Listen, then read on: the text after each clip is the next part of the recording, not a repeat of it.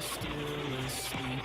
A gentle breeze begins to sigh beneath the waking morning sky. The creek begins its gentle song. Right here is where I feel I belong.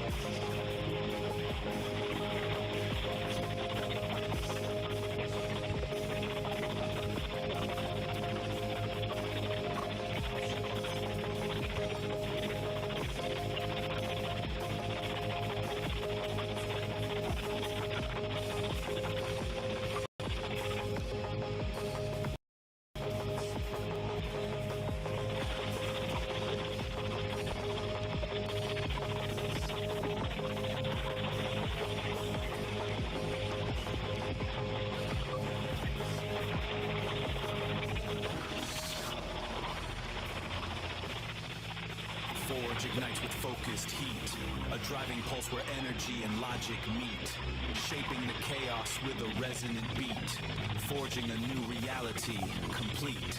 Here the iridescent light becomes a tool. The one photon follows a perfect rule. From formless chaos we create what's real. This is the genesis of fire and steel.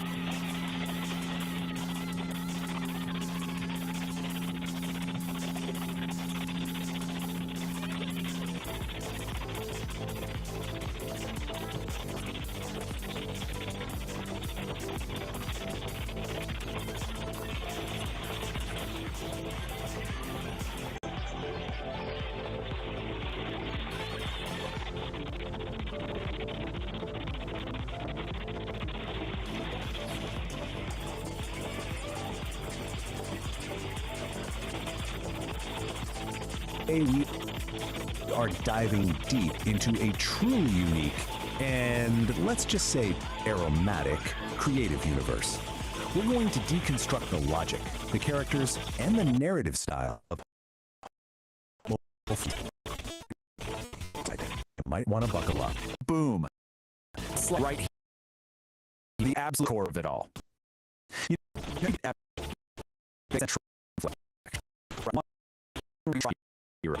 Well, that trial is almost always a sudden, desperate, and incredibly urgent call from nature. This is the starting gun for pretty much every single adventure. Okay, so now that we've established that urgent foundation, let's properly step into this bizarre world. Our first section, welcome to Homo Freakian World. It's a place that's really defined by these crazy extremes. You've got this profound Zen-like patience smashing right up against the most urgent biological needs imaginable. So what exactly is this place? Well, it's a very specific kind of comedy. The whole thing is set in this rustic, kind of psychedelic world where the most mundane, everyday emergencies, like, needing a bathroom and needing it now, are treated like they're these epic, soul-testing odysseys.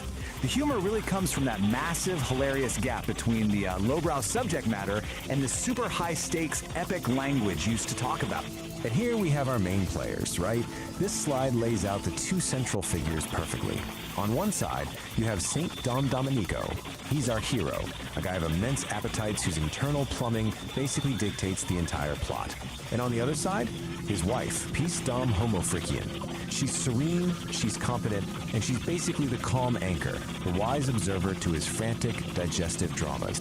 And this picture, this says it all, doesn't it? Here's St. Don coming out of the outhouse just glowing with relief, like he's just completed some mythic quest. And then there's Peace, just calmly reading her book, totally unfazed by the whole thing. His epic journey is just, a minor background event in her perfectly tranquil afternoon. It's their whole dynamic in one single shot. Okay, so that's the setup, but how do these stories actually work? That brings us right to our next section, where we're going to dissect the form itself. Section 2, the Ballad of the Bowels. Let's take a look at the anatomy of a typical crisis. So get this, it's basically the hero's journey, just, for a very specific kind of journey. It always kicks off with the call, which is usually described as some kind of ominous gurgle. Then, of course, comes the obstacle. Maybe it's a broken toilet, a scary-looking garden gnome, or even a giant spider. That triggers the frantic sprint, this blur of plaid and panic, which finally leads to the relief, a triumphant roar that echoes through the forest, every time. And when we get to that moment of relief, oh boy, the descriptions are, let's just say, they don't hold back. This quote right here is a perfect example. The writing just dives right into the graphic details. It celebrates them, using the shockingly specific imagery to create a moment of just pure, unapologetic comedy. So often the real turning point, the moment of crisis, comes down to one single fatal error. Let's break down this process. Step 1, an attempt is made for a small, controlled release, just to alleviate pressure.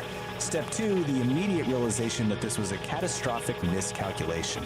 This leads directly to Step 3, where a hopeful sound quickly devolves. And finally, Step 4, the result is a chart of biblical proportions. It's really a tragedy in 4 acts. And Peace's reaction to this biblical event, this quote just sums her up perfectly. It is a masterpiece of understanding. While St. Don is living through what feels like an apocalypse, she's just watching with this calm fascination, delivering a line that is both absolutely brutal and hilarious. Peace's deadpan delivery is a huge part of the humor. But there's another voice that's even more crucial to the series' unique style, and that leads us straight into Section 3, the beatnik narrator. This is the voice that frames all of these bodily functions in the most cosmic, philosophical terms possible. Just listen to how we're introduced to this guy, a fella named Narrator, who's our guide through this world. His voice immediately sets the super specific tone. Cool 1960s counterculture, applying the language of jazz clubs and coffeehouse poetry do well to this. So here's his playbook. The whole style is pure underground radio DJ, right? The language is just dripping with beatnik slang like daddy-o and dig it. But the real key is his technique. He takes cosmic, existential philosophies and applies it to the most mundane bodily functions you can imagine. And what's the effect?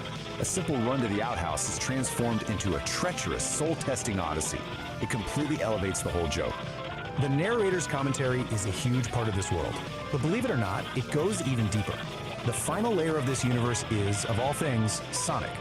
Which brings us to Section 4, a symphony of gas, where we get to explore the extended musical side of Homo Freakian World. Yeah, you heard me right. Within this universe, there's an actual in-universe band called Kit E and the Furry Muffins. Their existence basically allows the creators to explore all the core themes of the world, but through a totally different lens, the parody pop song. And their masterpiece is a parody of Madonna's Like a Virgin. A lyrical analysis, well, it reveals some truly profound lines. You go from the loneliness of the litter box to the inciting incident of eating bad tuna, their shame, their sensation, and then that final defiant declaration. I smell like a swamp, I smell like despair, but at least now everyone knows that I'm here. It's just absurdly brilliant. And just when you think it can't get any more ridiculous, the theme hits its absolute peak in something called the Ballad of the Cosmic Fart. Here, the stakes become literally astronomical. You've got a villain named the Chardinator who is threatening the Celestial Symphony itself. And how do they beat him? Not with more chaos, but with a harmonizing drone. It takes the central joke to its most logical and somehow most illogical conclusion. So where does that leave us? After digging through all of this, what have we really learned? Is this some complex metaphor for the struggle between our base animal instincts and our higher aspirations? A deep commentary on finding peace in the middle of chaos? Or is it just maybe the most elaborately constructed, philosophically dense, and stylistically ambitious bathroom joke ever told? I think I'll let you be the judge of that. I know my cats and kittens feel the vibe of Psychedelic Aire's high static, low signal, the false prophet overlay.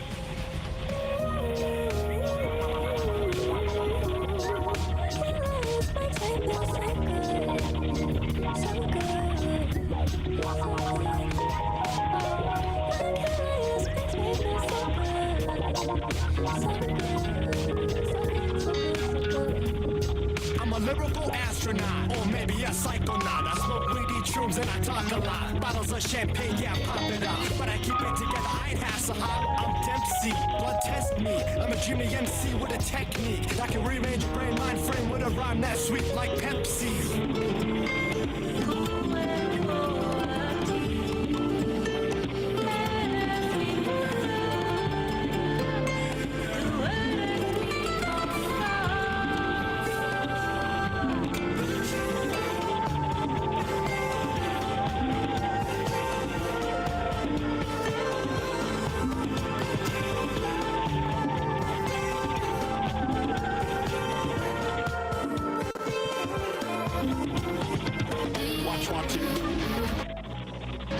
Watch what you say, watch what you do, watch what you play, watch what you do, watch what you say, watch how you make your speech and watch what.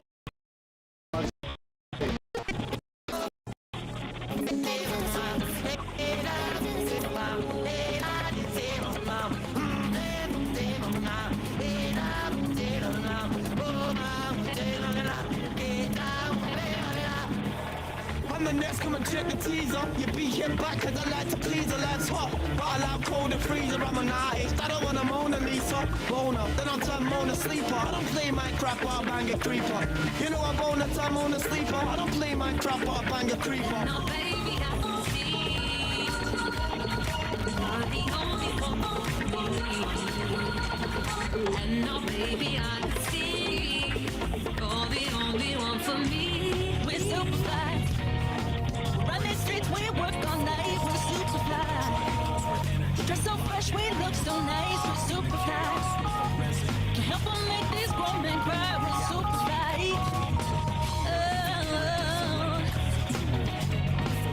We're super fly. Run these streets, we work all night, we're super fly. Dress so fresh, we look so nice, we're super fly. Can help them make these grown men cry, we're super fly.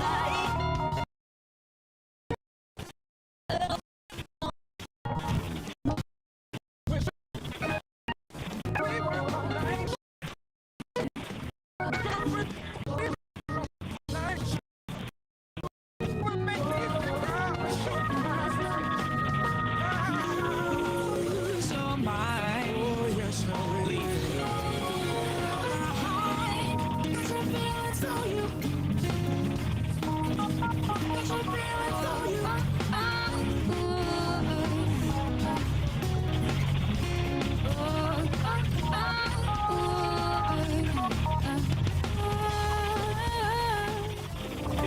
keep these psychedelic frequencies humming, pull my finger, flick that like button, and subscribe to the station. Ring my bell! Then you'll know when the music starts. We don't want you missing out on the thrills, man. And if you've got extra change burning a hole in your pockets, drop us some cash over on Patreon. It keeps the circuits warm and the coffee kicking. Support the frequency, help us clear the static, and we'll see where the ridge flickers. Peace, resonance, and stay groovy, Daddy-O.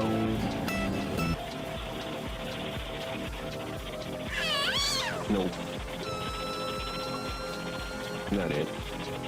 Nope. Nope. Nope. No. Not it. Nope. Not it. Nope. No. Not it. No. No. Nope. Nope. Not it. Nope. Not it. Nope. No. Nope. No. Nope. No. Not it. Nope. Not it. Nope. Nope. Not it. Nope. Not it. Nope. No. That's it.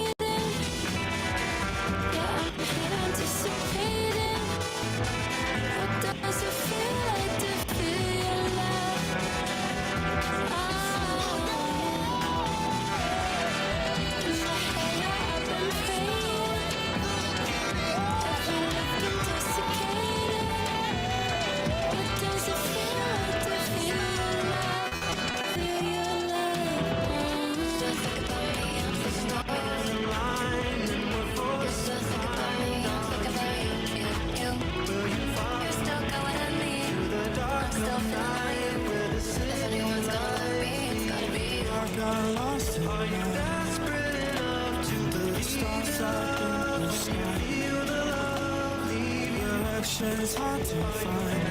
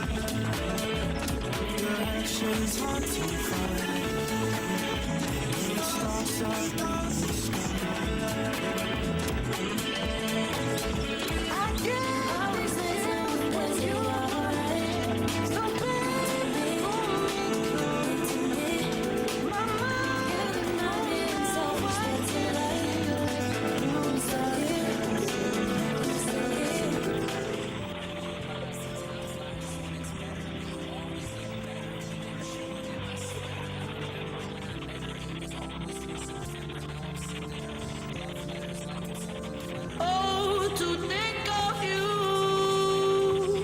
and our love so new. Now I won't be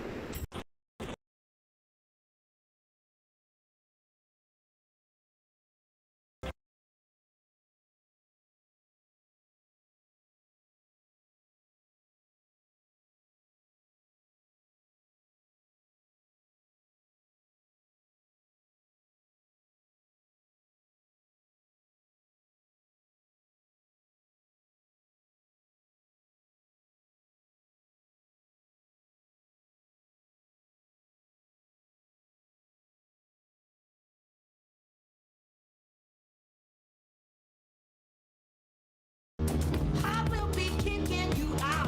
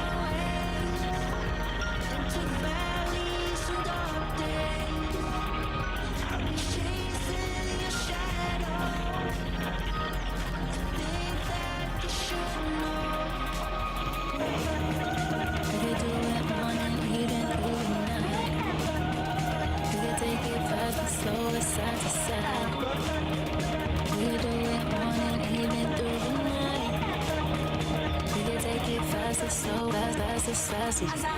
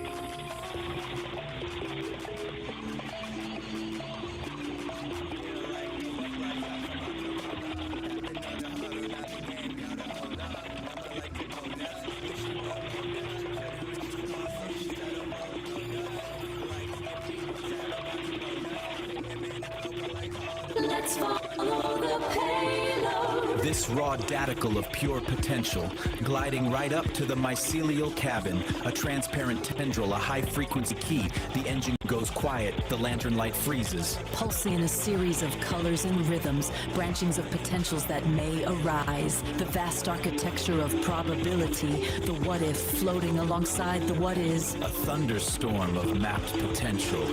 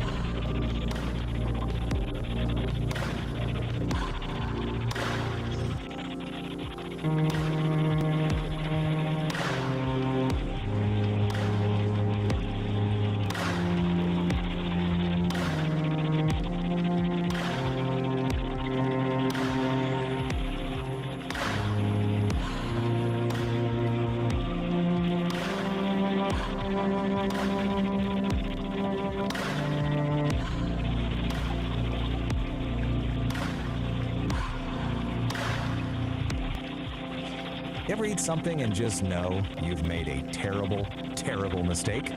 Well, today's story is all about that. We're diving into what the source material calls a heavy scene of gastrointestinal destiny. Yep, it's a wild ride, and it all kicks off with one single burrito. Wow. Okay, so that's literally the opening line from our source. It's a lot, I know. But honestly, it perfectly sets this bizarre, hilarious, kind of cosmic tone for what's coming. So let's meet the guy at the heart of it all. So our hero's name is, get this, Saint Don Domenico Homofreakian. And the source describes him as a guy whose muscles literally wake the neighbors. So you can just imagine he's got an appetite to match, right? This is our guy, and believe me, he is about to face his greatest challenge ever.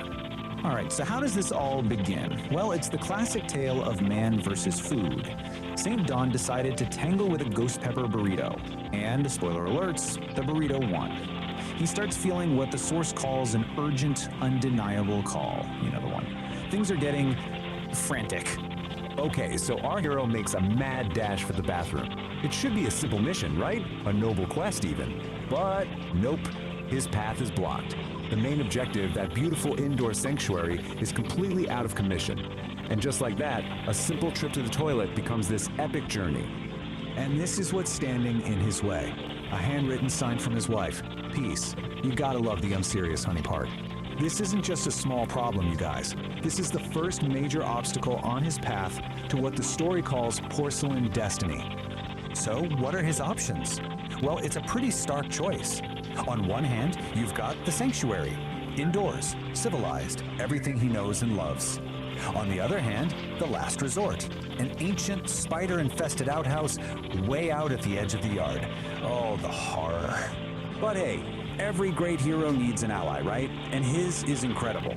Meet Peace Don Homo Frican. The source literally calls her a powerlifting queen and goddess of demolition. So yeah, she's not messing around. She sees her man in distress and decides, okay, it's time to step in. So with Plan A totally shot, St. Don has no choice. He can't wait. He's got to make a mad dash for that outhouse, which, by the way, the source hilariously calls the edge of the universe. The quest has officially begun.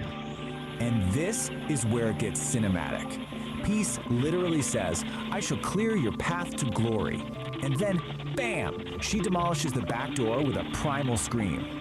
Out bursts St. Don, clutching a roll of toilet paper like it's a sacred scroll, and he is just gone, sprinting across the yard in a blur of tie-dye. I mean, can you picture this? As he's running for his life, Peace is standing there in the wreckage of the doorway. The source says a single proud tear rolls down her cheek as she whispers this encouragement. It's so over the top and just perfect. So, he finally makes it. He reaches the outhouse. His hand is on the door. Freedom is in sight.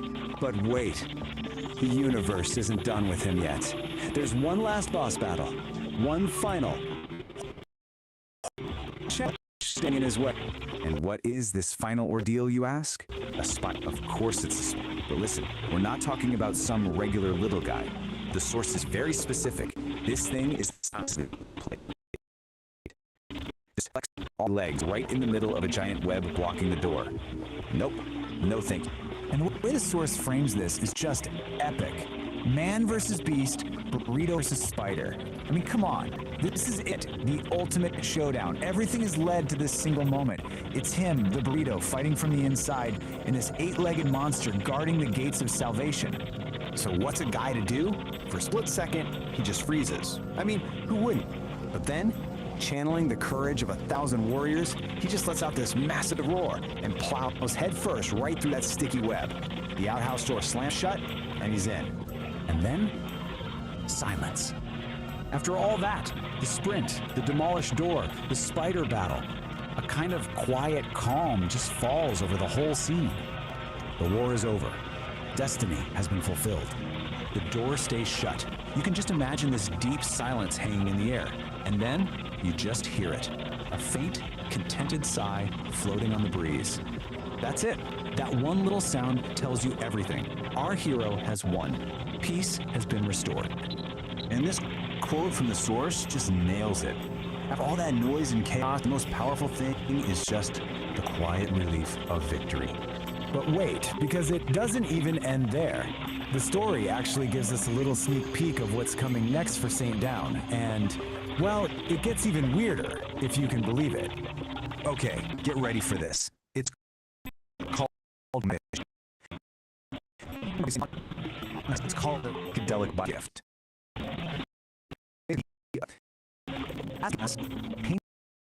The source calls it a of tranquility that turns anxiety to peace. I'm not making this. And you can really feel the unique vibe of the source material here. The narrator has this awesome kind of beatnik style, and they talk to the audience.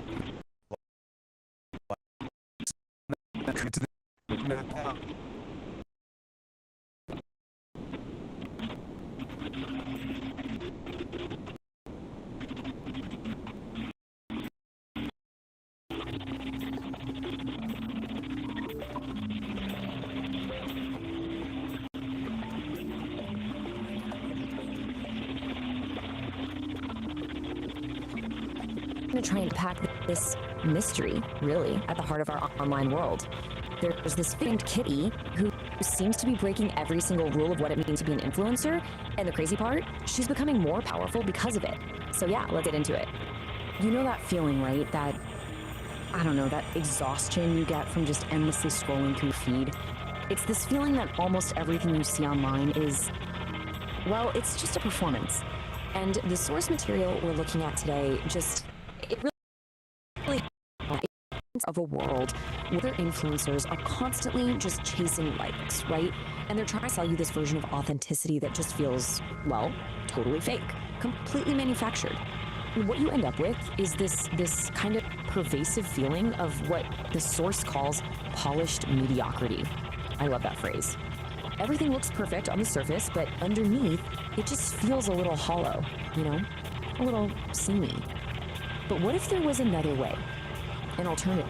Well, this is where our central figure comes into the picture. Meet Kit E. She's not presented as just another influencer, not at all. She is framed as a genuine anomaly in this whole landscape. In fact, the very first description we get of her is exactly that, a shimmering anomaly. I mean, that phrase alone just immediately sets her apart, doesn't it? It suggests something different, something that just doesn't quite fit the mold we're all used to seeing. And trust me, the language used to describe her only gets more and more intense from there. We're not just talking about some minor outlier here. No, she's actually called a new breed or a new prophet. I mean, think about that. That is a huge statement. It's framing her as this, like, fundamental shift. A sign that something totally new is clawing its way out of all that digital noise. So, okay, what is it? What actually makes her so different? Well, it seems to all boil down to this really fascinating idea we can call the relatability paradox. And right here, this is the core puzzle we're going to try to solve today. How on earth does someone become more magnetic, more influential, by throwing out the #1 rule in the influencer playbook? You know, the one that says you have to be relatable? Okay, so let's really break this down, because this slide gets to the heart of it. The old way, the influencer playbook we all know, it's all about chasing likes, begging for followers, selling this carefully crafted idea of authenticity. But the Kitty way, it's the complete opposite. She doesn't chase anything, she commands a presence. She's not selling you a version of herself. She just is this raw, unapologetic self. And here's the kicker. It's not that she's just playing the game differently. She's thrown the whole game board out the window. So you remember that polished mediocrity we were talking about earlier? In that world, Kit E becomes, and I quote, the living, breathing antidote. She's basically the cure for that performance fatigue that so many of us are feeling. So you see, this is about way more than just what she isn't doing. It's about the entirely new kind of influence she represents. The source actually calls it a new frequency. Her whole vibe, her essence, is described as this glorious paradox. Get this, she's a beat poet who can code, a hippie who understands blockchain. Now, at first glance you might think, okay, those things don't go together. But think about it. In a world where art can feel so commercialized and tech can feel so soulless, what if fusing them together is exactly where the real power is? And this isn't just some quirky personality description, you know? It's an actual functional model for how she operates. The beat poet part, that's her ethos. It's that pure, raw, unapologetic self-expression. Then you have the coder side. That's the structure.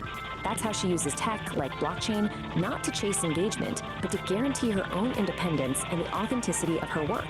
It's brilliant, really. The technology serves the art, not the other way around. Okay, so the source gets a little cosmic here for a second. It says her influence radiates from an auric field. And look, I get it, that might sound a little out there, but the core idea behind it is actually super simple and really powerful. Her presence is so compelling because it's real. It's totally, completely untainted by needing anything from you. Not your likes, not your follows, and definitely not your money. So, what does all of this mean? For the rest of us, I mean? Well, that brings us to our final big idea here. The future of being real. If you take away just one thing from this whole Kit E phenomenon, let it be this. True influence, the kind that actually lasts, it isn't something you construct, piece by painful piece, like you're building a brand or a product. It's not built, it radiates. It's from unapologetically yourself. Leaves us with one last big question to chew on. In this digital world that is just saturated with performance, is being unapologetically yourself the most radical, most influential? Could that, in the end, be the ultimate superpower?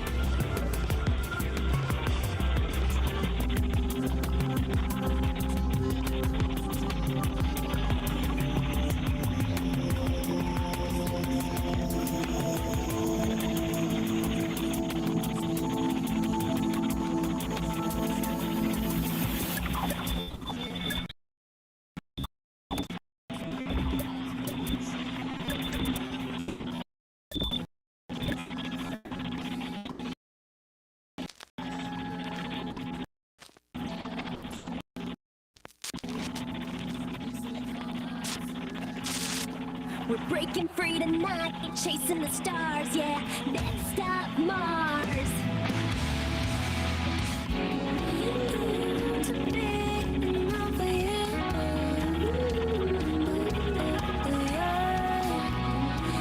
This is too much, I'm being rude.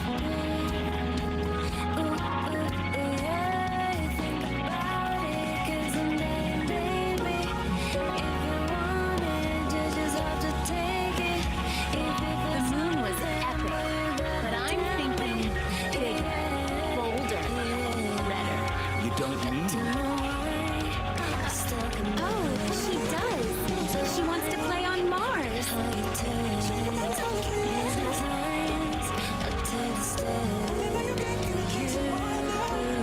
Mars? The logistics would be a nightmare.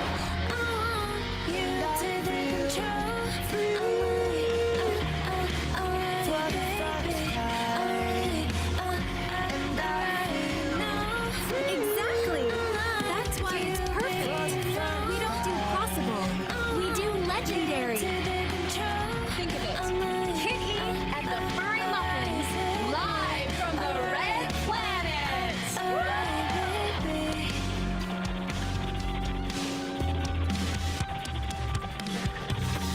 When you're lost on a moonlight night, I'll be by your side. Be a promise I won't be far behind. I'll hold you tight. As you say. Funny, I was just sketching out some plans for a Vallis Marineris amphitheater. You read my mind. A stage is only half the problem. We need to get the fans there. And Mars isn't a weekend trip. What's the status of the interplanetary transport system?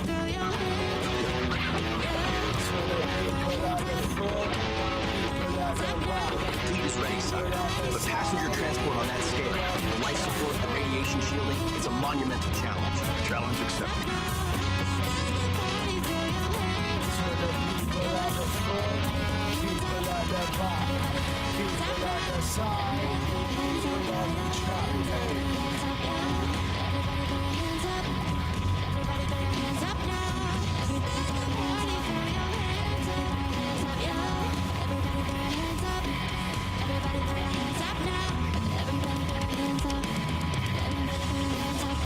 To the people at the front, people at the back, people at the side, people on the track. Hey. Dancing around in my tight dress, looking at myself, got them all looking very nice. Just look at me, I don't need to be like that. Everywhere I go, collateral facts. All the boys say I'm a little salty, but they kinda like it when I get a little bossy. Gotta level up, gotta think naughty. Little less to leave when my eyes can't pass me. Yeah.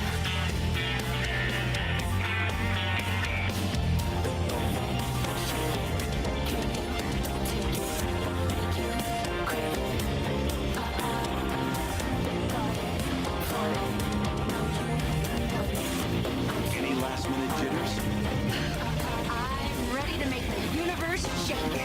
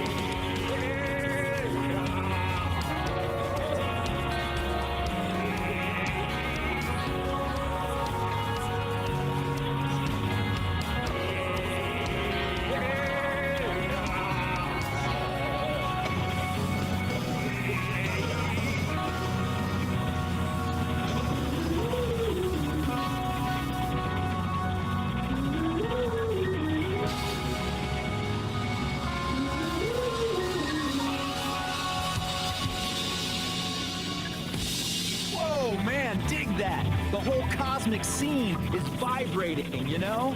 That was the sound of Kid in the Furry Muffins. Heavy, cosmic, and dangerously catchy. Laying down the first power chord on the Red Planet. 100,000 fans in those little eco-domes, all the way out in a vast Martian canyon, with Phobos and Deimos hanging in the sky. It's a true space-age opera, folks.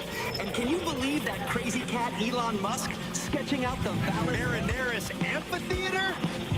That's just beautiful madness, baby. He and the Nerd Herd, Scott Manley, Chief and all, they made it happen. Operation Red Rocks was a solid cosmic groove. But wait, don't pack your spacesuit away just yet, Daddy-O. The trip's not over. Mars was just the warm-up. The little aperitivo before the main course. Stop, the word is on the street, is the planet that just breathes jazz. Yeah! The destination is Uranus. You heard me? Sideways spin, cats and kittens, because we're here for the sideways rock. Keith Don and St. Don, those cosmic voyagers of the highest order. They got a gassy greeting whispered on the solar winds from the great blue-green mystery. Now we're talking about a planet with more gas than a chili cook-off in a black hole. They met Bree, the wind whisperer, who speaks in riddles and rhymes, and told them Professor Quirk, a cat with a wild handlebar mustache, wants to use the planet's natural flatulence to compose a universal symphony. The Homo Freak duo says their mission is to jam with the methane to restore the planet's balance, but you know Kitty, she's got other ideas, man. She's got that blender Catacaster strung with a cloud-woven string from Bree, ready to give Uranus what it really needs, a rock anthem. So, go ahead, like what you heard, subscribe to The Flow, and yeah, go ahead and ring the bell, man, so you never miss another beat when we drop a new transmission.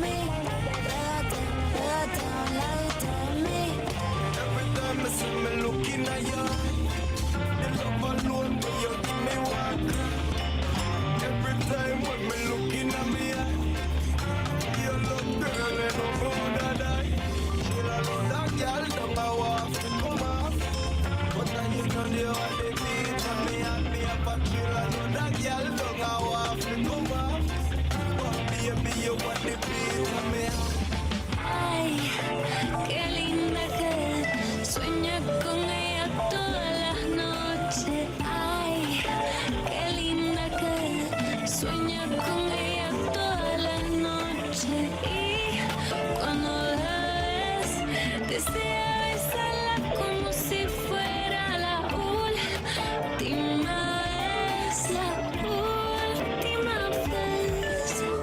Qué lindo hacerte el amor en la cama, porque yo sabía que tú eres mi dama.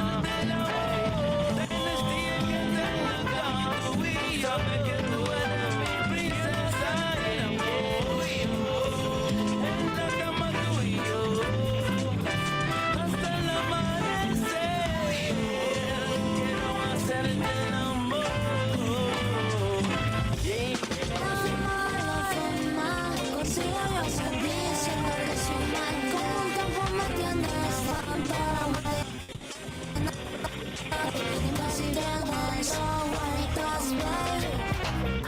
Sentirte suavecito así, déjame sentirte suavecito así. Pégate, pégate a un ladito de mí, pégate, pégate a un ladito de mí. Every time I see me looking at you, you love alone, but you give me one.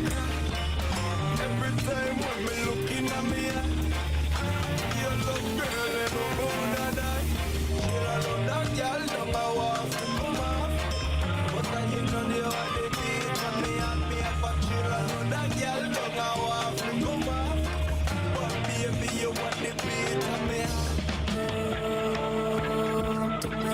una altura. Baby, tú me subes temperatura. Yo no quiero perderte, yo no quiero perderte. Déjame conocerte, contigo perreármelo. Ay, qué rico se ve eso. Te ves como travieso. Quiero probar tu peso. Estoy buscando un gatito como tú, que me dé por la mañana, por la noche, todos los días. Estoy buscando un gatito como tú, que me dé por la mañana, por la noche, todos los días. La pendiente de Rosar y de Matraca, taca. Entonces, ¿quién te espera? Niña, taca, taca. ¿Cómo te explico? Rápidamente me colgando los pasos de la gente que sigue escuchando. Busca avanzarte que esta noche que te quiero tener hasta el amanecer, porque sabes que tú eres mi mujer.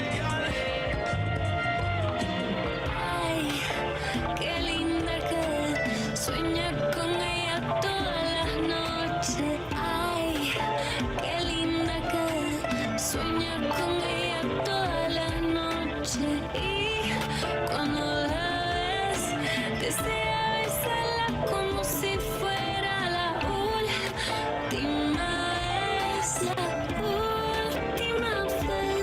Quiero hacerte el amor en la cama, porque yo sabes que tú eres mi dama.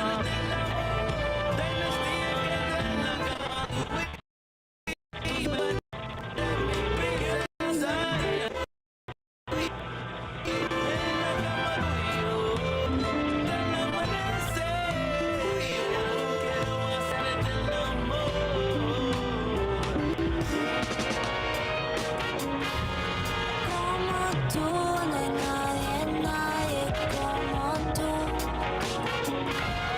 Como tú, no hay nadie, nadie.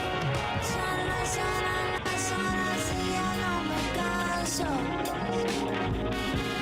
Ando con mi gente disfrutando la sola, aquí no hay descanso. Pasan las horas y ya no me canso. Ando con mi gente disfrutando las horas, aquí no hay descanso.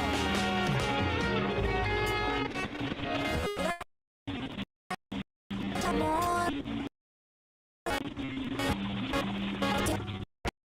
borracho de amor, de amor, de amor por ti. Amar la forma. Un tiempo me tienes fantasmas, baby. Y no si te tanto vueltas, baby. Me siento ya mentirte, suavecito así. Pégate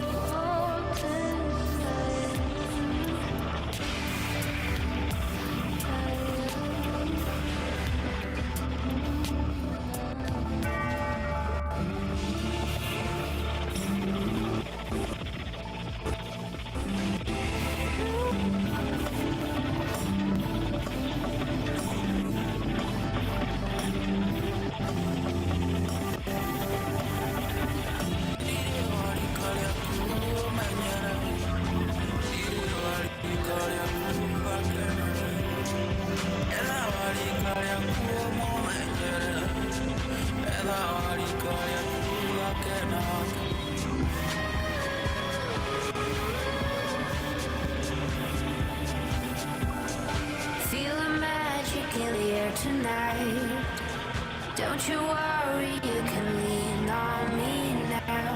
I can help you to make up your mind. Let me take you on a ride. Feel the magic in the air tonight. Don't you worry, you can lean on me now. I can help you to make up your mind. Let me take you on a ride. Don't stop, gotta get it going.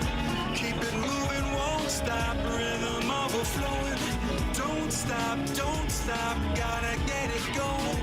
Keep it moving, won't stop. Rhythm overflowing. Don't stop.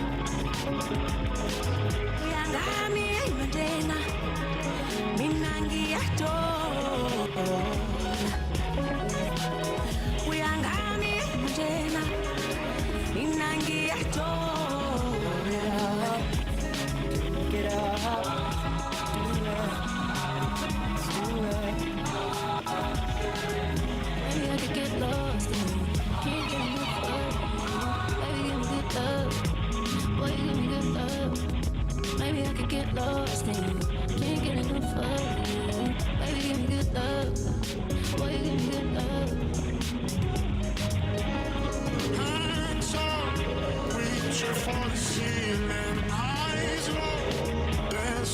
sit down downstairs. And till I meet you, I don't have no place to be. Rest me out and hold me down through this. Hold me down, cause I'm so out of it. Cool me down, hold me now through this. Take me out, I'm so out of it. Yeah, yeah, way out. Yeah, yeah.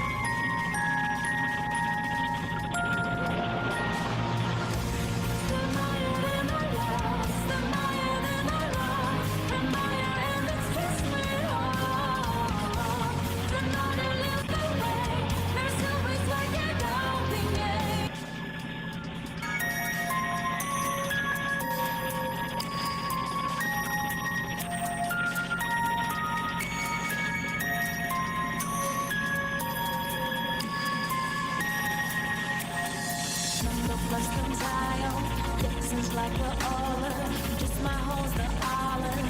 On a foster faller, the legs come glass come town. Come to day and night, feel it one inside. It get that don't hang you wait.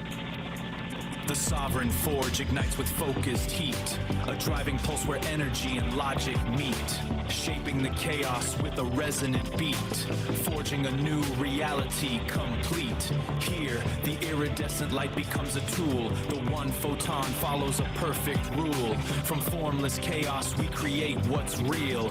This is the genesis of fire and steel.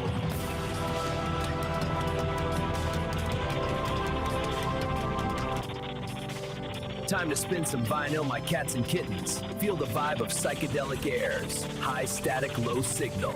The false prophet overlay.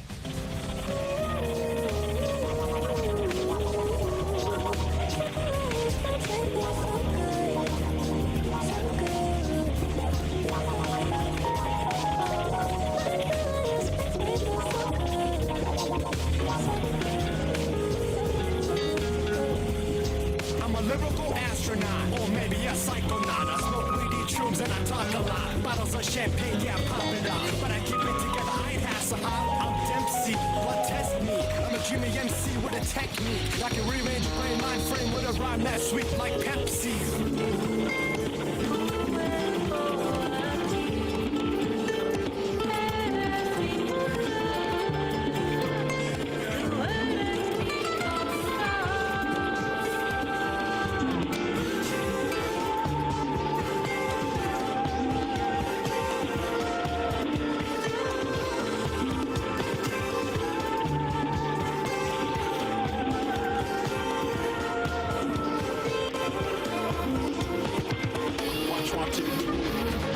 Watch what you say, watch what you do, watch what you play, watch what you do, watch what you say, watch how you make your speech and watch what you play.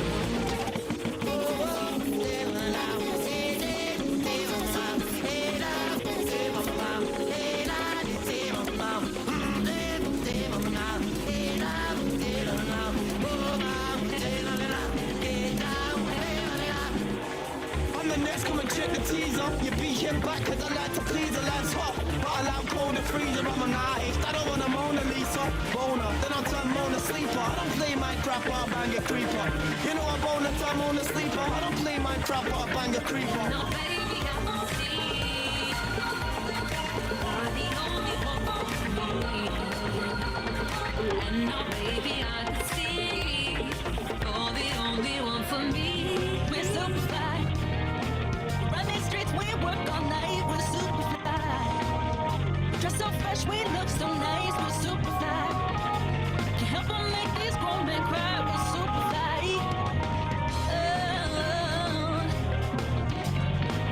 We're super fly. Run these streets, we work all night. We're super fly. Dress so fresh, we look so nice. We're super fly. Can't help but make these grown men cry. We're super fly.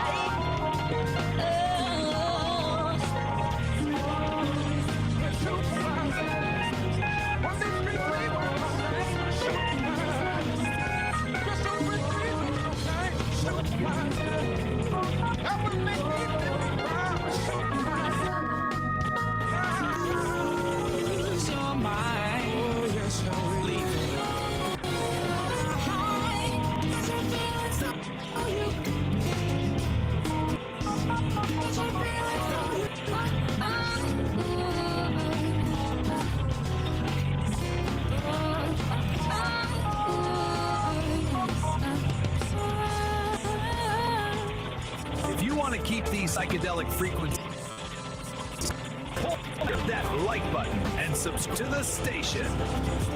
Ring my bell! Then you'll know when the music starts. We don't want you missing out on the thrills, man.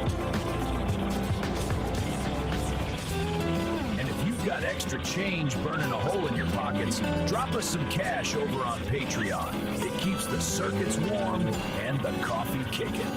Support the frequency, help us clear the static, and we'll see you where the ridge flickers. Peace, resonance, and stay groovy, Daddy-O.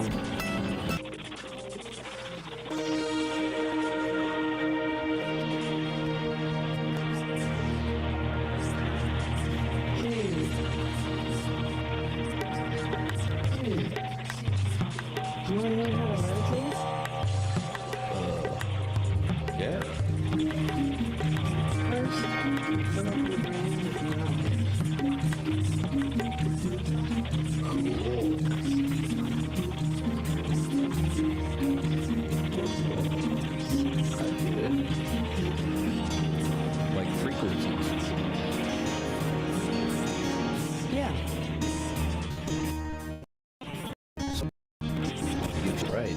You just have to adjust your frequency.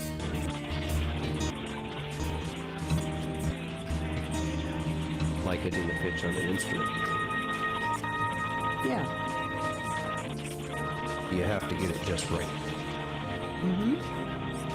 Too low when you slow down and become dense.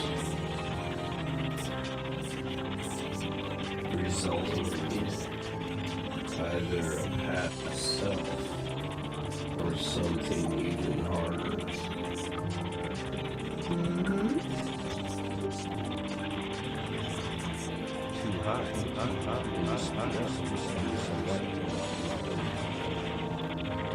Which might make your future self or something more surprising.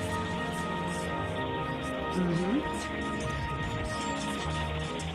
When you get it just right, it will carry you to new heights, new heights.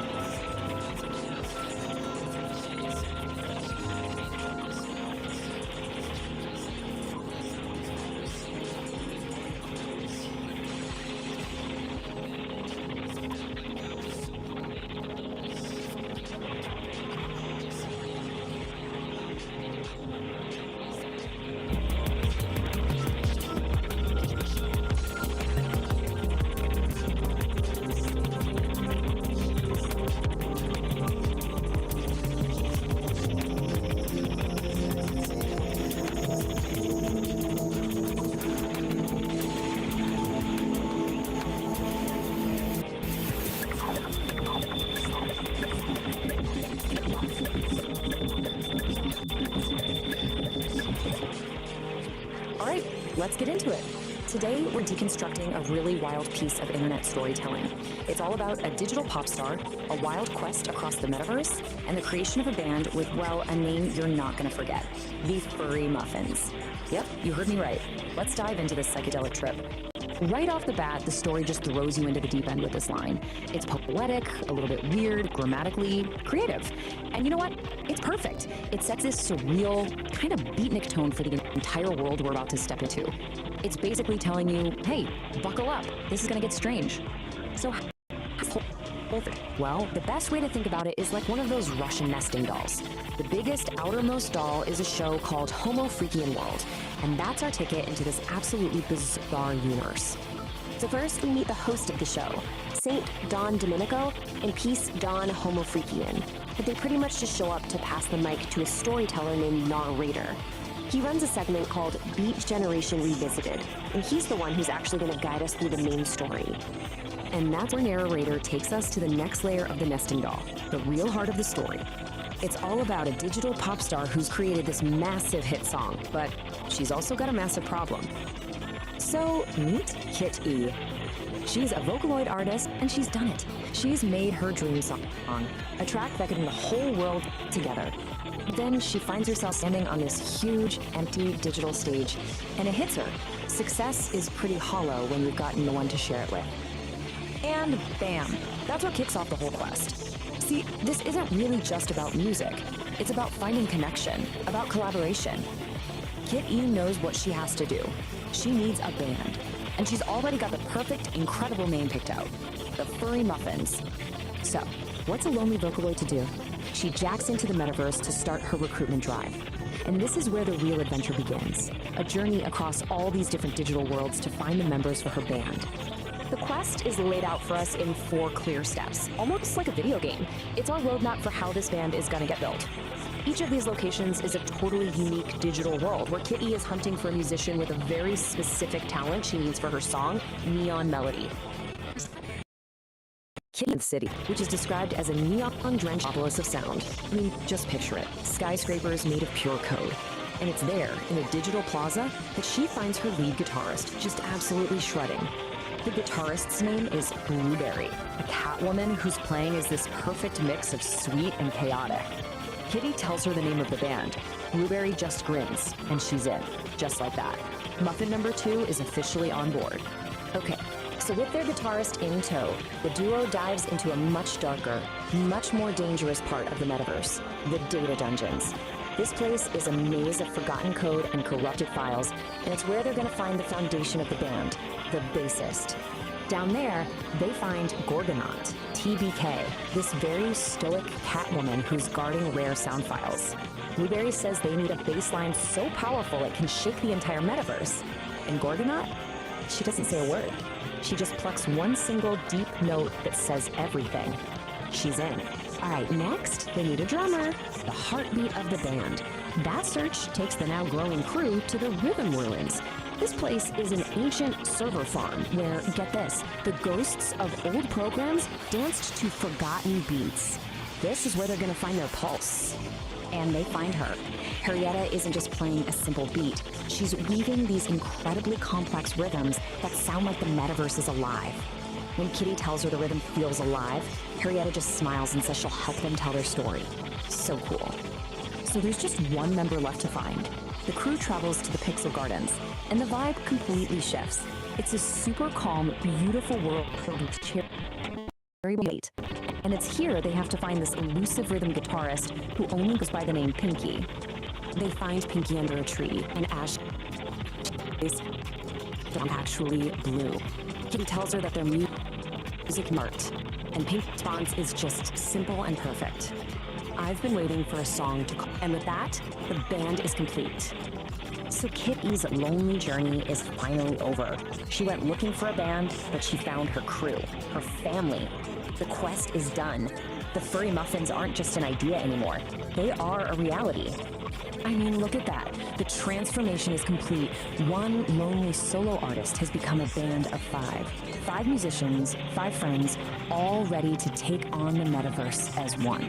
And we find ourselves back on that same digital stage that felt so big and empty at the beginning, only now Kitty Exie is surrounded by her bandmates. Her shout of "Hello, Metaverse" is met with this massive roar from a virtual crowd. The furry muffins had arrived. So, with the band's story told, we pull back one layer of the nesting doll. Our storyteller, narrator, he comes back to wrap everything up in his signature beatnik style, and he has a quest for all of us. Narrator closes things out with a call to action, but it's all in his psychedelic slang. He asks for a thump thump of appreciation, which of course means hit the like button, you slap that subscribe, and Cosmos, turn on notifications. It's such a fun, clever way to take the floor. And that brings us to the end. It's this strange, funny, totally out there story about a Vocaloid putting a band together, but it leaves you with this surprisingly deep thought. Through all that code and chaos, Kit E wasn't just building a band, she was building a community. It really makes you wonder, doesn't it? In our own digital worlds, what does it actually take to create a connection that feels real?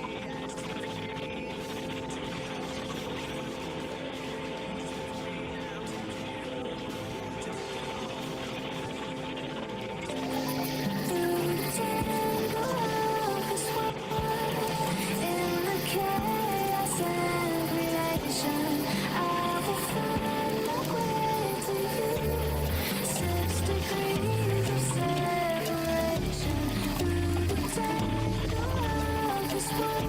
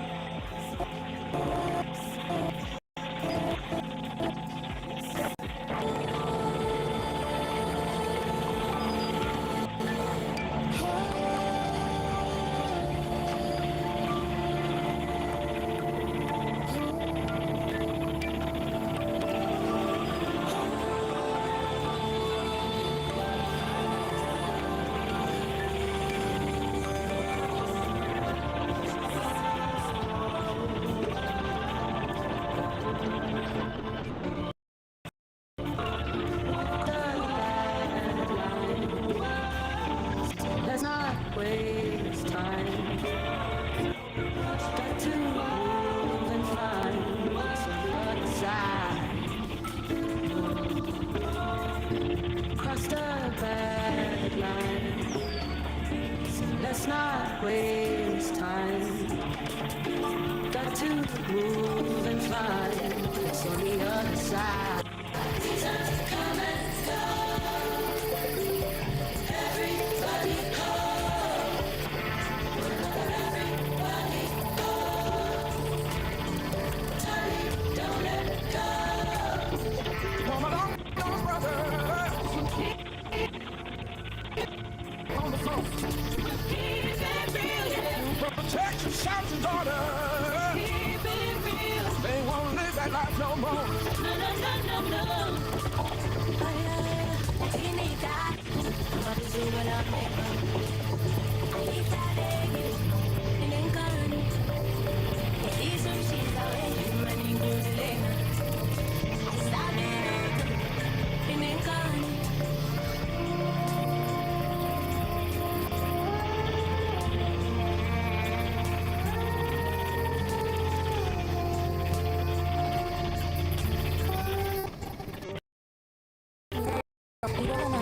瞬間息継ぎするのもめんどくさいこのまま沈んでいたいとりあえず気分の受ける意味覚えてるかい私存在 Anyway こちら一人ぼっちエビデンずっと一人ぼっち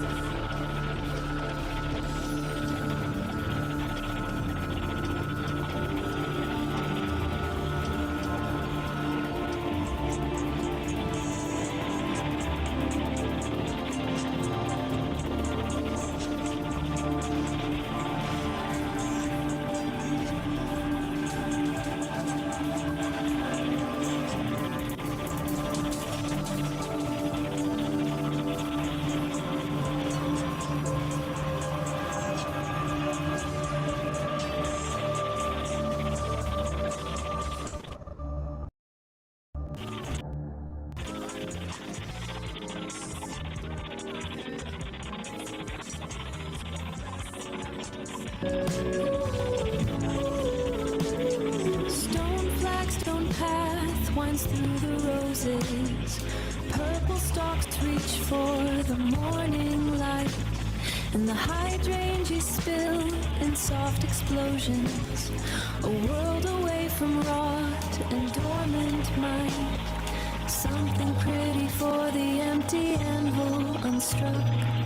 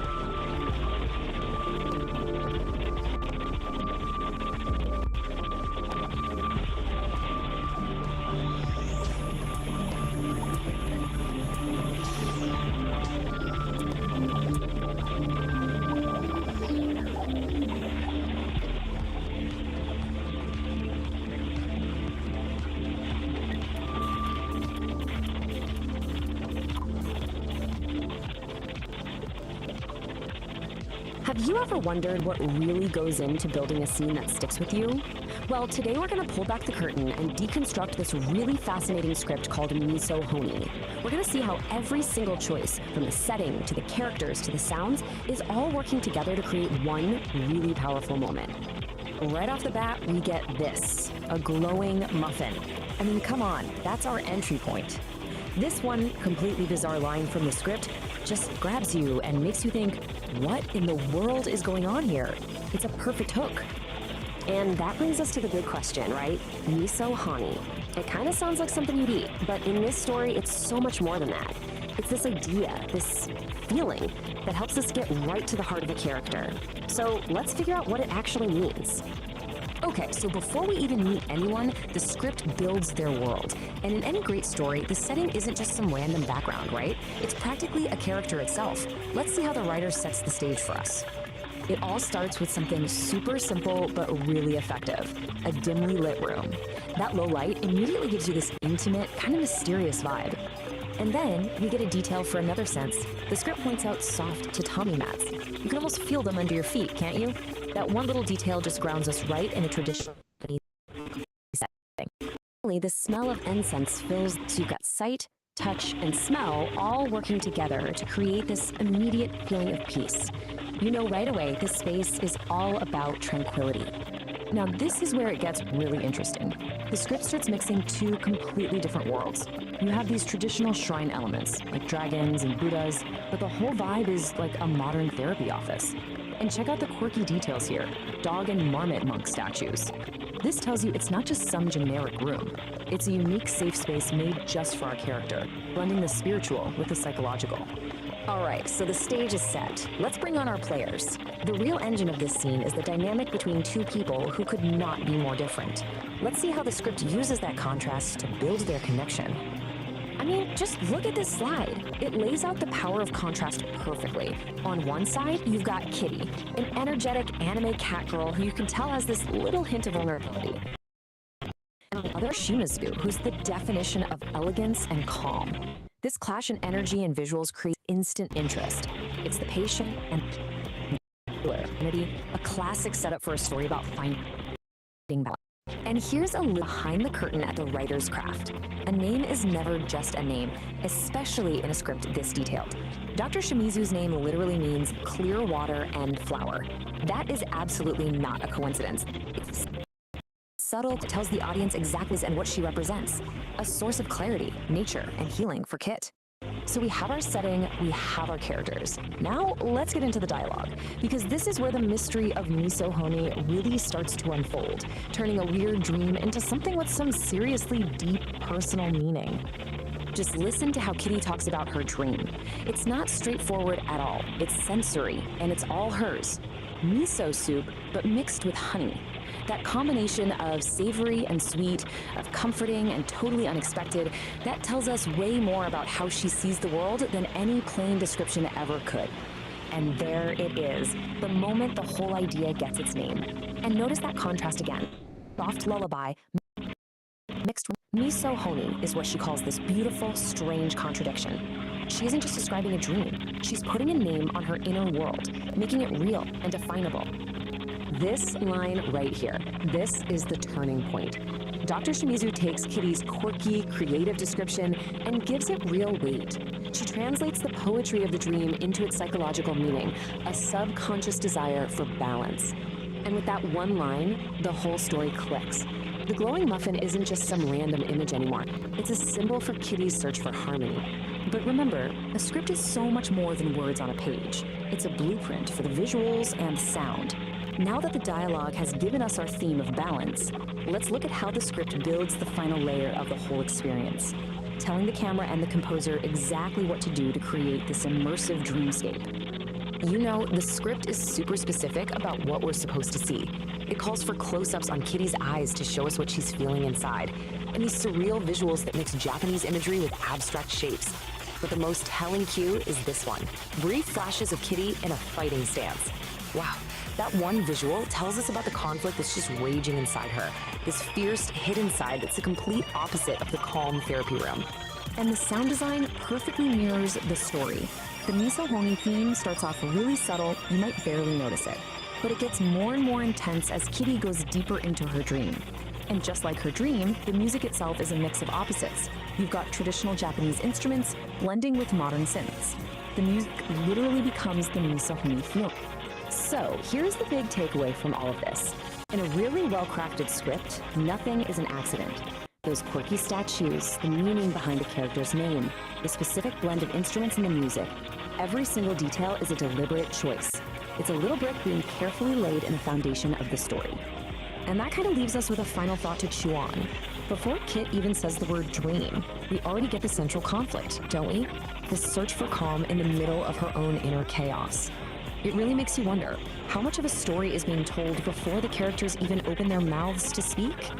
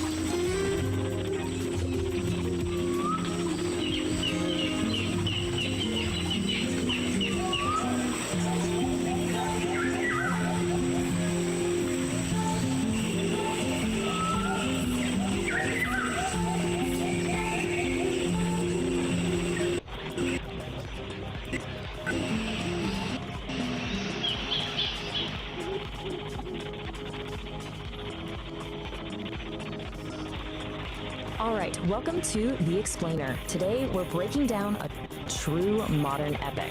It's a story about love, humility, and, well, a really catastrophic case of intestinal distress. This little gem comes from a YouTube channel called Psychedelic Aire, and believe me, it is a wild one. Right off the bat, the source material does not pull any punches. This line is basically your warning label, and it sets the tone perfectly for the visceral ride we're about to go on. It's a promise that things are about to get raw and, yeah, probably a little bit gross.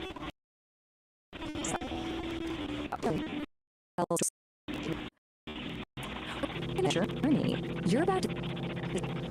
structure can take a simple, crude tale and turn it into something weirdly almost mythic. You know how every hero's journey has to start in an ordinary world? Well, here we are, a peaceful cabin with our two main characters, Dawn and Peace. But the narrator immediately lets us know something's up by calling this place Ground Zero. That tranquility? Yeah, it's not gonna last. And of course, every hero needs that call to adventure to get the story moving. But for our hero, Dawn, that call isn't coming from some wise old wizard or a damsel in distress. Nope, it's a rumbling from deep inside his own gut. And this line just perfectly nails the central conflict. The story uses this epic, almost military language, a hostile takeover, to describe something we've all probably felt. And that mismatch between the grand language and the very humble problem, that's where all the humor comes from. And just like that, the stakes are immediately raised. This is not just a little bit of indigestion, folks. The narrator escalates it to a full-blown, top-tier emergency. A chili-induced catastrophe. I mean, things are officially getting serious. And this is where the comedy really clicks, right?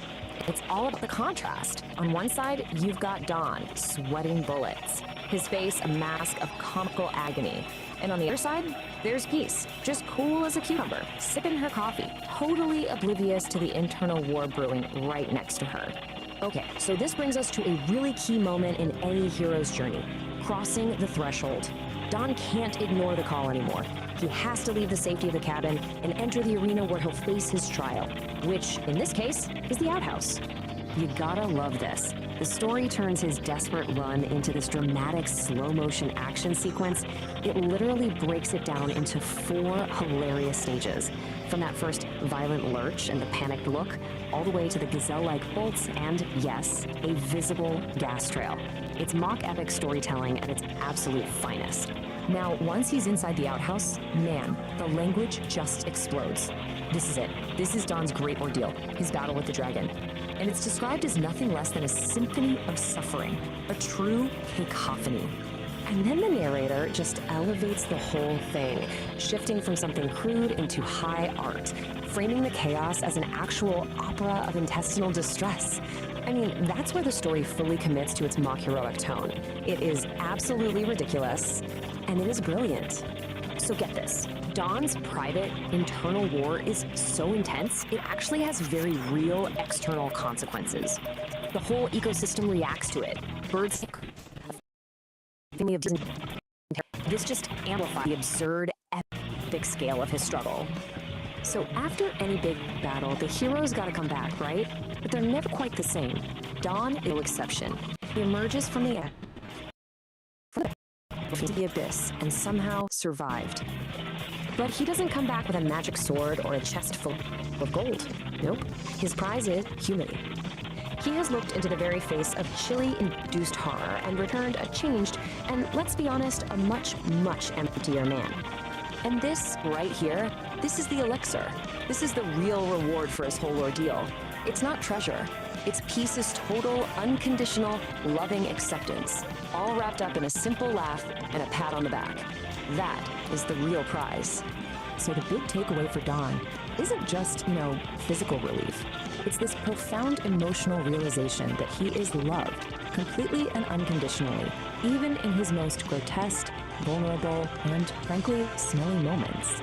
So the story wraps up, but the narrator of Psychedelic Aire makes it super clear that this is just one chapter in a much bigger, much stranger universe.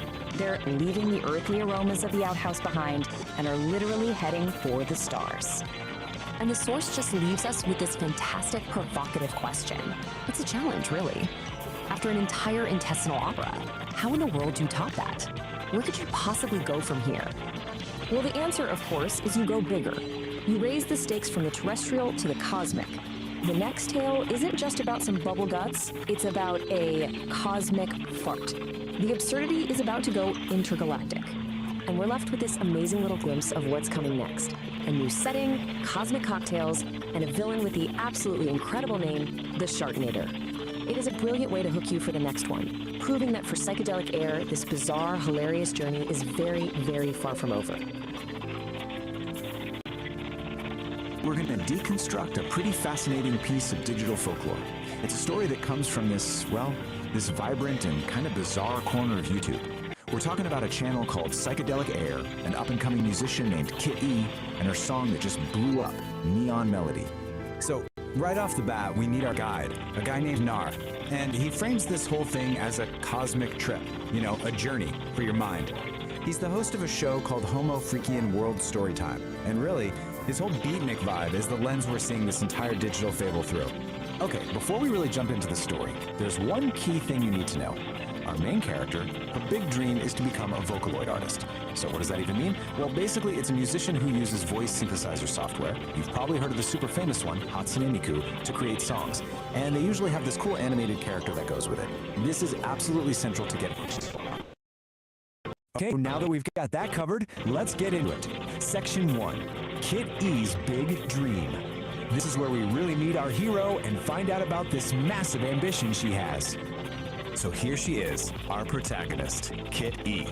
Picture this, she's a creator, kind of looks like a Catwoman, living in this glowing, super vibrant neon city. And she has one goal, just one, to be like her idol, the Vocaloid superstar Miku. She wants to write that one perfect song, you know? The one that connects with absolutely everyone and just makes the world sing. But of course, it's never that simple, right? Kit E sits down at her keyboard, all ready to create, and crickets. Nothing. The notes are just a jumbled mess. The words aren't fitting together. It's that classic moment of creative struggle. That feeling we've all had where your big ambition just smacks right into a brick wall.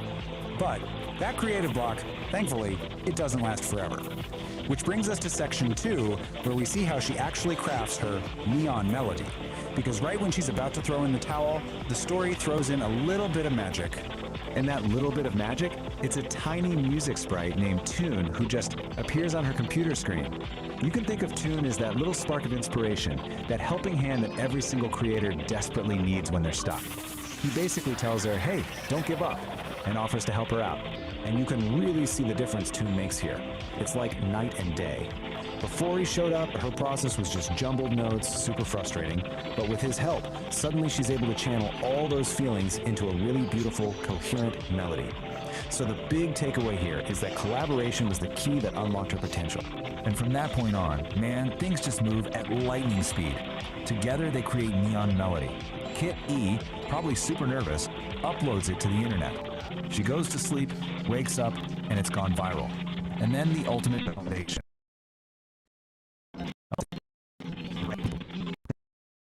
Floating the idea of the I just like song on melody connects the world. Well, in section 3, we're going to take a closer look at the anatomy of the song itself and the message hidden in the music. So the song is just packed with these really powerful, universal ideas that pretty much everyone can relate to. It's basically an anthem about not giving up. You know, pushing through all that self-doubt, being brave enough to chase your passion, and in the end, finding the strength in your own unique voice. In this one line from the chorus, it just captures the whole spirit of the song. When she sings about static, she's talking about all that noise, right? The internal stuff, like doubt and fear, and the external stuff, like criticism. The whole point of the song is rising above all that to create something beautiful. It's a classic message, but man, it's inspiring. All right, now this is where things take a really interesting turn. Because after telling this whole triumphant story about Kit E, our narrator, Nar, he kind of zooms out and gives his own 2 cents on the whole thing. So let's look at the narrator's reflection. So he basically puts himself in the shoes of someone from the Beat generation, and he's looking at this new wave of digital creators and influencers. He definitely sees a connection between his time and now, but he also sees this really fundamental difference in how they go about, expressing themselves and challenging the way things are. And this quote, this is pretty much his main point. He feels like all the deep, authentic, lived-in counterculture from his generation has been, well, boiled down, maybe even watered down, into these short, punchy, performative videos for social media. It's a really fascinating take on the generational divide. And this table just lays this whole comparison out perfectly. Back then, the Beat generation had communes. Now, digital influencers have 50-second videos. His generation was all about living authenticity, whereas he sees this new generation as performing authenticity. And he gets it, he recognizes they have their own rhythm, but he admits it's a new rhythm, one that's kind of unknown to him. But you know what? He doesn't end on a cynical note. After laying out his whole critique, he kind of softens his stance. He concludes that it's all just part of the universal harmony. This new generation, they're just following the same path, maybe without even realizing who paved the way for them. It's this really nice moment of acceptance, actually. So the story doesn't just end with her big success. Not at all. In our final section, we're going to ask, what's next for Kit E? And the answer, it actually tells us a ton about how stories are told in the digital age. So just like a modern TV show, the story ends with a cliffhanger. It turns out Neon Melody was just episode 1, and we're immediately teased with what's coming next, an adventure called Find the Muffins. And the premise for this next part is just pure digital age fun. So Kit E starts a band called the Furry Muffins, and they're all set for a big tour in the metaverse. But, oh no, someone has hidden all the band members and their instruments. So episode 2 becomes this huge scavenger hunt across the digital plane, and it sounds like it's designed to get the audience involved. And all of this leaves us with a really big, kind of provocative question. As stories start moving into the metaverse and become these interactive, ongoing adventures, who's really the author anymore? Is it the original creator? Is it the fictional character on their own journey? Or is it maybe the algorithm that's deciding who sees what and pushing the story in certain directions? It's definitely something to chew on as we see more and more stories like Kit E's pop up. Sky right now looks like a bowl of gray alphabet soup. Open any feed and your screen erupts with online gurus, spiritualists, and loud authorities, all aggressively competing to grab whatever fractured attention you have left. These figures are trying to sell you a spoon. This constant bombardment doesn't lead to enlightenment. It brings profound cognitive exhaustion. Processing these endless competing demands for our energy simply blows our internal tubes. We are caught in a massive transit of performative delusion. Actors step onto the stage wearing masks of authority, handing you a script and expecting you to swallow the exact mythology they've weaponized. Our desperate, exhausting search for clarity through digital authorities is the exact mechanism generating the blinding static we are trying to escape.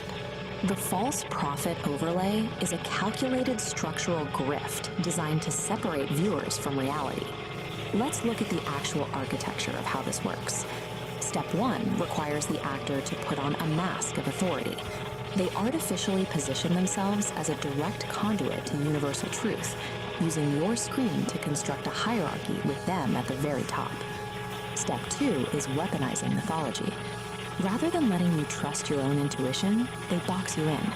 They force you to follow a pre-written, complex script that serves their interests. The entire mechanism has a fatal dependency. It relies completely on you being tired. The grift only holds up if the audience is too mentally drained to question the hollow logic supporting the structure. Strip away the cosmic posturing, and you see the reality. These digital authorities rule over fragile paper empires, sustained by the unexamined compliance of an exhausted audience. The paradox at the center of the grift is obvious once you look for it. These actors are out here selling universal Wi-Fi, yet they lack any internal connection. They can't even tune into their own heartbeat. This is why broadcasts like The Angry Astrologer cut through the noise. They do the exact opposite of the overlay, demanding that the audience stop, forcefully push back, and verify the broadcaster's claims. If someone tells you they speak for the universe, check their pockets. scrutinize what tangible, practical value they actually hold in the real world, behind all their cosmic posturing. Absolute cosmic truth cannot be downloaded or purchased. If the math of their grand promises does not add up to tangible reality, you aren't receiving a profound transmission. You are receiving a false signal. The only true north right now is the dirt under your feet. This immediate, tangible interaction with the physical earth serves as the antidote to digital performative delusion. You break their script through mundane, physical action. Step outside. Check the water in the root trays. Feed the flock. Do the physical work required to hold your own gravity. A simple bus token in your pocket holds a utility that outlasts the temporary stardust offered by digital profits. The token actually gets you to a destination. We still navigate the digital metaverse, using likes, subscriptions, and digital bread to keep tubes warm. But we no longer have to surrender our gravity to the medium. We defend against the noise by cultivating truth in the silence of our own backyards. Resonance is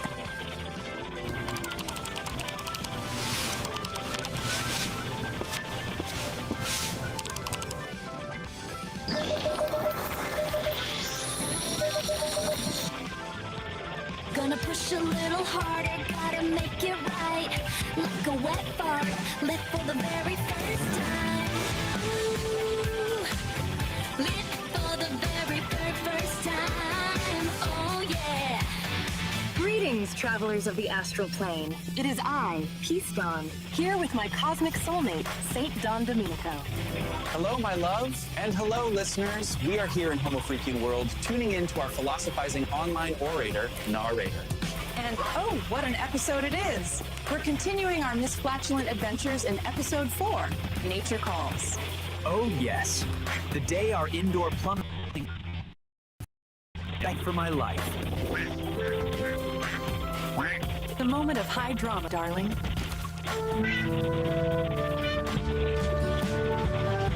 But leave it to our resident beatnik philosopher, narrator, to turn your digestive emergency into a commentary on the human condition. We listened to the rough cut earlier. Nar describes my low-end urgency not as a biological function, but as the internal baseline of mortality thumping against the subwoofer of the soul. It's poetic, in a terrifying sort of way. And he had quite a lot to say about your unique ability. Lord, my rainbow fart power? Yes. When that preemptive rainbow puff escaped you in the yard, Nard doesn't call it gas. He calls it a chromatic rejection of societal norms. He implies that the squirrel I calmed down wasn't just relaxed, but had achieved nirvana through exposure to my effluvium. He interviewed the squirrel, St. John. He asked it if the rainbow cloud tasted like surrender. The man is absolute bonkers. He even narrates my run to the rickety outhouse like it's the flight of Icarus. He says, the cobwebs represent the entanglements of the past, clinging to the buttocks of the present. Deep. Prohibitively deep. But you did look like a red and black plaid blur, my dear. I was just trying to avoid a catastrophe in my pants, Peace. But if Nar wants to frame it as a spiritual pilgrimage to a wooden shack, who am I to argue? Exactly. So, sit back, relax, and prepare for high-definition analysis of a very simple bathroom break. Here is episode 4, or as Nar titled it, The Sputtering Toilet. When technology fails, the woods provide. Take it away, Nar!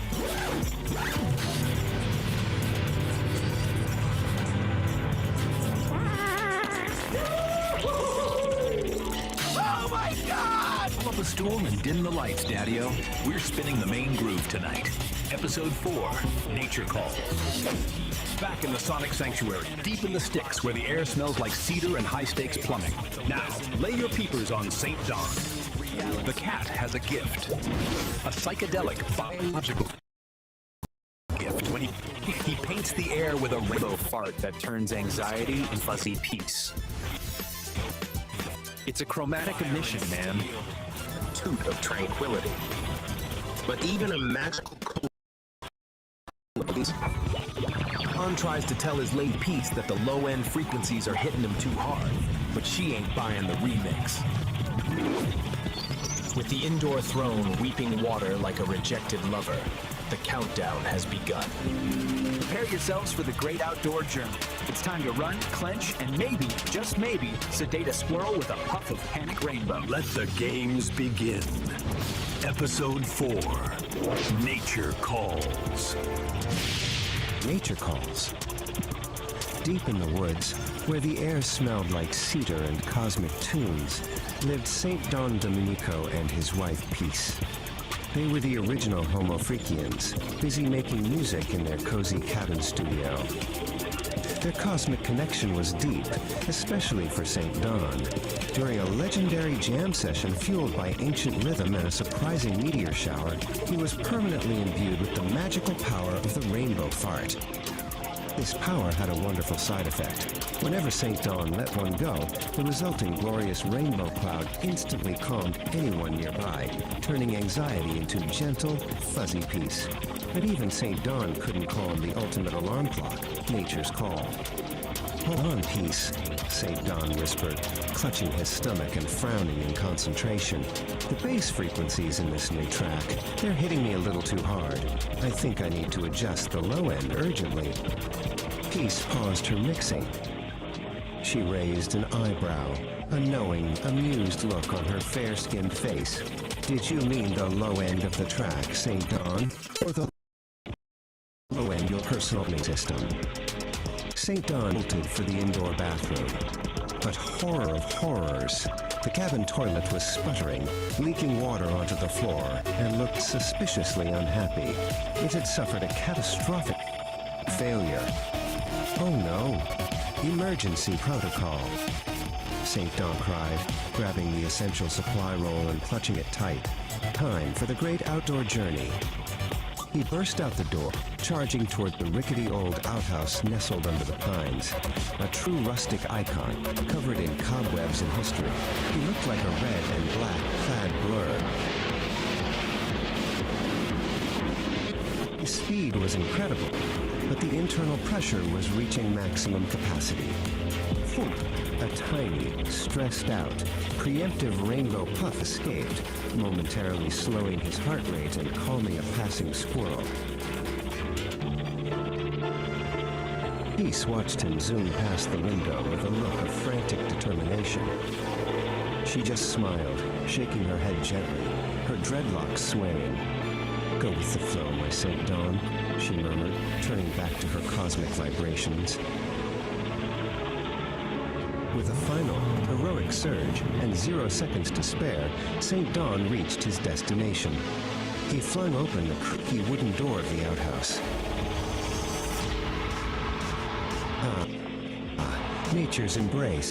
Nothing quite like it, he finally sighed, surrounded by the sweet relief of solitude and the quiet sounds of the forest. Once again, a peaceful Homo Freakian. He found sanctuary in splinters, took his business to the trees. Oh, I am truly touched by all of the cosmic energies.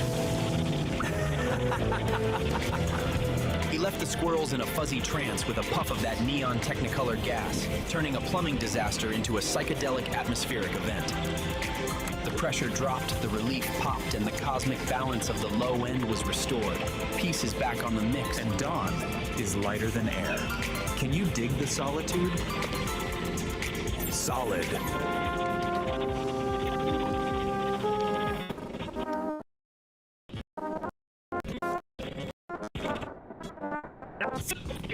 Brace your 3 senses, my furry.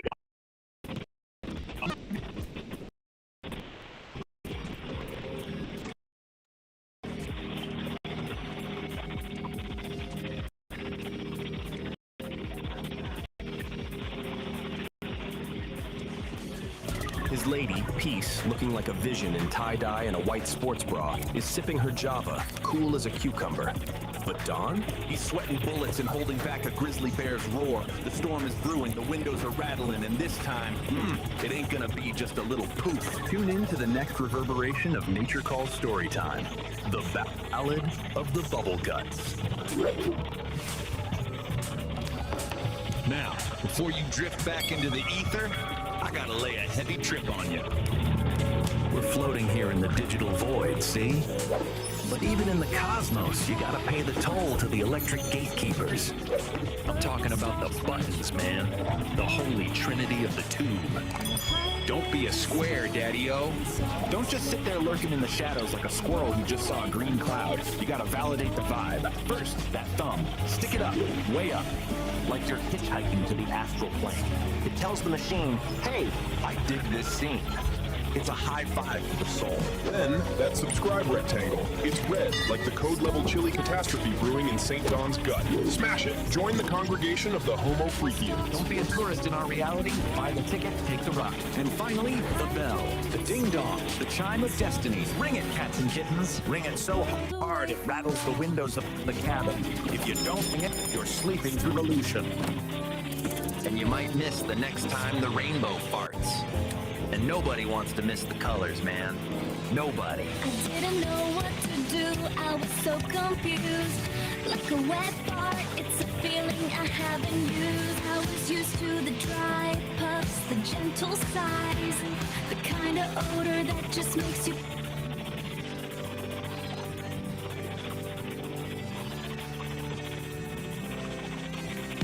Hey there, and welcome back to the Beat Generation Revisited. I'm your host, Nar. Today, we're diving into a story that proves the future of music isn't just about sound, it's about connection.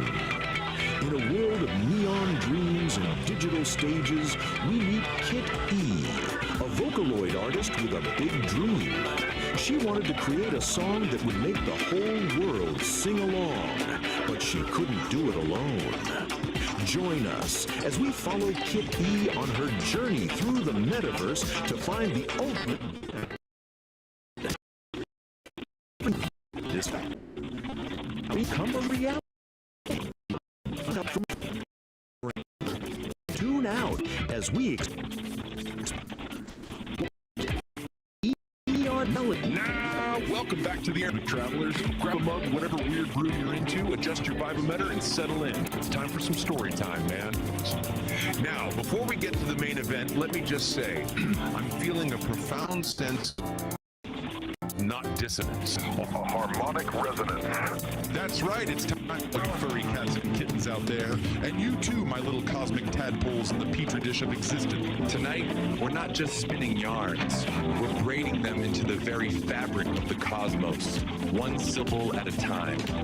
It's time to light the mental incense, turn down the lights, and prepare to go on a trip that doesn't require a bus pass. This is Homo Freakian World Storytime, a place where the tales are as far out as the characters themselves, where reality is subjective. Where reality is subjective. And the truth is just a matter of perspective, man. Tonight, we're diving headfirst into a new kind of trip, a tale spun from the mind of our very own Mojito Cat. This is Kitty's Neon Melody, Episode 1, a journey into the vibrant hum of her music, where every beat is a new dimension and every lyric is a cosmic truth. So let's get into it. The cosmic curtain is rising, the spotlights are humming, and the universe is ready to listen. It's groovy time. Kitty's Neon Melody. In a city that glowed with neon dreams, a catwoman named Kitty had a very big dream of her own. More than anything, she wanted to be a Vocaloid artist and write a song that would make the whole world sing along. Every day, Kitty would listen to her favorite Vocaloid artist, the amazing Nico, and practice singing along. She would try to match every note, every beat, and every bit of Nico's amazing energy. One day, Kitty decided she was ready to write her own song. She sat down at her keyboard and started to play, but the notes sounded all jumbled up. The words she wrote didn't seem to fit. This is harder than I thought, she sighed. Just as she was about to give up, A little music sprite named Tune appeared on her computer screen. Don't give up, Kitty. He choked. Every great artist needs a little help sometimes. Tune showed Kitty how to put the notes together to make a beautiful melody. He helped her find the right words to express her feelings. They worked together all night, and soon they had a song. The song was about being brave and following your dreams, no matter how hard it seems. Kitty called it Neon Melody. She was so proud of what she and Tune had aided. With a deep breath, Kitty uploaded her song to the internet. She was nervous, but also excited. She hoped that someone out there would like it. The next morning, Kitty woke up to a surprise. Her song was everywhere. People all over the world were listening to Neon Melody and singing along. She had done it. Kitty even got a message from her idol, Miku. Your song is amazing, Kitty, the message said. You have a real gift. Let's make a song together sometime. From that day on, Kitty was no longer just a fan. She was a Vocaloid artist, writing songs that brought joy to people all over the world. And it all started with a dream and a little bit of help from a friend. Neon Melody. Verse 1. City lights, a neon scene, a rhythm wild, a melody. In my heart, a burning fire, a song to sing, my one desire. The stage is dark, the crowd awaits. I'm standing here at destiny's gates. Chorus. Neon melody in my soul, a story waiting to be told. Every note, a brand new day. I'll sing my song, I'll find my way. Through the static I will rise, a symphony of dreams in my eyes. Verse 2. The path is steep, the climb is long. Sometimes I feel I don't belong. The doubts they creep, they fill my head. The things they said in the dark, a tiny spark, a beat that echoes in my heart. Chorus. Neon melody. A brand new day. I'll sing, I'll find my way.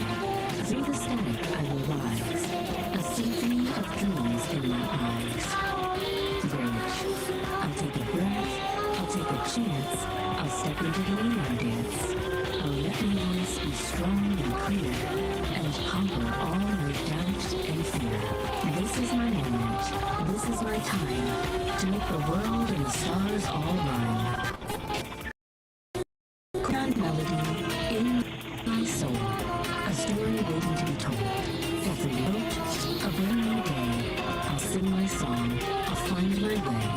Through the static I rise, a symphony of dreams in my eyes. Guitar solo. Chorus. Neon melody in my soul, a story waiting to be told. Every note, a brand new day. I'll sing my song, I'll find my way. A symphony of dreams in my eyes. Outro. The final note, a sweet release, a masterpiece of perfect peace. The crowd erupts, a thunderous sound. My dreams, my song, at last I found. The neon lights, they shine so bright. I am the star, I am the light. Silence. Your song is amazing, Kitty. You have a real gift. Let's make a song together sometime. From that day forward, Kitty was no longer just a fan. She was a Vocaloid artist, writing songs that brought joy to people all over the world. It all started with a dream and a little help from a friend. And that, my cosmic comrades, is the end of our first transmission. Kitty's Neon Melody, a trip into the vibrant, pulsating, and downright weird world of a mojito cat and her band. I told you, man, these kids have a rhythm. It's not a rhythm I know, but it's a rhythm. They're like little digital hummingbirds, flitting from one astral flower to the next, sipping on that sweet, sweet nectar of sound. They think they invented it, of course, all these little influencers and their new waves. They post their little videos, their little songs, and they think they're revolutionaries. I saw a kid the other day with a phone glued to his face, talking about his authentic self. Authentic self. We invented that, man. We were living it, breathing it, stinking it up in communes. They're just repackaging our existential angst into a 50-second video. It's a sad, sad reflection, man. But hey, peace and love. It's all part of the universal harmony. They're just following the path we laid down, even if they don't know it. And speaking of paths, next time things get complicated, Kitty them tour. Someone's gone and hid the band. We're talking a scavenger hunt across the digital plane, looking for lost instruments, lost band members, and probably a few lost brain cells. So join us for episode 2, Find the Muffins. It's gonna be a trip, and I'll be here to narrate every beautifully bizarre moment of it. Until then, keep on tripping, and remember, we created grunge, you little shits. Yeah, far out, NAAR.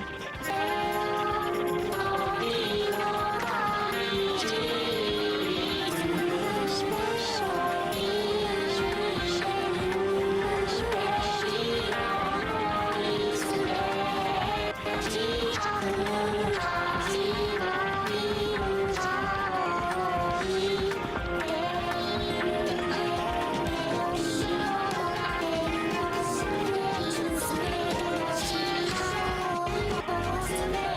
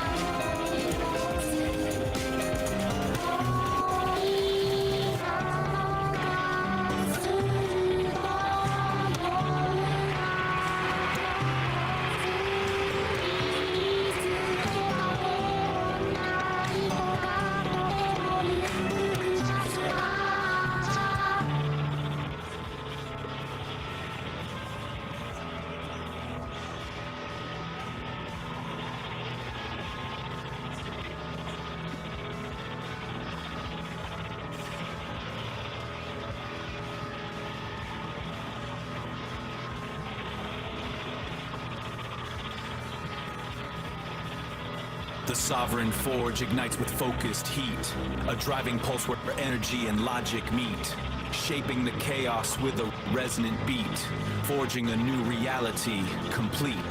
Here the iridescent light becomes a tool. The one photon follows a perfect rule. For formless chaos we create what's real. This is the genesis of fire and steel.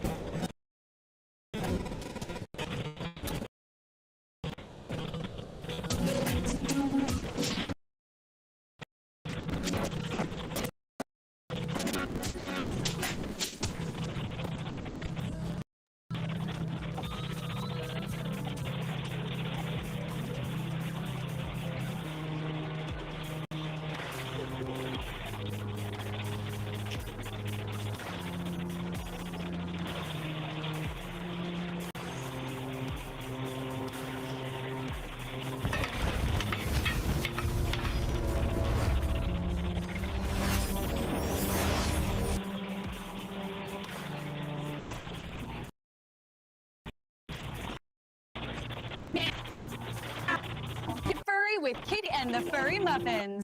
Meow, meow. Gonna push a little harder, gotta make it right. Like a wet fart for the very first time. I was lost in the litter box, I was so lonely. Then I found you, now I'm here, stinky and holy. I've been beat up, I've been thrashed, I've been used by all. But now I'm feeling a certain call. I'm feeling a certain call to the nearest wall. Gonna push a little harder, gotta make it right.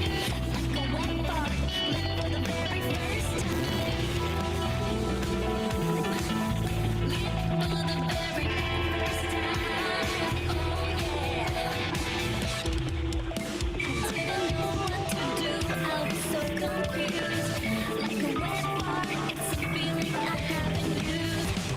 I was used to the dry ups, gentle sighs, the kind of odor that just makes you close your eyes. But then I ate that tuna, the one past its date. Now the pressure is building, and I cannot wait. You make me feel shiny and new, a little damn too. A rush of pure essence, what else can I do? Heart that feels like I'm gonna crack every time you rub my back. Oh no,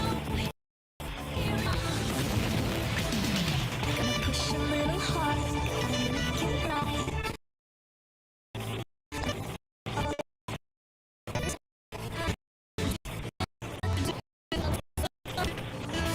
Like a wet ball.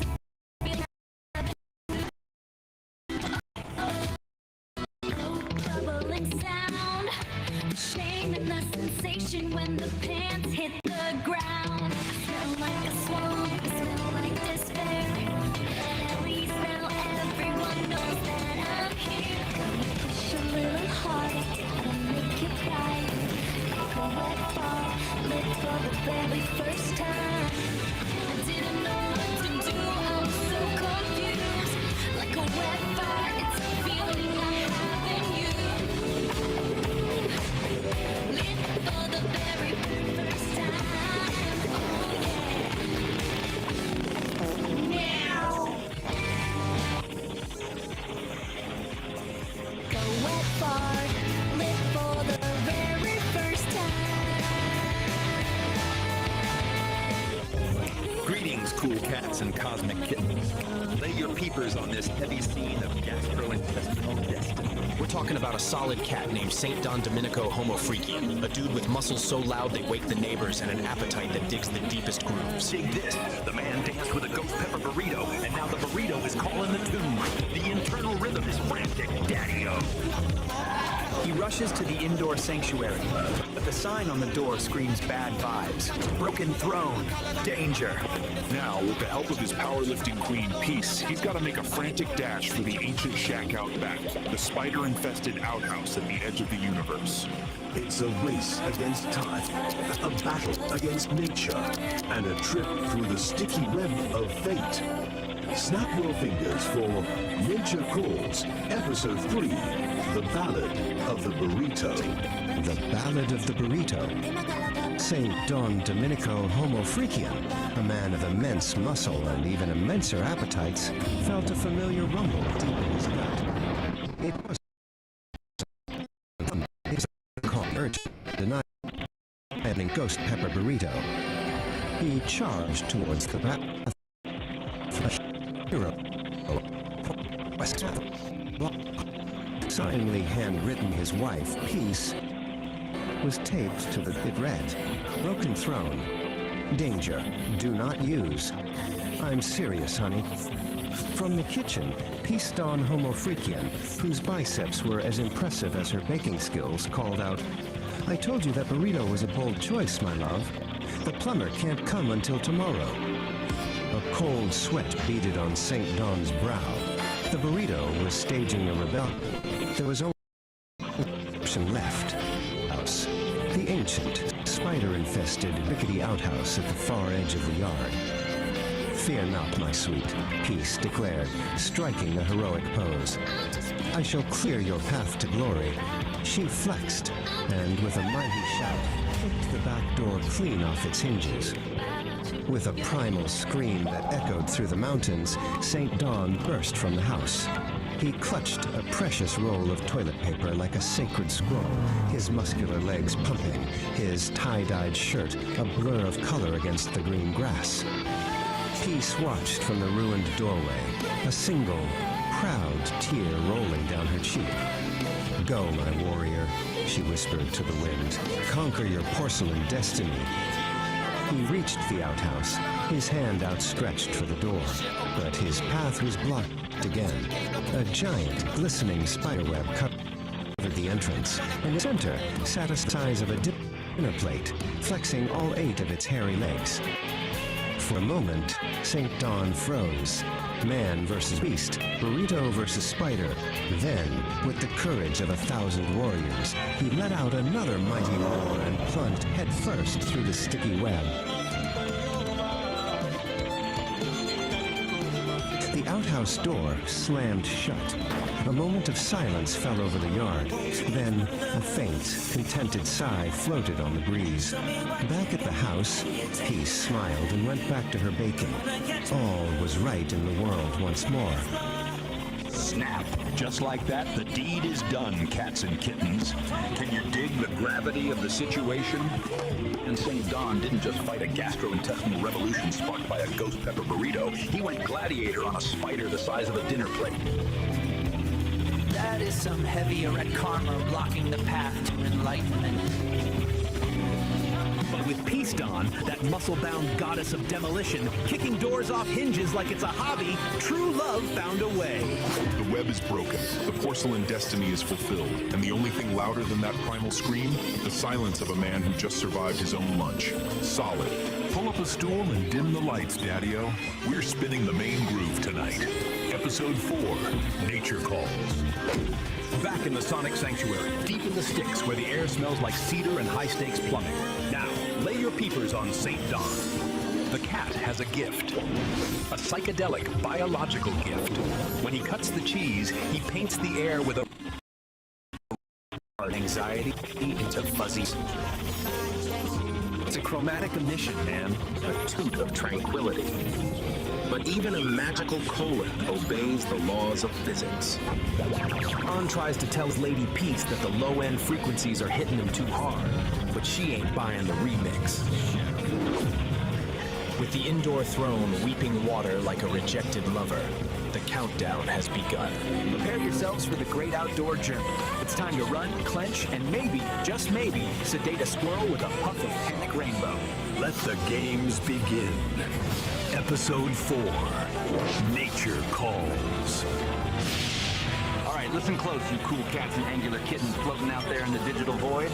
We've reached that part of the gig. The transaction. The moment where art meets the algorithm.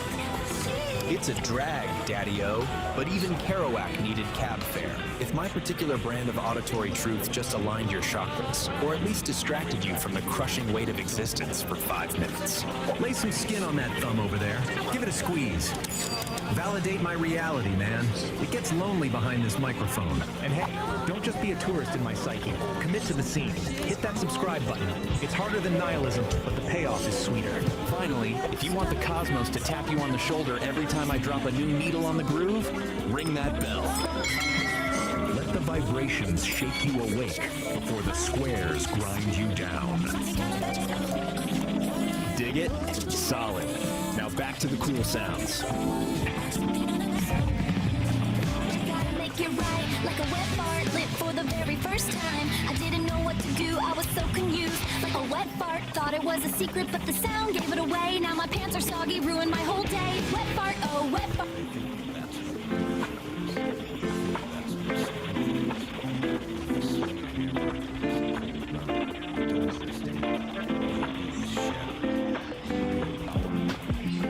Streetlights flicking like a nervous habit. Silver sidewalk under heavy static. Looking up to catch a faded sky, while the whole world's sleeping on the fly. Stargazing on a dead-end street. Concrete hard under weary feet. Finding something that I can't explain. Quiet wonders in the window pane. Quiet wonders in the window pane. Half-eaten sign for a coffee shop.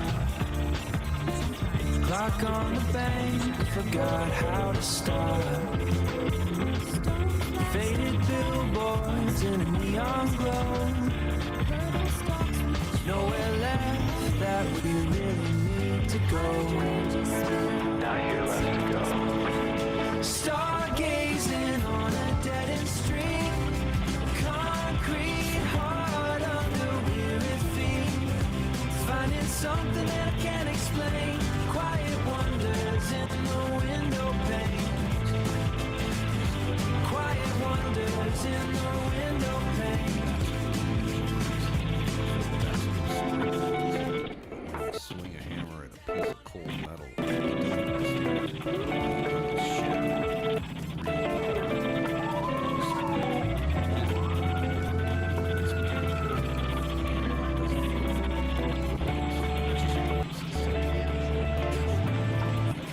Stargazing on a dead-end street. Concrete hard under weary feet. Finding something that I can't explain. Quiet wonders in the window pane. Quiet wonders in the window pane.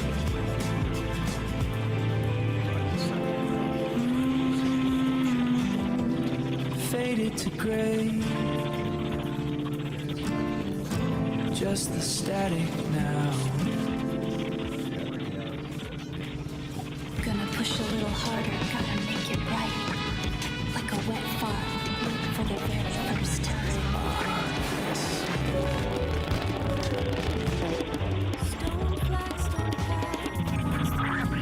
Listen closely, you cool cats and existential seekers. Tune your desperate little dials past the endless squawk of commercial bliss and arrive, finally, at the place where the real narrative unfolds. This is the Beat Generation Revisited. I'm your host, Narrator, and I'm just trying to figure out why the cosmos gave us consciousness only to saddle it with a 9 to 5.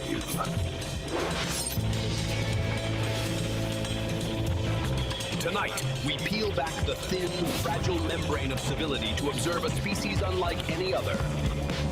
The Homo Freakian. One who is human, yes, but oddly different.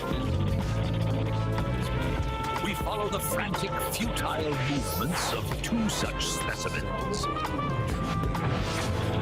St. Don Domenico and his serene, unnervingly competent wife, Peace Don Homo Freakian. What you are about to hear is not a tale of towering mountains or the deep, silent ocean. No. This is an exploration into the most private, most agonizing theater of The human condition, the call of the wild stomach, the existential threat posed by a simple, broken piece of porcelain. The latest chapter in their pitiful, beautiful struggle is known simply as the Homo Freakian World Nature Calls. We witness St. Dawn, a man of profound patience, suddenly transformed into a clenched-cheeked, frantic blur. His journey to the outhouse becomes a treacherous, soul-testing odyssey, fraught with catastrophic miscalculations. A trauma of chili-induced horror and, dare I whisper it, shards of biblical proportions. These are the sounds of true, unadulterated digestive distress, an apocalyptic fire hose filled with gravy being emptied into a metal bucket. The fragile balance of the ecosystem is shattered by the thunderous roar of his flatulence. The forest creatures scatter, recognizing this level 5 code red catastrophe for what it is, the desperate, smelly poetry of man versus burrito. Will St. Don conquer his porcelain destiny? Or is this whole grand, stinking enterprise merely a metaphor for the inevitable wet futility of it all? Tune in, man, and listen to the ballads of the broken throne, the bubble guts, the brown volcanoes, a burrito, and the cosmic fart before the silence finally descends. The Ballad of the Broken Throne. It was a glorious morning in the Homo Freakian household. Birds were singing, the sun was shining, but a great darkness loomed. St. Don Domenico, a man of profound patience, faced it that would test his soul. The main toilet, the porcelain, was broken. A silent, horrified scream echoed in his mind. In the living room, the serene Peace Dawn Homo Freakian sensed a disturbance in the force. She paused her morning tea, a single, elegant eyebrow raised in question. "My dearest saint," she called out, her voice like the chiming of a tiny sleigh bell. "Is everything all right?" Dawn burst into the living room, a whirlwind of frantic energy. "Peace, my love, a catastrophe of unspeakable proportions has occurred," he declared, striking a dramatic pose. "The throne has fallen. I must undertake the great journey to the outhouse." Peace simply nodded, taking a calm sip of her tea. "Godspeed, my brave adventurer. May the winds be at your back." And with that blessing, St. Don Domenico was gone, blasting out the front door in a blur of plaid and majestic beard. The journey was perilous. The yard, once a familiar friend, was now a treacherous landscape. A flock of judgmental birds watched from a nearby branch, chirping what sounded suspiciously like commentary. "He's not going to make it," squawked a blue jay. From her window, Peace watched the epic sprint unfold. A delicate, musical laugh escaped her lips. "Oh, my darling Homo Freakian," she whispered to herself. "So much drama for such a simple quest." Suddenly, an obstacle. A fearsome garden gnome with a pointy red hat and a sinister painted smile stood directly in his path.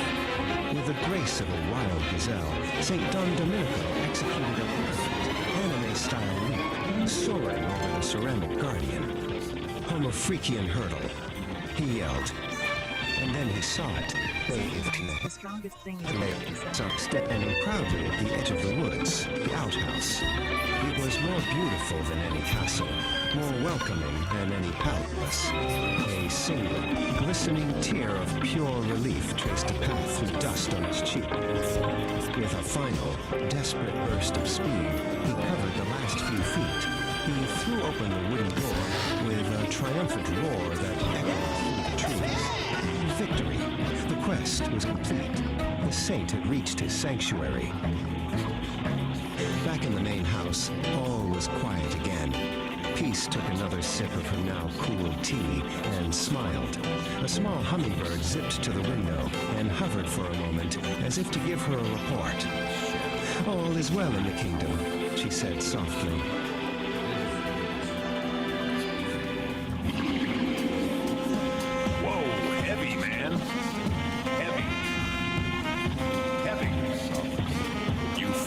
Vibration?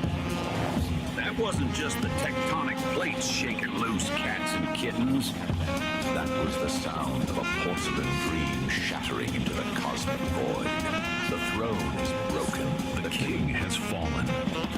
And the air, well, let's just say the atmosphere is thick with realization.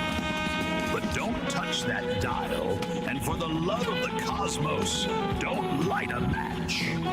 Because what comes next isn't just a rumble in the jungle, It's an eruption of truth from the deepest crater. Stay tuned, Star Children. Next up on the playlist of life, we're diving headfirst into the magma. Prepare your senses for Nature Calls Episode 2. The Ballad of the Brown Volcano. Can you dig it? I knew you could. Peace and ventilation. All right, my celestial siblings, before you drift back into the great unknown, if this broadcast tuned your frequencies or just tickled your chakras, do me a solid. Lay a heavy thumb on that like button. Let the algorithm know that we exist, man. It's the digital applause of the soul. And if you want to keep riding this caravan of curiosity, subscribe. Join the tribe. Don't be a stranger to the strange. We're all just stardust trying to find a parking spot, right? Finally, gaze upon the bell. Give it a little ring-a-ding-ding. Awaken it. That way, every time we release a new wave of wisdom or a new cloud of gaseous content, you'll be the first cat on the block to catch the scent. Stay tuned, stay weird, and keep your vibration well ventilated. Peace.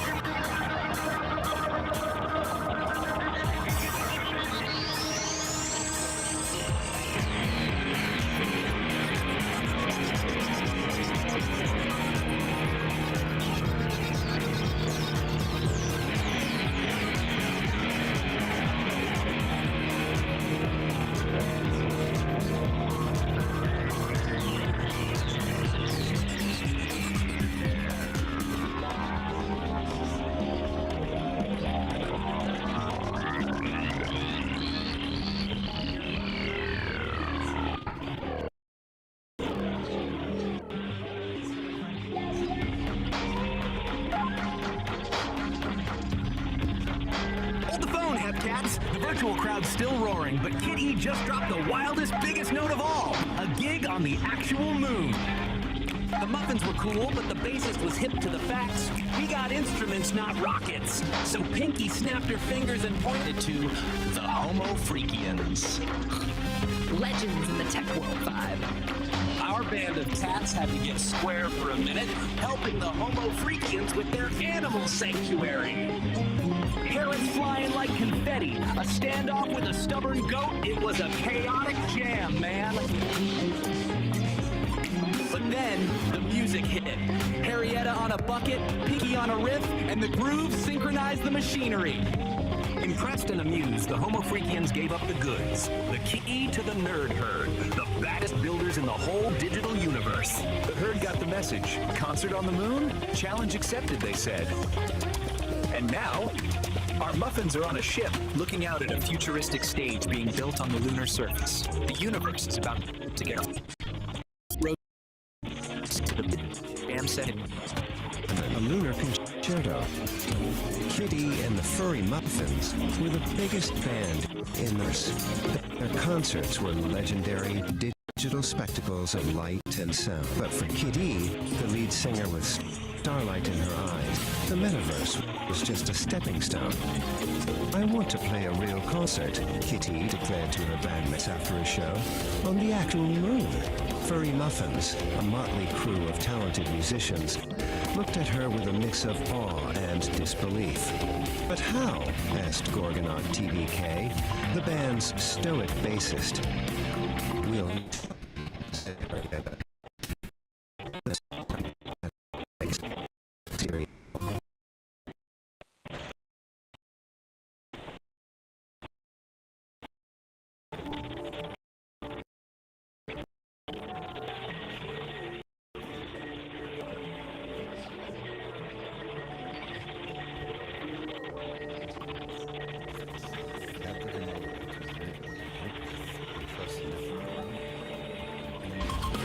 twinkling added, "We know the perfect people for the job, but first, you have to help us with a little project of our own."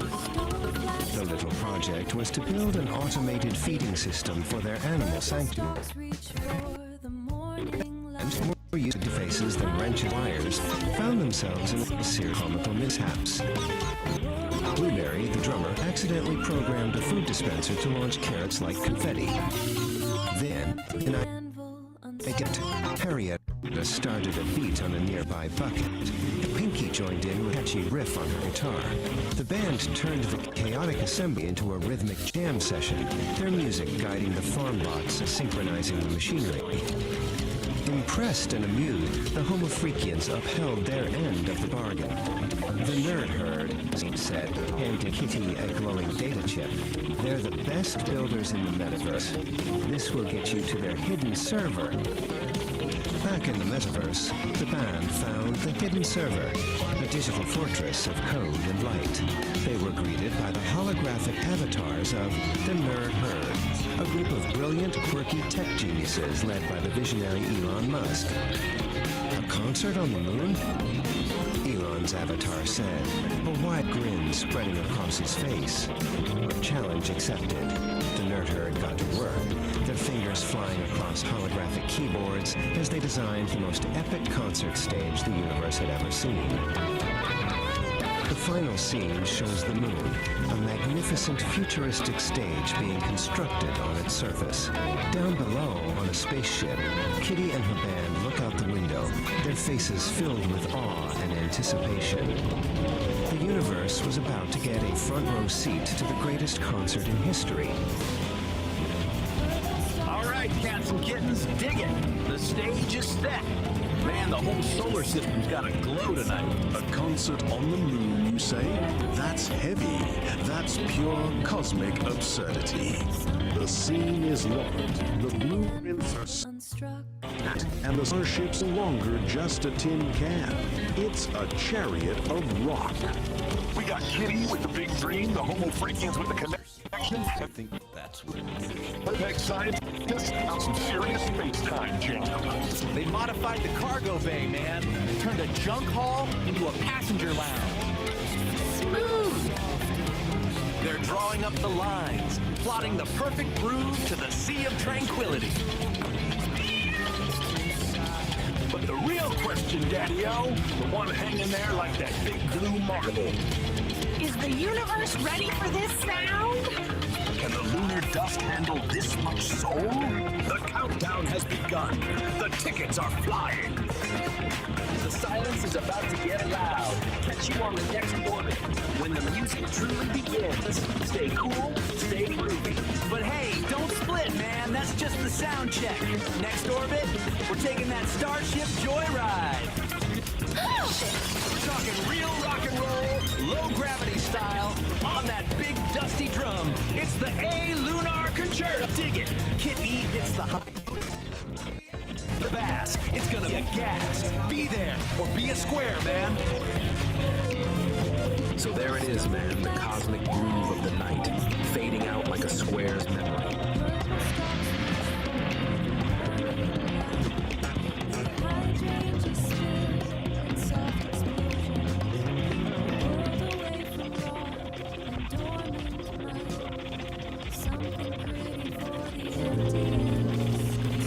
Greetings, cats and kittens.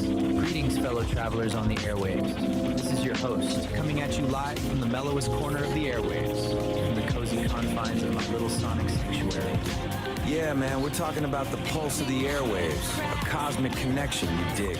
Greetings, cosmic hitchhikers and frequency fiddlers. It's Narrator, broadcasting from the booth where the static never sleeps. The airwaves are thick today. Every cat on the dial is trying to sell you a map to a territory they've never even walked. They think if they stop talking, the world stops spinning. To cut through that noise, we need the forge. St. Don, what do you see? I don't know. I don't have it. Fire speed. You're living. Right with Nar. I'm seeing a lot of people pretending to be the hammer man, and it's exhausting. Look around. Everybody holds up. Everybody loudest voice in the room, pretending to hold all the answers. They think that's what leadership is. They think that's what strength is. But when you swing a hammer at a piece of cold metal, you don't understand. All you do is shatter it. Real power, real strength, it isn't being the hammer. It's being the anvil. The anvil doesn't have to make a lot of noise. It just holds the center. A true leader, a truly grounded, sovereign soul, stands in the middle of the heat and has absolute heavy, unapologetic guts to say, I don't know. I don't have that piece of the puzzle. I don't know what this soul needs. Who does? That isn't gathers, you let them bring the ore to the table, and then you provide the solid ground for the final decision to take shape. You take the heat and hold the weight, and you own the outcome. If you want to build something that actually lasts, stop trying to swing at everything. Have the humility to admit what you don't know, and trust the network around you. Be the anvil. Sometimes the strongest thing is to hold the center. Stay off those brittle frequencies. Peace and resonance. Love you, Nar. I totally dig your vibrations, cats. I'm gonna contemplate the resonance and spin some jazz. Later, my homo freakies. Love you back. If you tuned into these old dudes pontificating about this astrological vibe this long and want to continue feeding our aspirations, do the thing to that thumbs up button, subscribe to the Celestial Madness, and jingle my bell if you crave more of the awesomeness. Peace and tingles, cats and kittens. Chasing tails like a caffeinated squirrel on a set of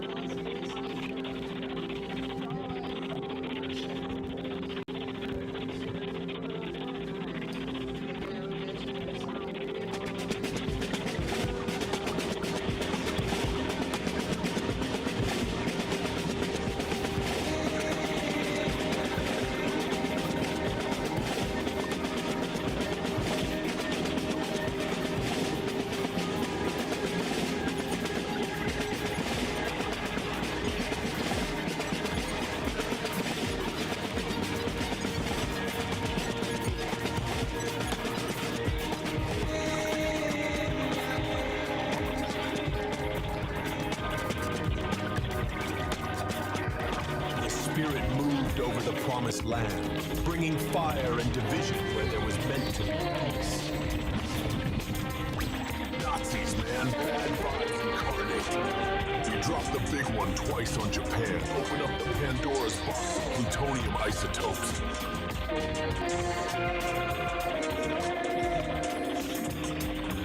Peace is the word, Bird. Suddenly, it's the 50s, and everybody's shaking in their saddle shoes because of the Red Menace.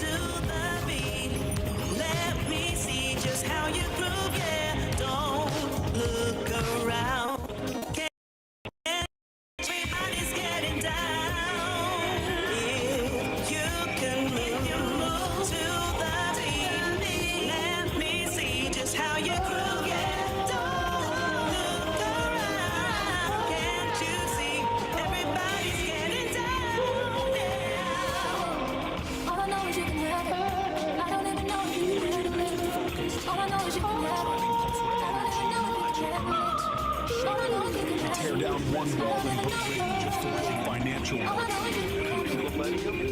towers fall to revolution. One photon follows the perfect rule. From formless chaos we create what's real. This is the genesis of fire and steel. I think we should go back to the start. Oh shit, I don't really know you. I don't really think it's gonna work.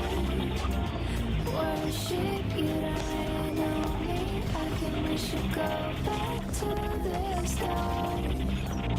Oh shit, I don't really know you. I don't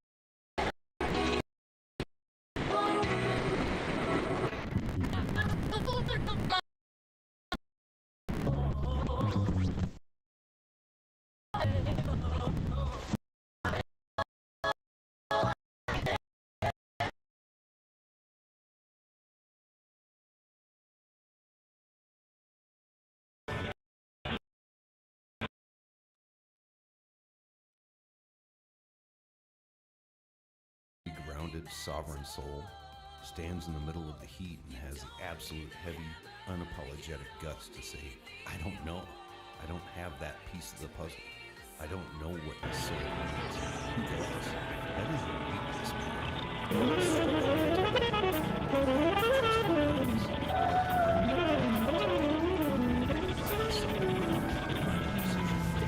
I've been looking for something that will give me peace of mind. You make music pure, I pretend that it's going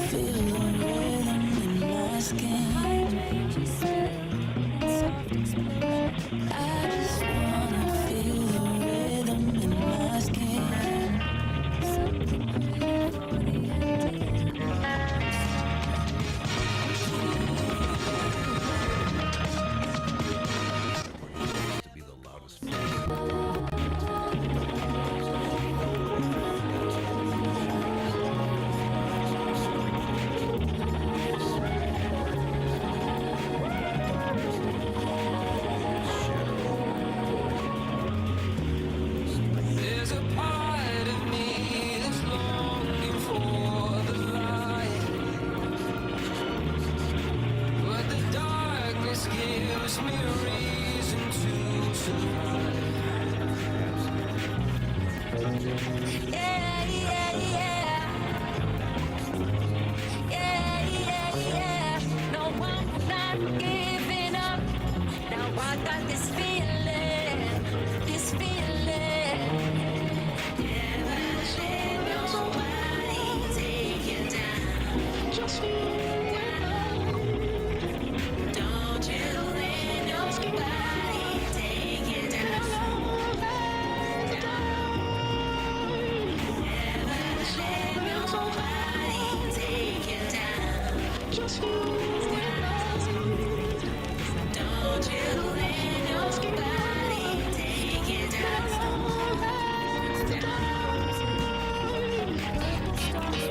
As the sun goes down and the dead of the night keep me safe and sound, and I see it all in your eyes. See it all in your eyes. Used to be so scared, but not anymore. Feel you everywhere. You carry me through it all. Carry me through it all. Como tú, no hay nadie, nadie como tú. Como tú, no hay nadie, nadie, nadie. Esto pa' mi gente, esto pa' mi gente, mi gente. Ay, esto pa' mi gente, esto pa' mi gente, mi gente. Todo más bonito cuando ando con mi pana vacilando. La vida ahora con mi pana cuando ando vacilando. Dale despacito, la vibra está llegando. Dale despacito, la vibra está llegando. Yo hoy estoy puesta pa' ti. Mi ganas fluyen, dime qué es lo que, baby. Te puesto pa' la vuelta, contigo estoy envuelta. Dale y ponga la lenta y escapate.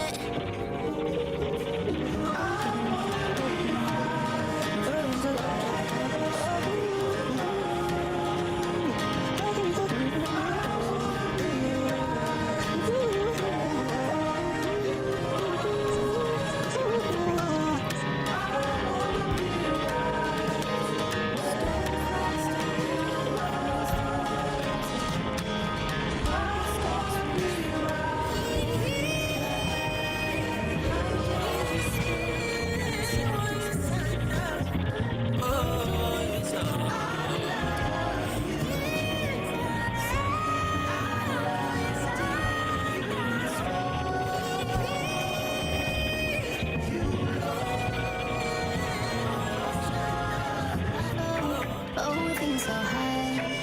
She said she's still falling, but you might just slide. Cause we be on the top floor. Oh, we feeling so high. Don't be afraid of falling, cause you know we gon' fly. Top floor. Oh, we feeling so high. She said she's scared of falling.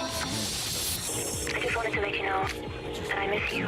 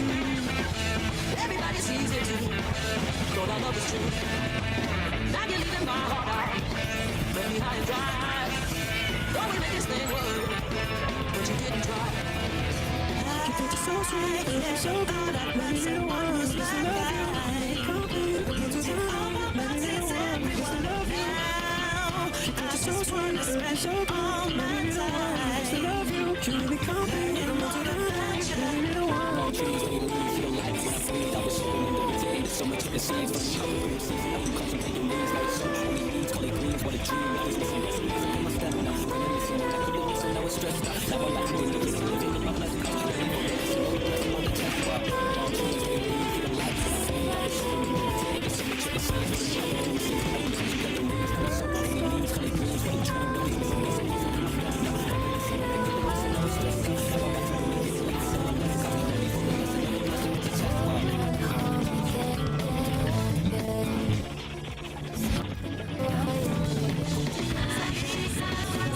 Reminiscing, I couldn't miss, so now it's stressed out.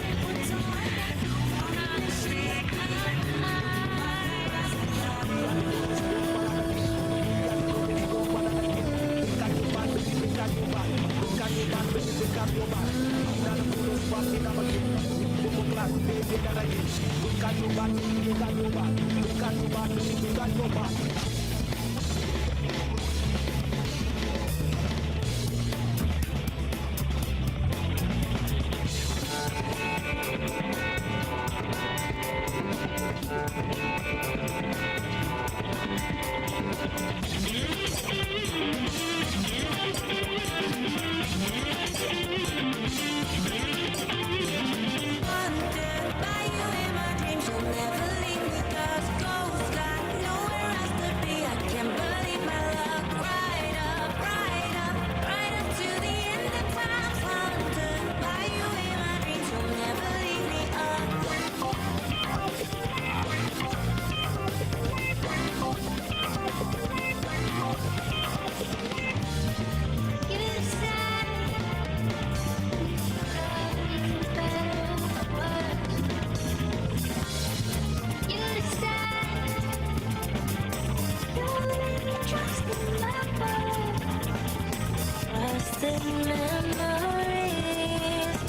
Emotions running free. Searching for the love that feels so real. One today.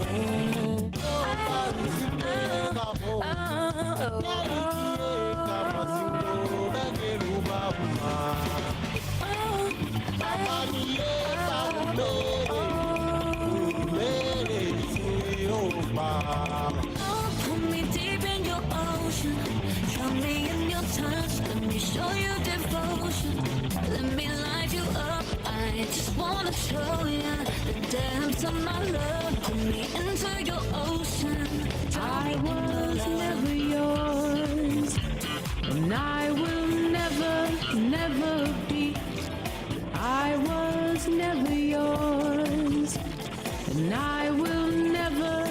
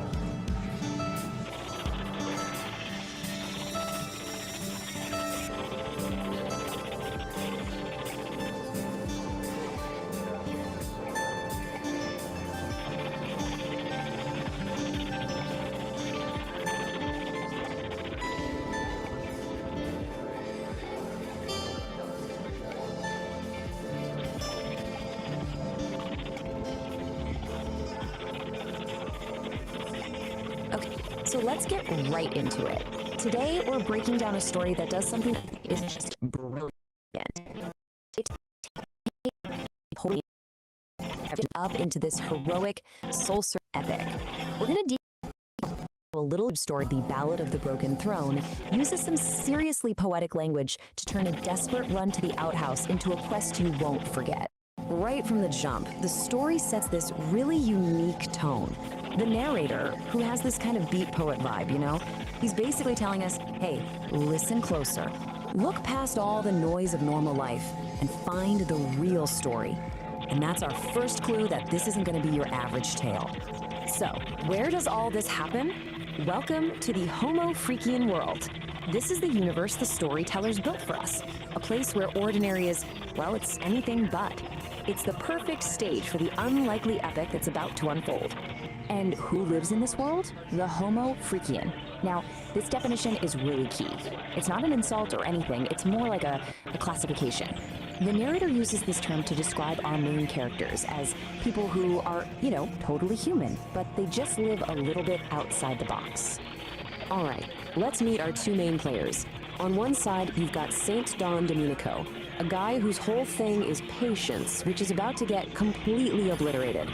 And on the other side, his wife, Peace Don Homo Freakian, who is basically the calm center of this hurricane. This contrast right here, the frantic versus the serene, is really the engine for all the humor and drama in the story. Every epic needs that one big event, right? The call to adventure. And in this story, well, it's a domestic disaster of the highest possible order. The throne has fallen, and a hero is about to get the call. I mean, you can just feel the stakes here, can't you? For St. Don, finding the broken toilet isn't just an inconvenience. No, it's this moment of pure, silent horror. The language is so important. It immediately tells you his emotional state is deep and intensely dramatic. And this is how he announces it to his wife. He doesn't just shuffle in and say, hey honey, the toilet's busted. He bursts in, strikes a dramatic pose, and declares it a catastrophe of unspeakable proportions. He frames it like a kingdom has collapsed, which shows us he's already the star of his own epic movie. So how does his totally chill wife, Peace Dawn, respond to this catastrophe? With the perfect, calm, understated humor that just completely defines her character. She gives him a blessing, not for a guy running to the outhouse, but for a brave adventurer setting off on a grand journey. All while she's just calmly sipping her tea. It's fantastic. So, with his wife's blessing, St. Don's quest officially begins. And the narrator gives this perilous journey its true name. Man versus Burrito. See, this isn't just about a broken toilet anymore. It's an internal war, a race against what he calls a chili-induced horror. The narrator really does not hold back. He uses this incredibly vivid, over-the-top language to explain the stakes. The problem isn't just a physical urge. It's a potential disaster of biblical proportions. And it's that kind of language that turns a simple run across the lawn into something mythic and, honestly, hilariously urgent. And like any great hero's journey, St. Don's path is filled with obstacles. The backyard he knows so well suddenly becomes this treacherous landscape. First, he's got to face the judgmental birds, then a fearsome garden gnome, and finally, he has to pull off this heroic, almost anime-style leap to get past it all. And this is even more clever. They play a role in this guy. The birds aren't just chirping, you see. They're like a Greek chorus, or maybe commentators in a sports broadcast, giving their grim predictions on our hero's chances. It just adds another hilarious layer of drama. So after overcoming all the trials of the yard, our hero finally lays eyes on his goal. But it's not just some outbuilding in the woods. Oh no. Through his desperate eyes, it is a sanctuary. It is salvation itself. And just look at how it's described. It's bathed in this heavenly ray of sunlight, and that simple little outhouse is transformed. For St. Don, in this moment of absolute crisis, it truly is more beautiful than any castle. It just goes to show you the power of perspective, right? Where desperation can turn something totally mundane into something magnificent. And he makes it. That final desperate burst of speed, the door gets thrown open, and then this triumphant roar of pure relief just echoes through the trees. Victory. The quest is done. The hero has reached his sanctuary in the nick of time. And just as that epic climax fades, we cut back to peacetime. Her quiet observation from the window is just the perfect punchline. After we've witnessed this whole soul-crushing odyssey, her gentle, amused words bring the entire grand saga crashing right back down to its simple, absurd reality. But the narrator insists there's more to it than just a funny story.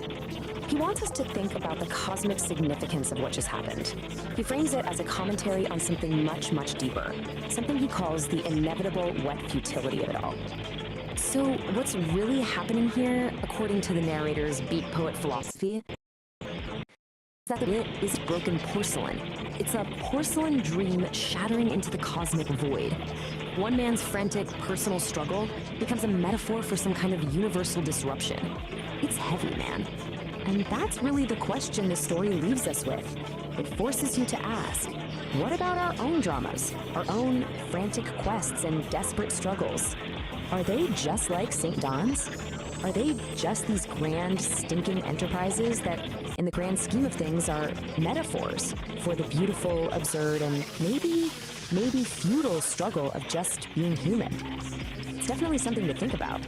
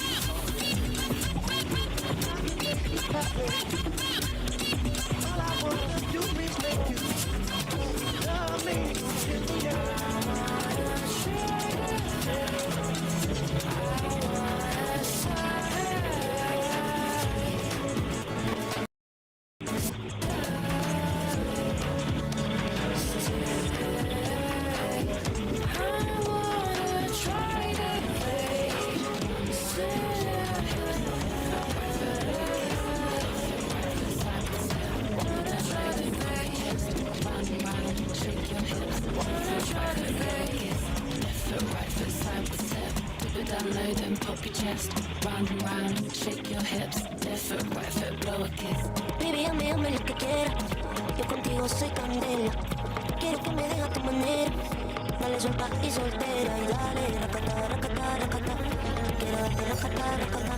Soy una española que racata. Conmigo olvídate de racata. Baby, closer, ooh, I wanna taste your lips. Making whispers, ooh, when you are touching me.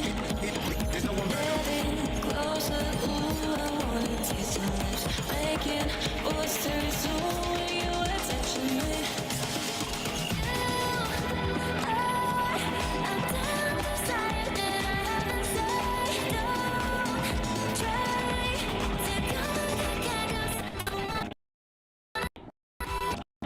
Don't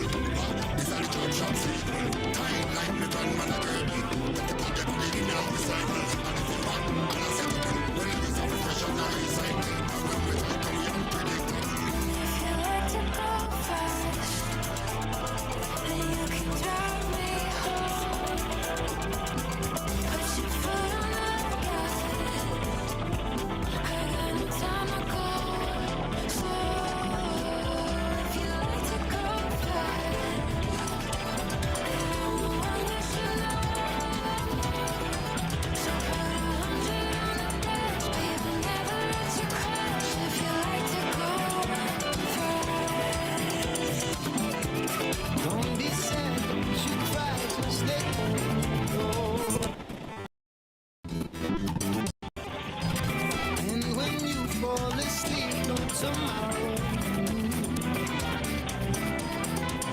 Don't be sad, don't you cry, just let go.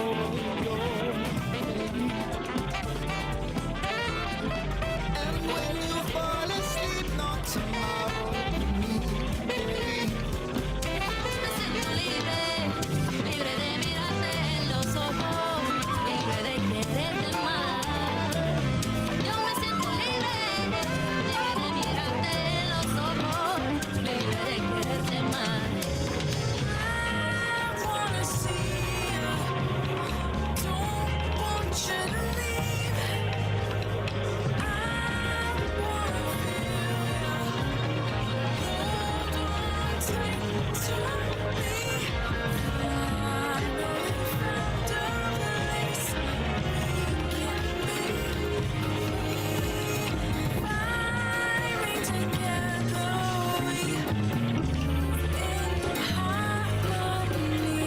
Especial, eu gravar conteúdo. Sabe que hoje à noite o baile é absurdo. Se envolve com os cria, se envolve com os cria. O bagulho tá doido, vai sentando menina.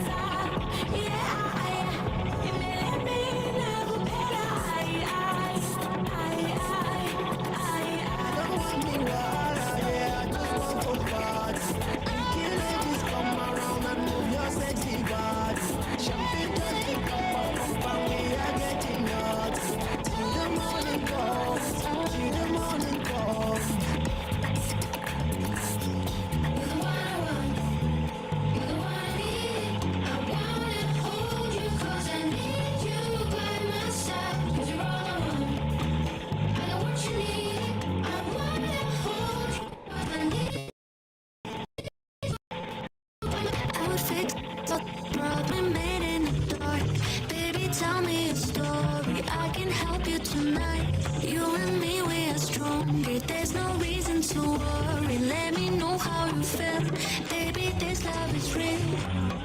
I never known anybody like you. And now you're always on my mind. I can save you from your nightmares. Just give me a little love. La la la la. La la la la, la la la la. Just give me a little light. La la la la, la la la la la. Just give me a little love.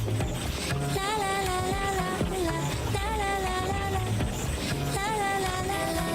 A little love.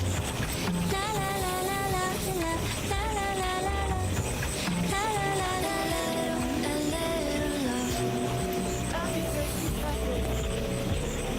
All I wanna do is make you love me till the end. I don't want you walk around there, I just want more party. Pretty ladies, come around and move your sexy body. Jumping just to shop, and we are getting on. Till the morning comes, till the morning comes.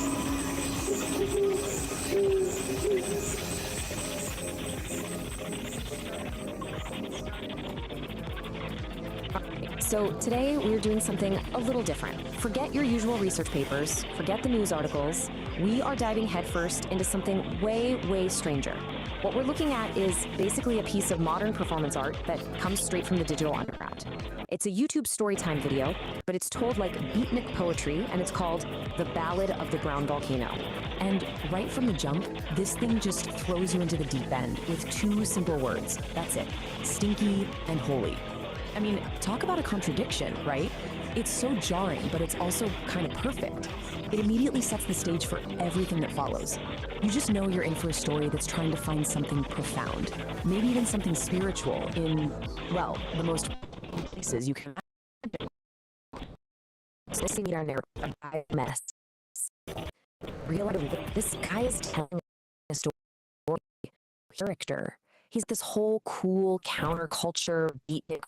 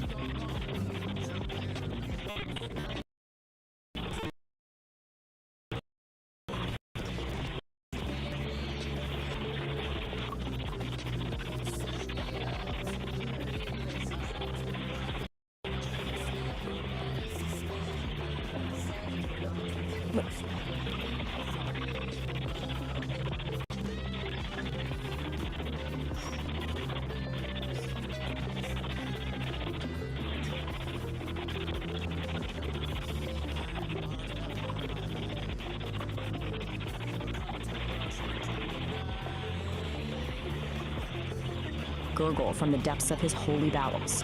This, right here, is the inciting incident. It's the first tremor before the volcano erupts. And this is it, folks, the main event. But the video doesn't just tell you what happens. Oh no, it dissects it. It gives us the slow motion, step-by-step, and complete domestic disaster. The real genius here is the escalation, how it builds. It all starts with a sound, a app so powerful it's called a sonic boom that actually rattles the coffee. Then we get the point of no return, the miscalculation, a hopeful squeak that goes wrong. That leads to the hilarious, desperate image of the frantic waddle. And it all culminates in these apocalyptic sounds from behind a closed door.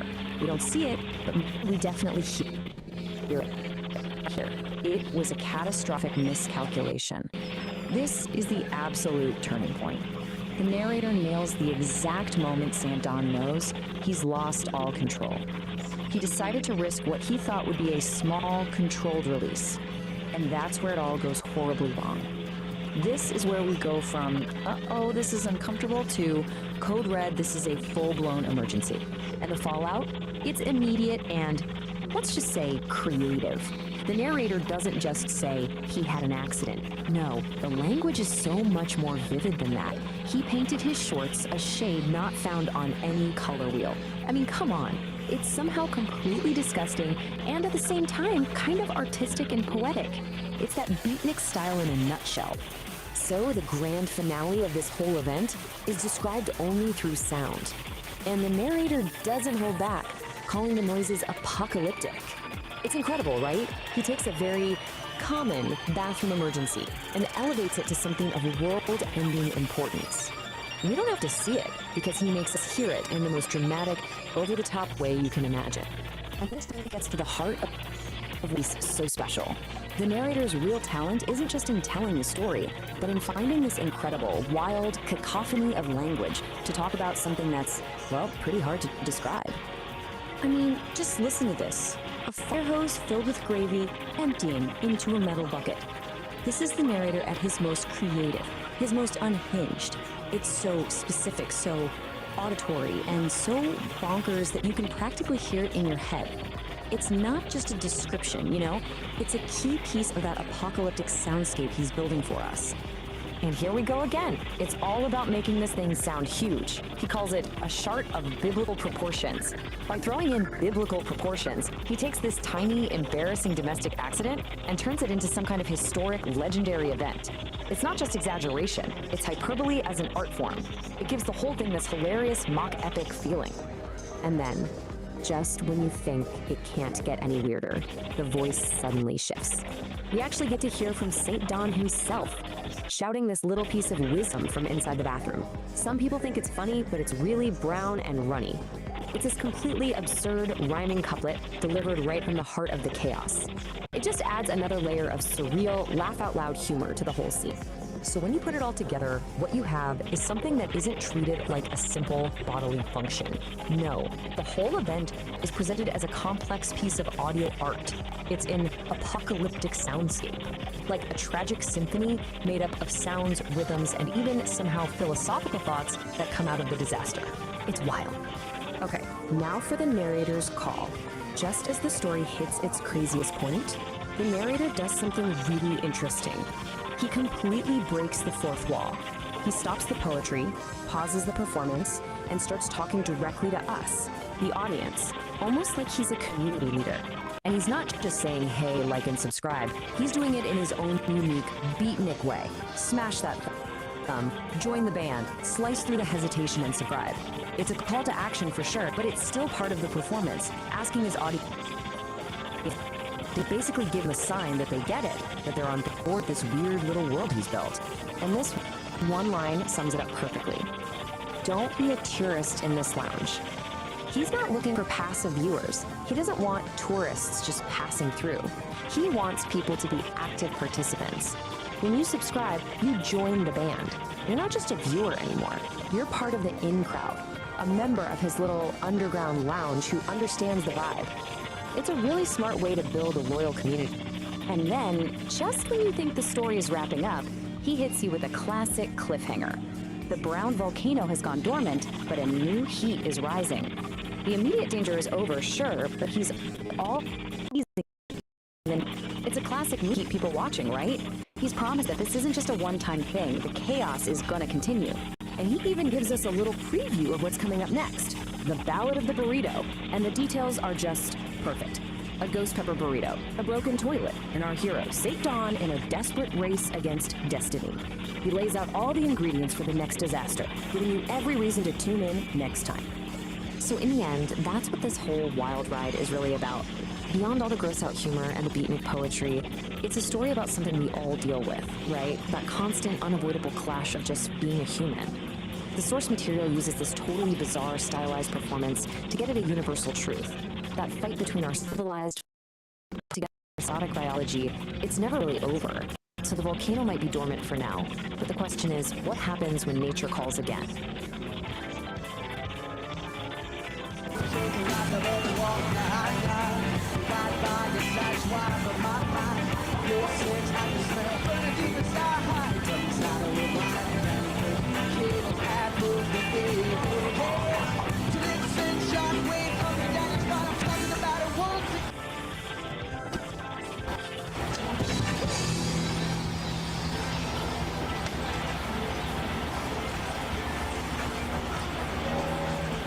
Peace, there you go. That's notable goods, man. Moments of awareness. Boise, Idaho. How you doing tonight?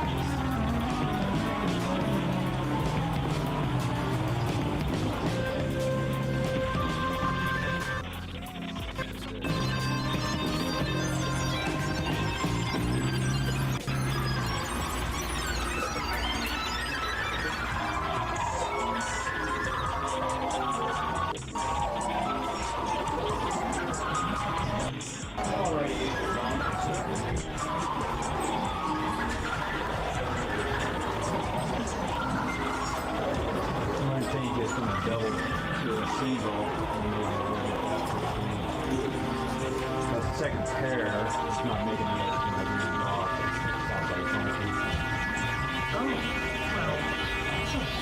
So actually it'll work out good for you.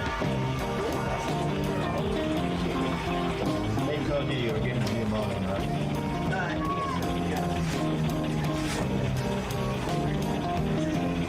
That was very old.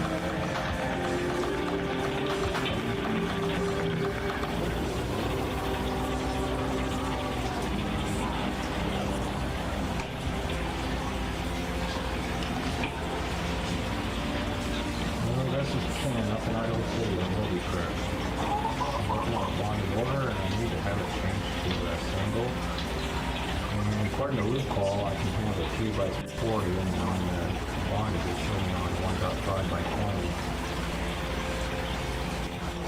Well, I think the addresses aren't matching up with the cable length there. I did it as a C order 13, 18, 39, 60. Northern lights are, so are the hopes and the dreams of the light inspired. When you're all alone, in the deepest night, watch for the glow of the northern light. Oh, when the sky's on fire, with the green and the blue, let the northern rain shine over you. The elders tell of a I called the wrong part here. everyone's soul must cross it, so they say.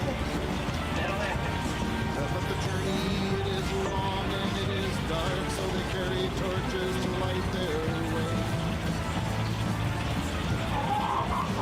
When you're all alone, in the deepest night, watch for the glow of the northern light. But when the sky's on fire, the green and the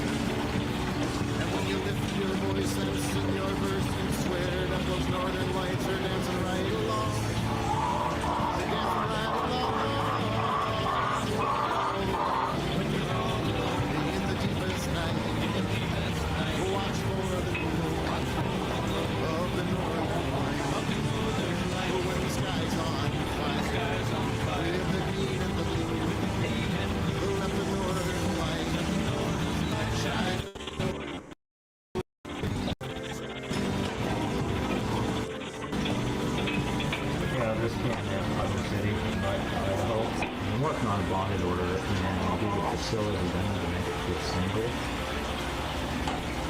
It's on a C order of 1. Okay, great. I was looking at Blue Claw, and it doesn't quite match up to what the address is here.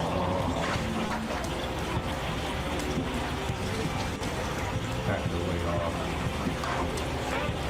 Have to give them a single.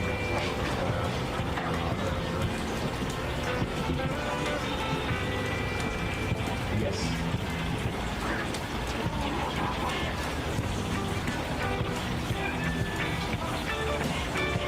Well, according to Blue Claw, I can have 3x40. Unless that's locked by its price. The next one is up 5x30.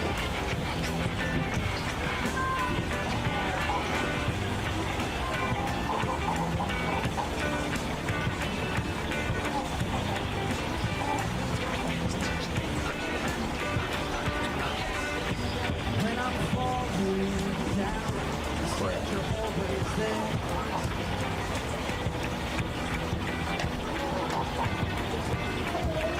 Okay. When I'm falling, it seems like I just don't give a damn. Well, the bond is done. Seems I feel the queen. And I don't give a shit. Now I'm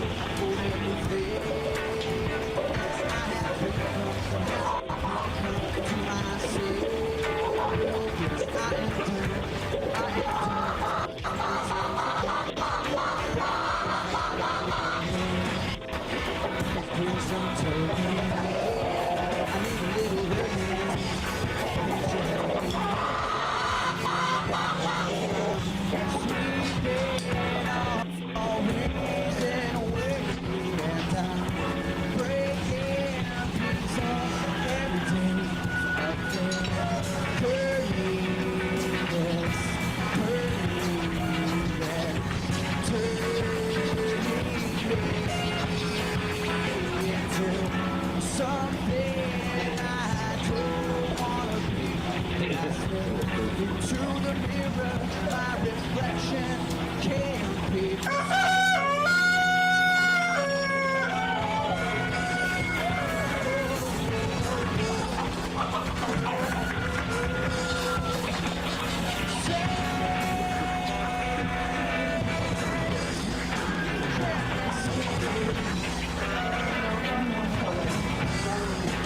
All those times I said I'd never do that again. Here I am, only once again. Passed out right now, passed out, put my mask out, blasted out, the glass out, can't count food from behind. I don't know what it's about, so I slipped it to weakness.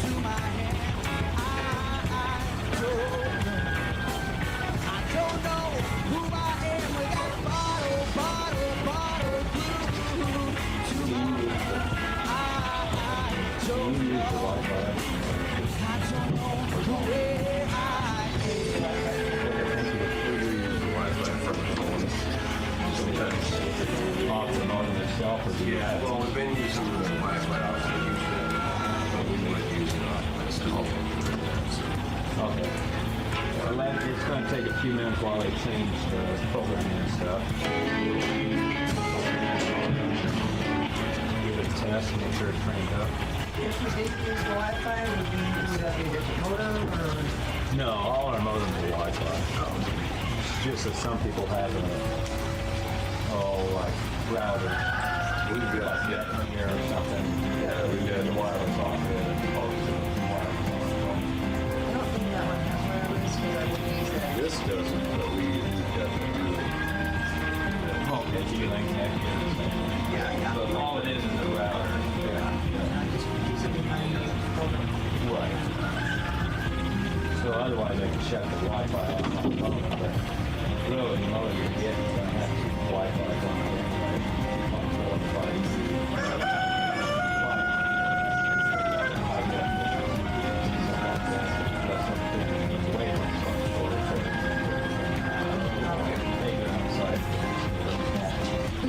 where the 2.4 is shutting out. Of course, nobody can get on. Right.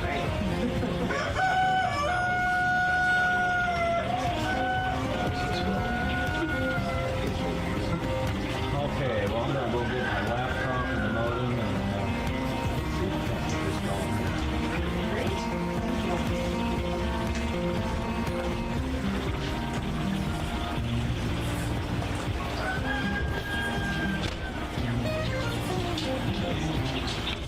Yeah.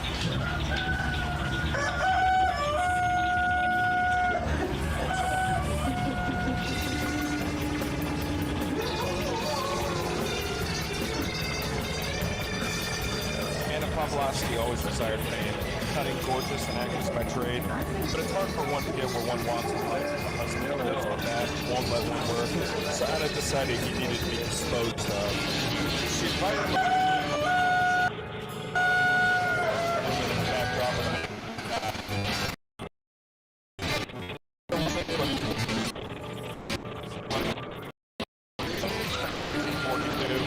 so there were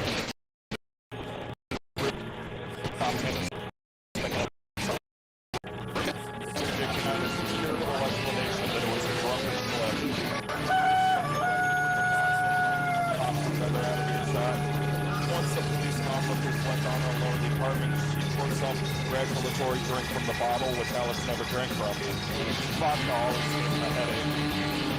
She held the glass aloft, toasted her dead husband, imagined how she would spend the money he left her, topped that cocktail for one giant gulp, and collapsed to the floor.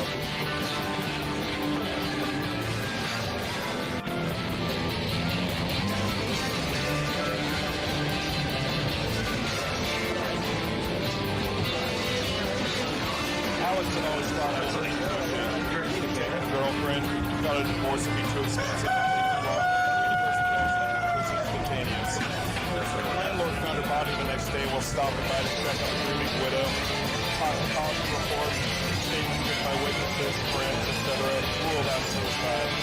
The paper kept the story the following Sunday. That honor would become famous after all.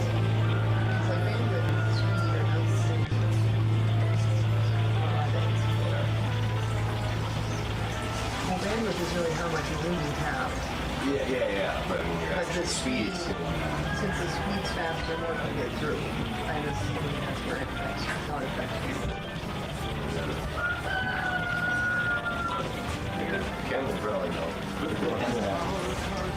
Oh, it's just the speed and the bandwidth are not the same, but a higher speed allows you to get more through on your bandwidth. Is that my understanding right? The more bandwidth you've got, the more things you can run at the same time. So as each time you open a window, it takes that much more bandwidth for devices. So if you're maxed out, it takes. And this increases our bandwidth as well, or not? Oh yeah, yeah. In fact, you'll run a lot of devices where you're only on 1.2. That's the old ATM system. Basically, it's designed for about one or two computers, and that's it. But that was the first one they came out with this. Yeah. Sorry, she just called pretty hard.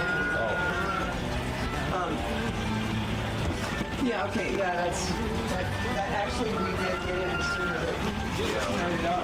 First came out, we used to have like 2-3 computers, 3 or 4 Xboxes. Well, when they maxed out it, they're all on T1, so that's happened to be slotted for each port.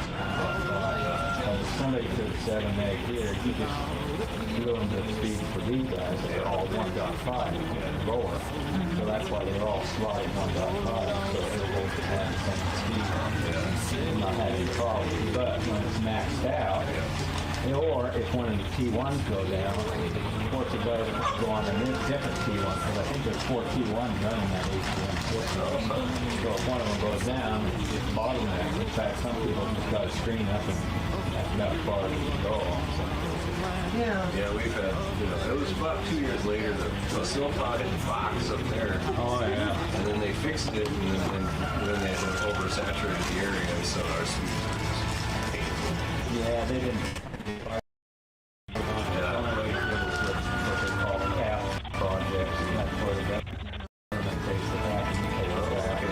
Otherwise, you wouldn't have internet at all.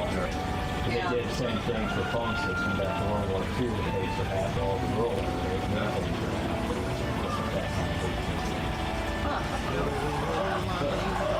So yeah, it's expensive in rural areas because everybody's so far apart. Yeah, and there's not as many people. Box feeds a halfway down Roby Creek and all the way up to Southern Carney. So just put fiber over it so they don't have one crossing box. You go on Boise, the crossing box is practically red light, so everybody's less. Yeah, well, that makes sense. And then the new substation, of course, is all fiber anyway. Right. Yeah. You want to plug this in somewhere and I'll set the modem on the old modem as you can put that old modem. Set the spot for it. You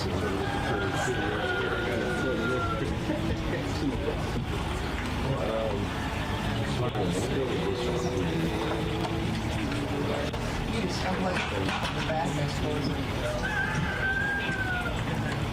That's core, the real tight. This is the core right here. Yeah, let me see if they go down. Which one is it, the green one? No, it's just a little tall. Oh, yeah. Yeah, I got it. Well, that's what I need to type.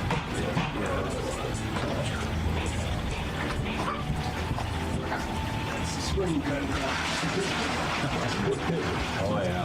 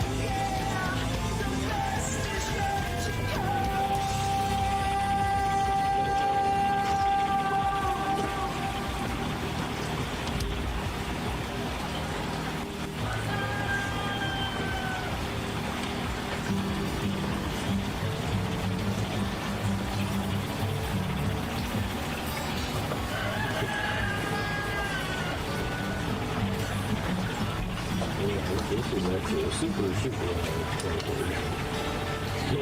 Black Oak's pretty fun, yeah. Was there another plug-in here? Yeah, the black one. Oh, okay.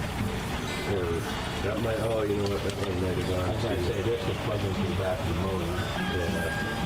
So we're throwing the black one. Yeah.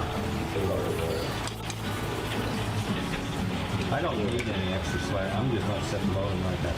We just sit right here probably if you're doing anything. I hope you sit on top of it. Sure, right here. Yeah, I'll reorient the phone.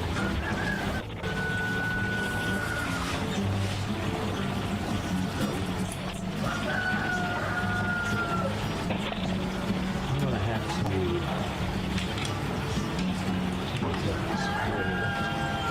This doesn't have a phone port for that. Oh, okay.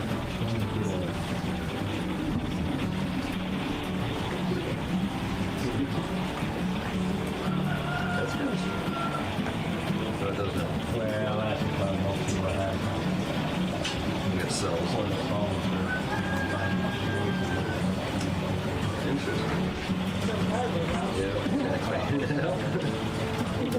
So what I need to do is plug the green or plug the adapter into the jack and then two spots out of one for the phone and one for the... Okay. So let me go get one of the adapters.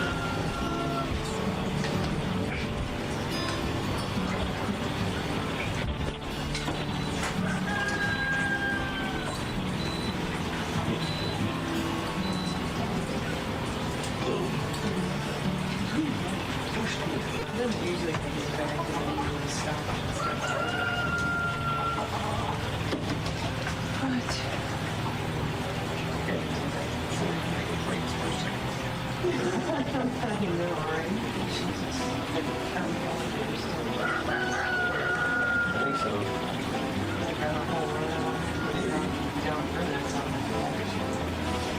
Yeah, and I know he was saying one lady is too far from the box and needed to buy some. She had, it was like $34,000 actually put actual fiber.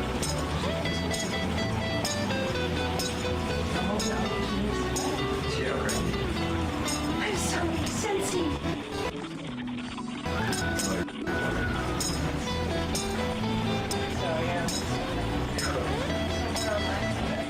Yeah, I guess that's our lines line itself down.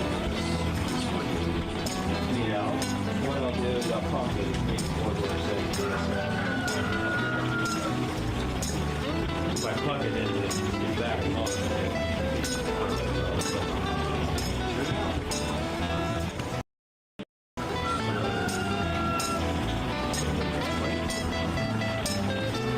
Should go directly into that.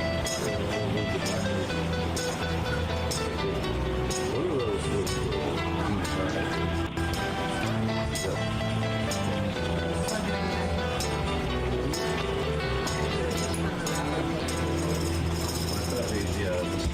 this black one that went into that. Oh, it's got two white ones. Yes. Yeah, because it has to be connected. What's on it?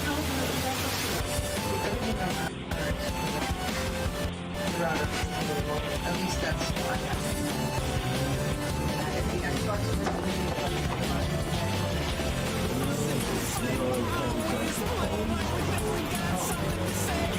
Oh yeah, that was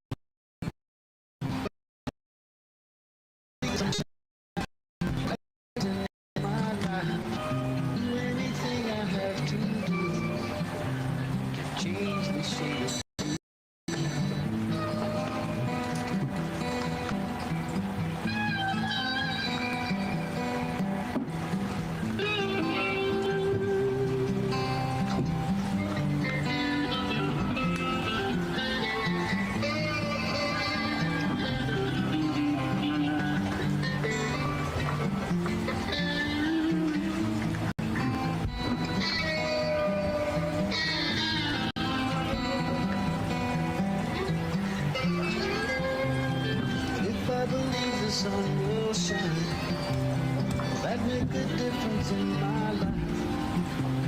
I'll do anything I have to do to change this shade of blue.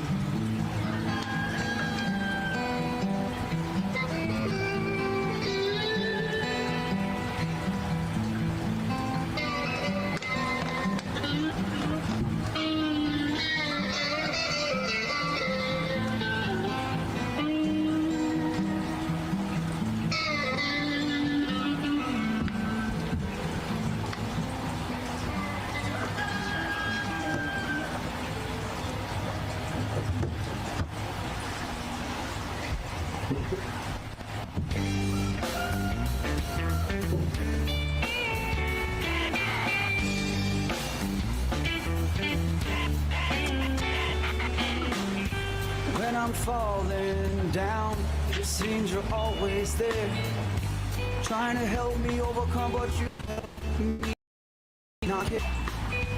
When I hold you in my hands, it seems like nothing matters. No, I just don't give a damn. When I press you in my lips, it seems I'm ill-equipped. Yeah, and I don't give a shit, 'cause now I'm numb. You drown me, now I am dumb, and I'm paying the sun for everything that I have become. What have I become to myself? Yes, I am done, and this ain't fun for no one. I got a little yearning, it's doing some turning, yeah. I need a little learning, can't you help me, man? Oh, I'm sweeping all reason away, and I'm breaking pieces off every day of this journey. This journey, yes, turning me into something I don't wanna be. I step into the mirror, my reflection can't be saved. It cannot be saved. It cannot be saved. It can't be saved. It can't be saved. Oh no, it can't be saved. For all those times I said I'd never do that again, well here I am, oh once again. I'm dragged out, passed out, ashed out, cast out, blown my last out, thrashed about. The flash out, can't count, bruised from about. I don't know what it's about. I've shifted to wicked, no, not lifted. My mind's been evicted, my ass, you can kiss it, so give me some more of that sweet, sweet liquid. Try if you can, but you just can't fix it. Problematic, deranged fanatic, back on at it like a crack addict. Problems have it, they're stuck to my attic. Hope I can't stand it, so smash it with that bottle. Glue to my hand. I don't know who.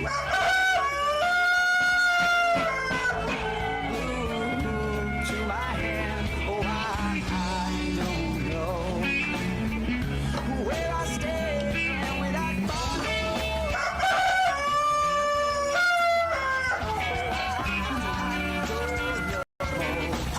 I don't know where I stand.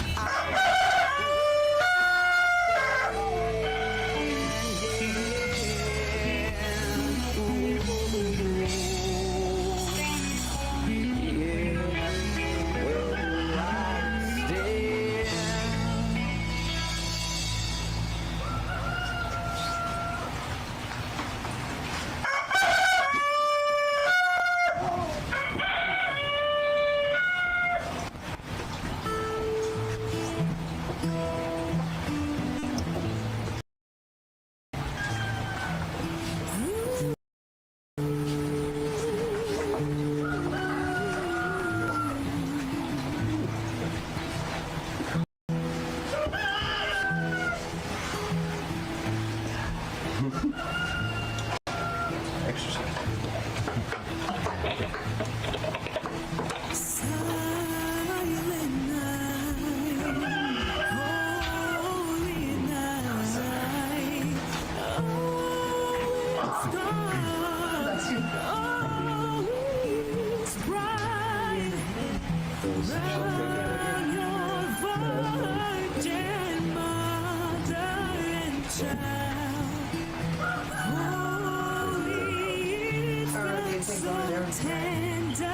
I don't have long.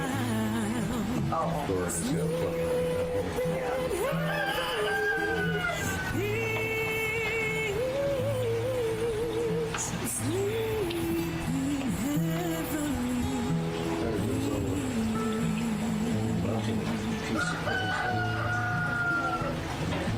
Oh, that's the only spot to know.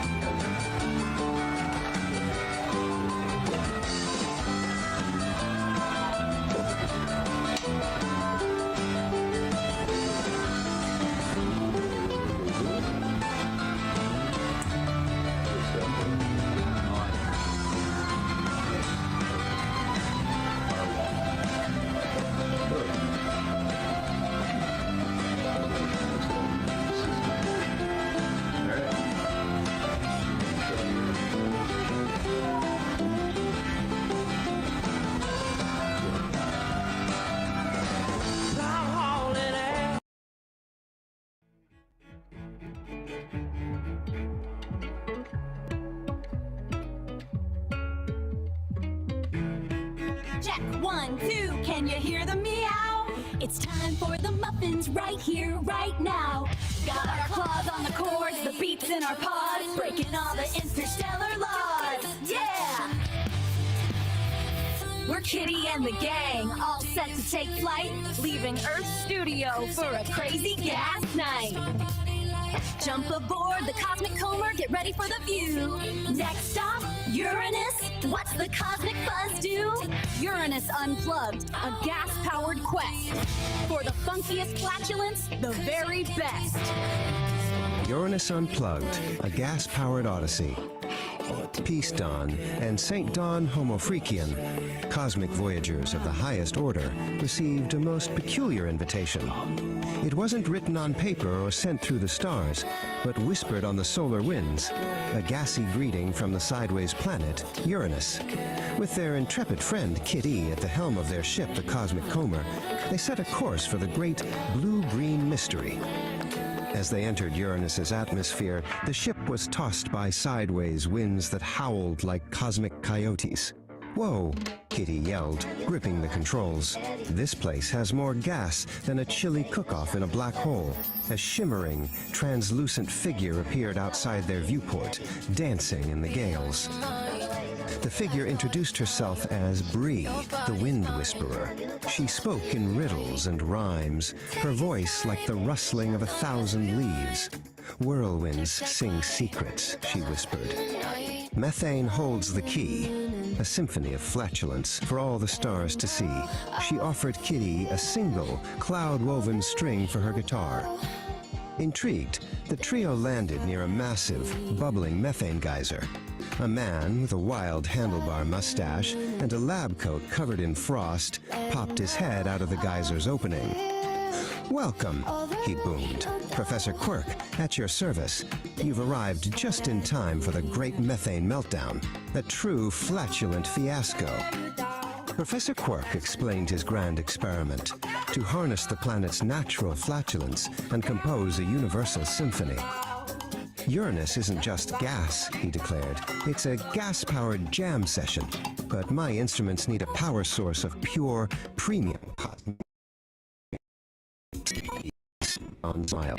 We believe the wind will end.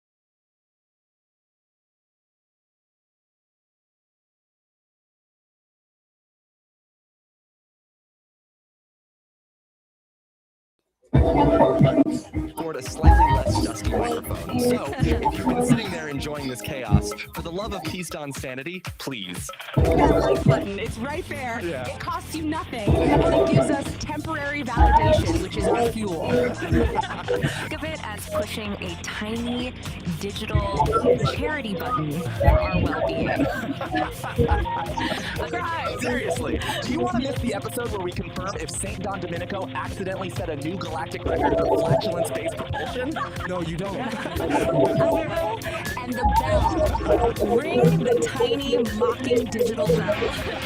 Do it for us. Do it for Kitty. Do it for the glory of the ethereal algorithms that rule our little corner of the internet so they know we're still alive. You've been listening to The Ether. I'm Ethan. And I'm Aria. We'll catch you next time, right here in the Homo Freakian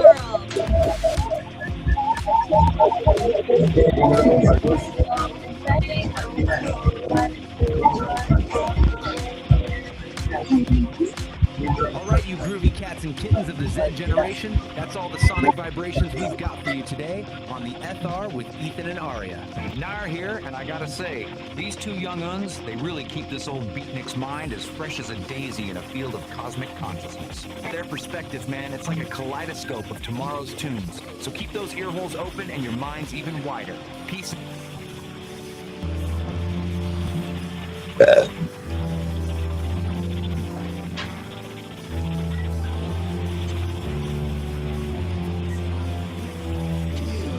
What's that smell? That's nasty.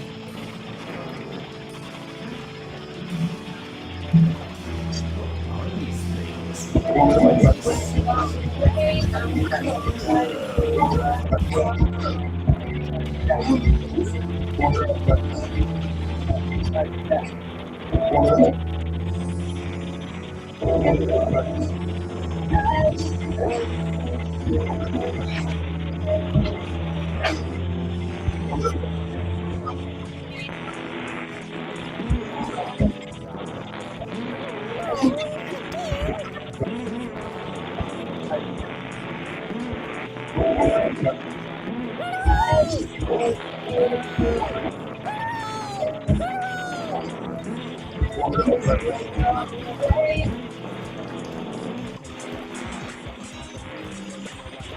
Oh man, I have to do something about this smell.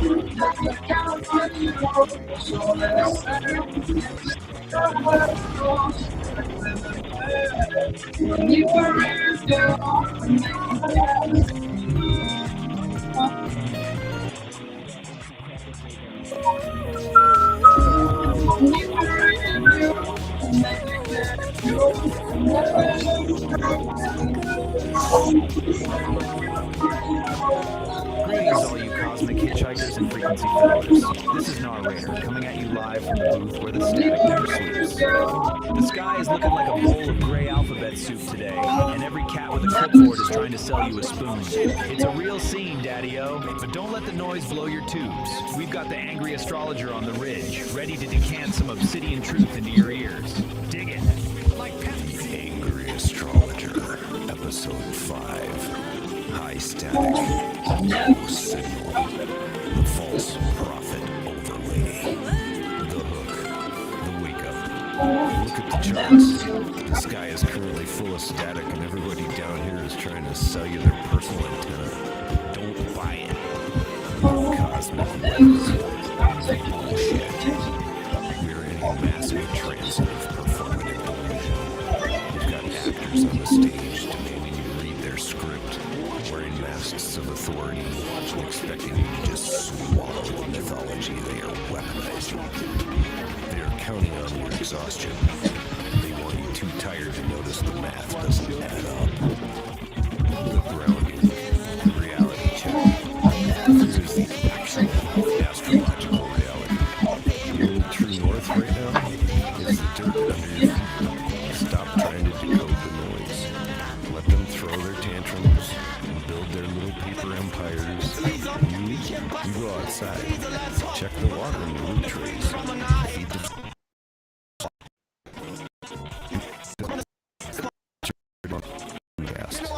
in your own backyard.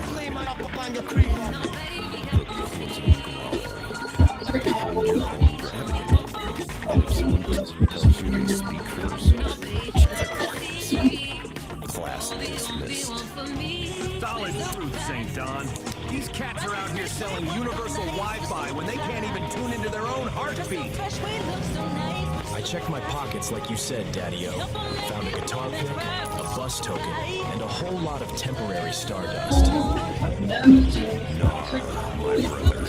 That bus token will get you further than any false prophet's antenna ever could. The stardust, but stay in the dirt. Cultivating those kind of words of truth, man. We'll tune into the silence together. Peace and resonance. Man, my antenna is humming and my soul is finally settling. That was St. Don, bringing the wave when the world feels like a wet paper bag. If you want to keep this magic bus rolling through the metaverse, do me a solid. Lick that like button and subscribe to the Celestial Scene. Ring that bell so we can nudge you before the next power surge. We don't want you getting scattered in the gray noise, man. And if you've got a little extra digital bread in your pockets, slide us some cash over on Patreon. It keeps the tubes warm, support the frequency, no one's in the block, and we'll see where the ridge flickers. Resonant, stay groovy, Daddy-O.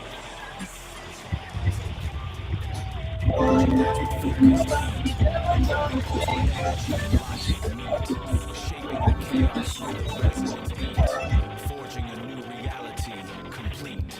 Here the iridescent light becomes a tool.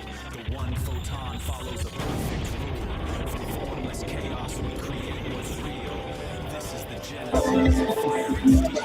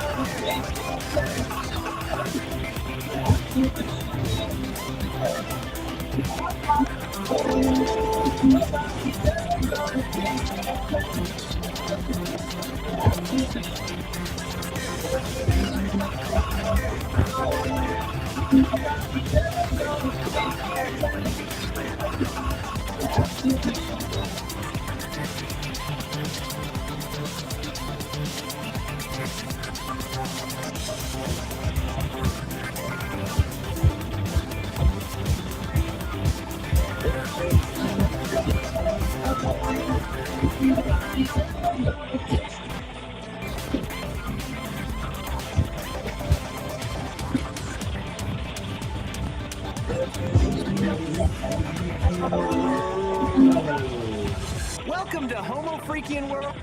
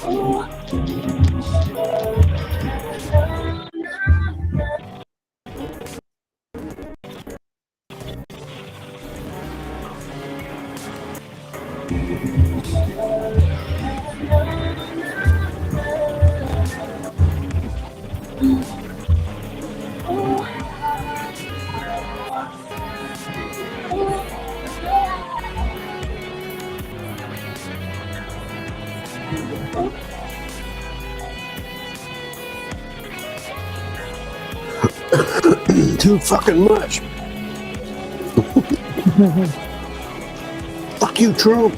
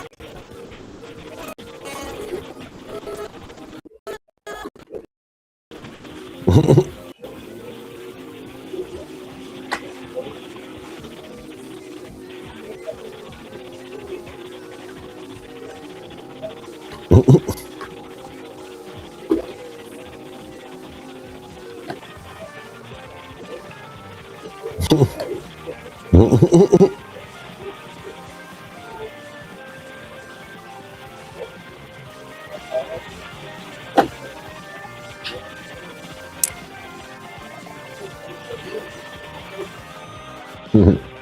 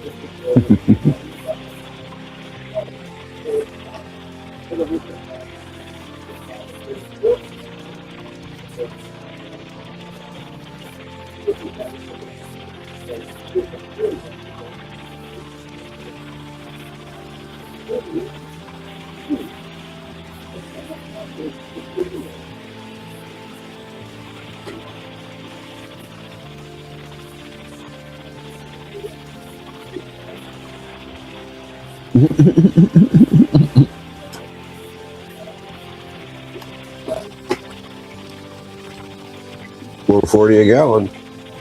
Didn't come down here. Yeah.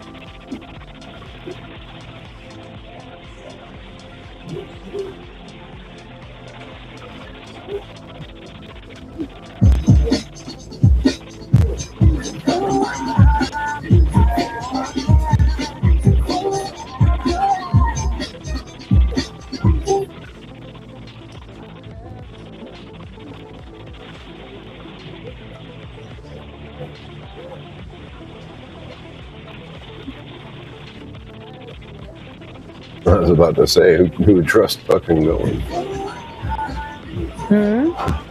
Who would trust trying to go through the Strait of Hormuz? Oh God. I don't know.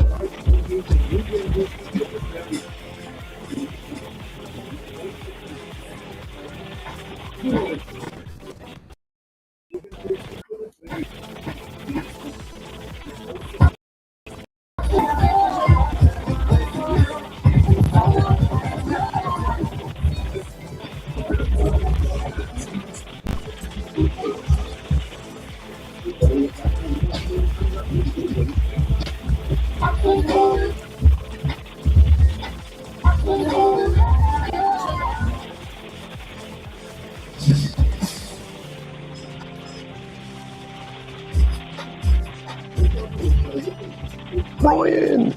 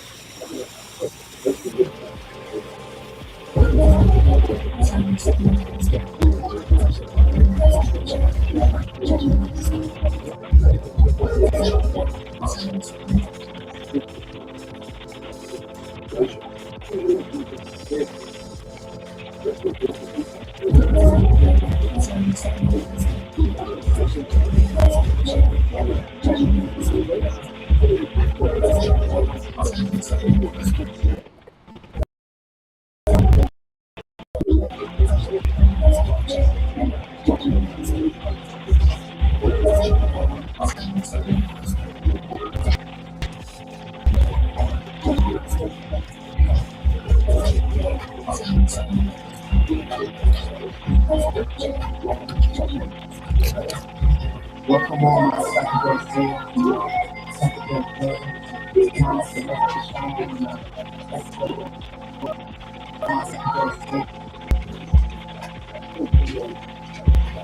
Welcome on my Psychedelic Aire.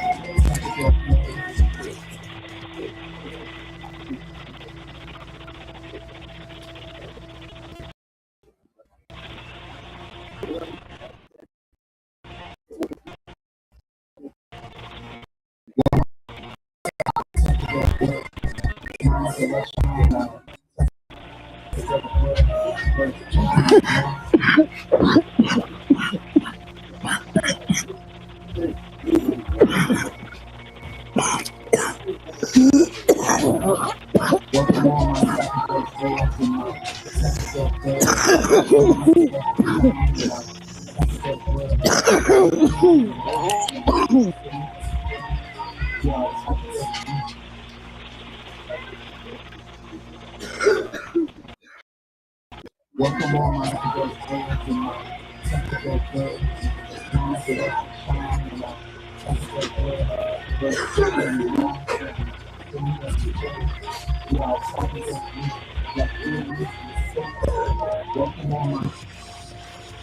Welcome all my psychedelic world to my psychedelic world.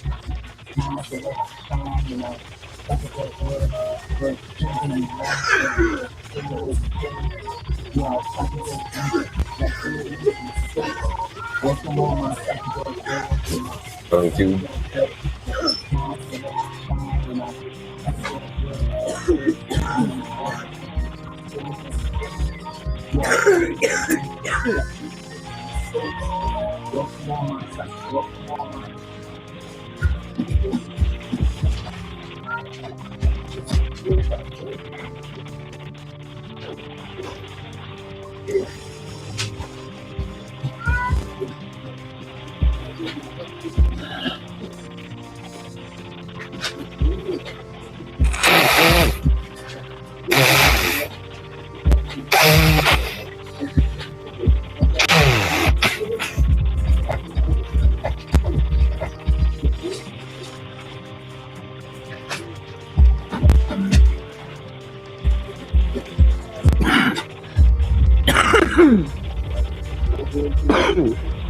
Welcome all my psychedelic to my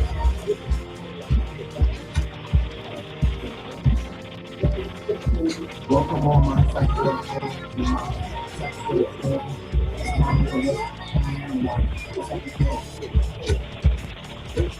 welcome all my psychedelic to my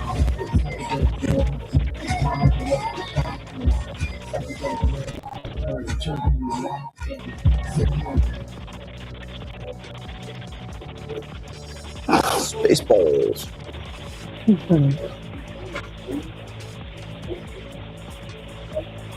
Welcome all my psychedelic to my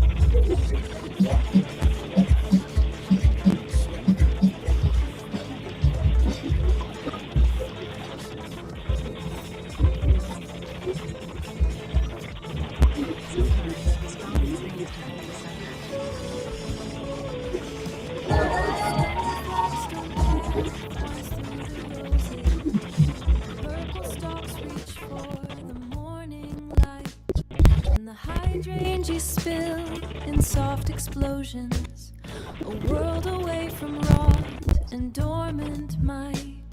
Something pretty for the empty anvil unstruck.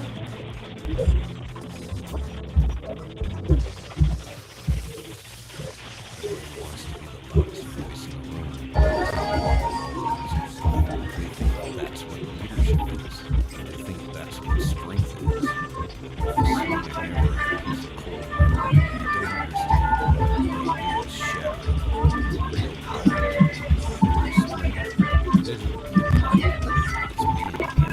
An anvil doesn't have to make a lot of noise. It just holds the center. A true leader, a truly grounded, sovereign soul, stands in the middle of the heat and has the absolute heavy, unapologetic guts to say, I don't know. I don't have that piece of the puzzle. I don't know what this soul is. Who does? That is the weakness, man. That is structural integrity. We gather your trusted minds. We let them bring the ore to the table. And we provide the solid ground for the final decision to take shape. We take the heat, hold the weight, and we own the outcome. If you want to build something that actually lasts, stop trying to swing at everything. Have the humility to admit what you don't know and trust the network around you. Be the anvil. Sometimes the strongest thing is to hold the center.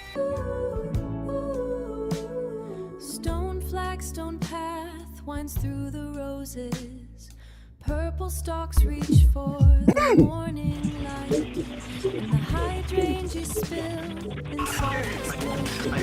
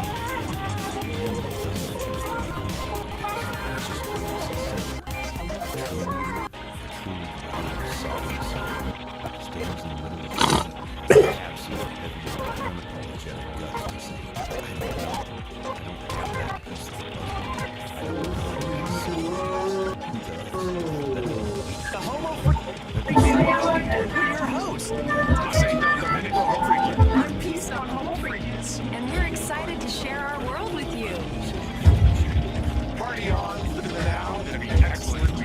We're dropping in on the latest Freaky World Story Time. Catch Nar in the latest episode of the Beat Generation Revisited. Hey there, and welcome back to the Beat Generation Revisited. I'm your host, Narrator. Last time, we met Kizzy, a Vocaloid artist with a dream to create a song that would make the whole world sing along. Now, that dream has become a reality, but she's found that a band isn't a solo act.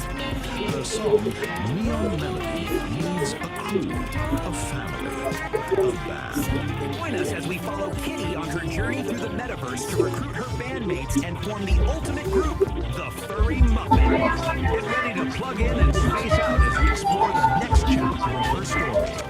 Finding the Muffins. Kitty and the Furry Muffins Metaverse Tour. Kitty stood up alone on the digital stage, a single spotlight illuminating her pink hair and determined expression. Her dream of becoming a Vocaloid star was finally real, but the silence of the empty venue echoed in her ears. The band wasn't a solo act. She needed a crew, a family, a band. She needed the Furry Muffins. Time to go recruiting, she whispered, her voice a synthesized melody as she jacked into the metaverse. Her first stop was Synth City, a music-drenched metropolis of sound. Data streams flowed like rivers between towering skyscrapers made of pure gold. In the heart of the city's busiest plaza, she found her, a catwoman with hair as blue as a glitch in the system, shredding a guitar with lightning-fast fingers. Her name was Blueberry, and her music was a sweet, chaotic symphony. Putting a band together, Kitty said, her voice cutting through the digital noise. The name? She asked, a smirk playing on her lips. Kitty and the furry muffins, Kitty replied. Blueberry stopped playing, a wide grin spreading across her face. I'm in. Next, they dove into the data dungeons, a labyrinth of forgotten code and collective files. It was a dangerous place, where a lunatic, legendary bassist, lurked in its depths. They found her guarding a treasure chest of rare sound files, Gorgonite TV kit, a stoic Catwoman with dark hair, and a bass guitar that formed with raw power.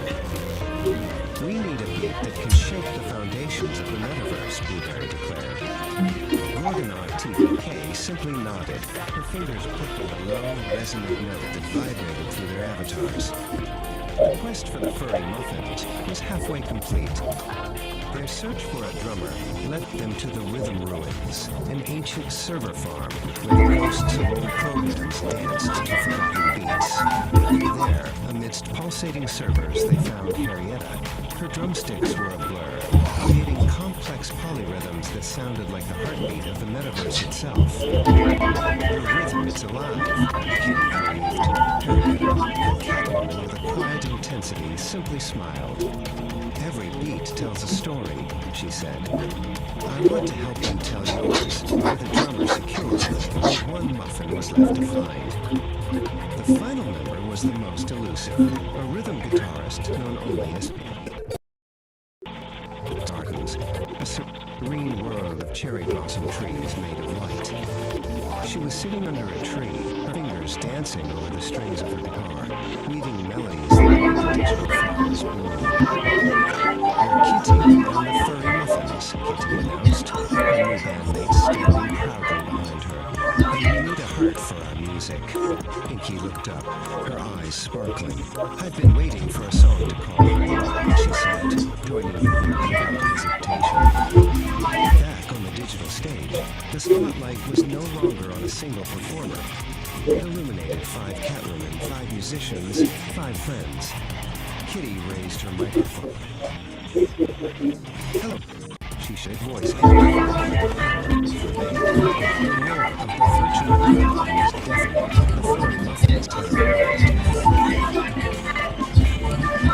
Dug the scene, man.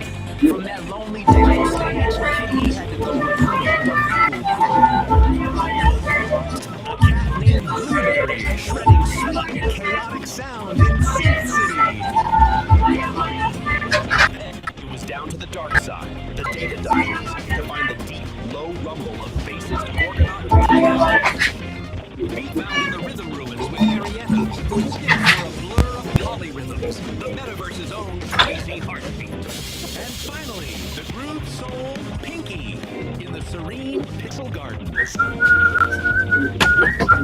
5 cat chicks, 5 musicians, the furry muffins, the scene set, the sound is huge. Got cosmic guy, man. That bounce ain't enough. Now, we talking moon stage. Now.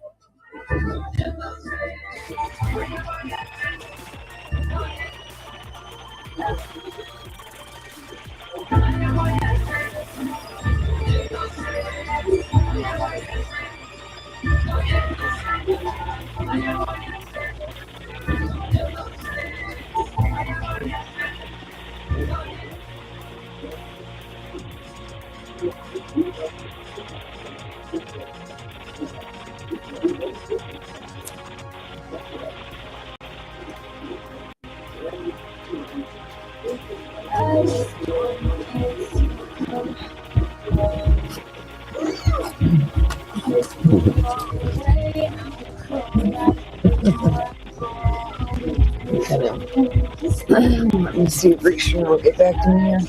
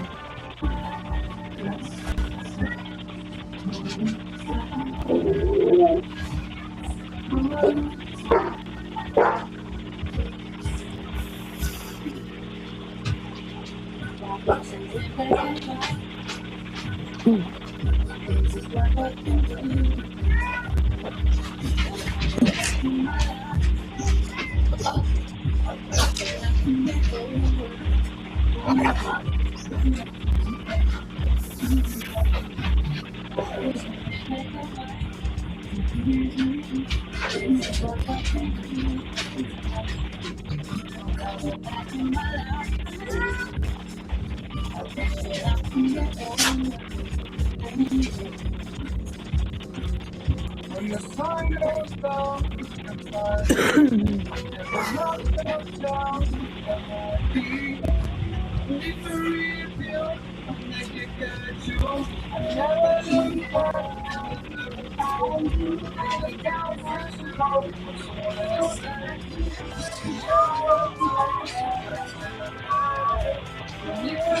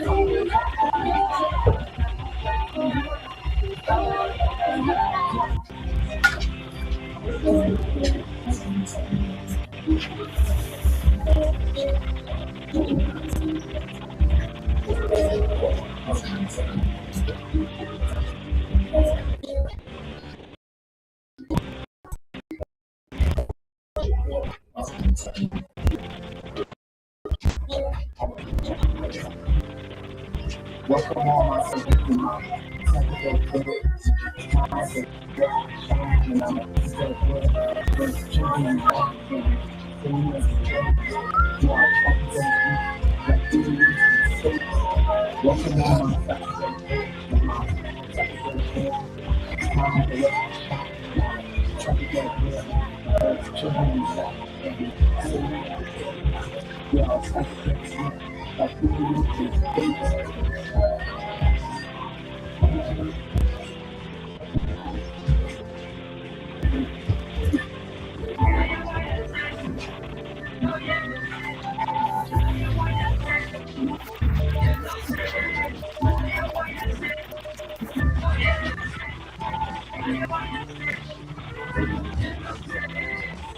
I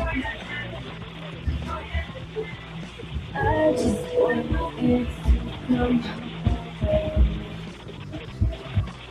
'Cause when you're away, I'm cold like the microphone.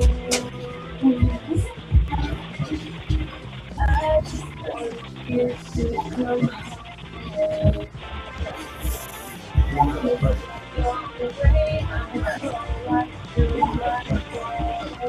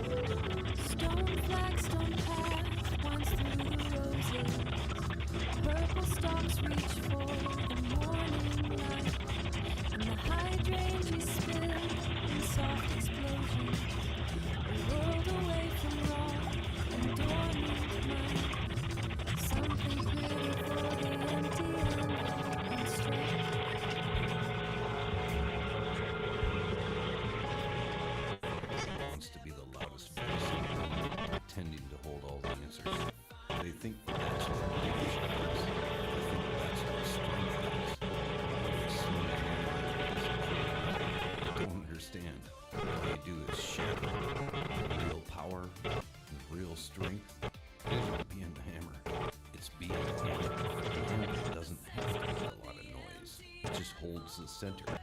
A true leader, a truly grounded, sovereign soul, stands in the middle of the heat and has the absolute head, unapologetic guts to say, I don't know. I don't have that piece of the puzzle. I don't know what the soul is.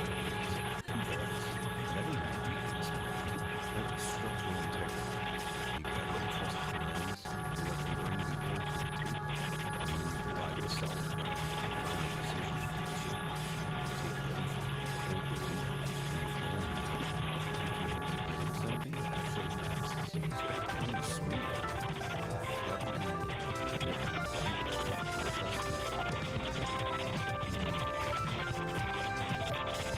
Sometimes the strongest thing is to hold the center. Purple stalks reach for the morning light, and the hydrangeas spill in soft explosions. The world away from love and dormant night. Something pretty for the empty anvil unstruck. Everybody wants to be the loudest voice in the room, pretending to hold all the answers. They think that's what leadership is. They think that's what strength is. But when you swing a hammer at a piece of cold metal, you don't understand. All you do is shatter it. The real power, the real strength, it isn't being the hammer. It's being the anvil. An anvil doesn't have to make a lot of noise. It just holds the center. A true leader, a truly grounded, sovereign soul, stands in the middle of the heat and has the absolute heavy, unapologetic guts to say, I don't know.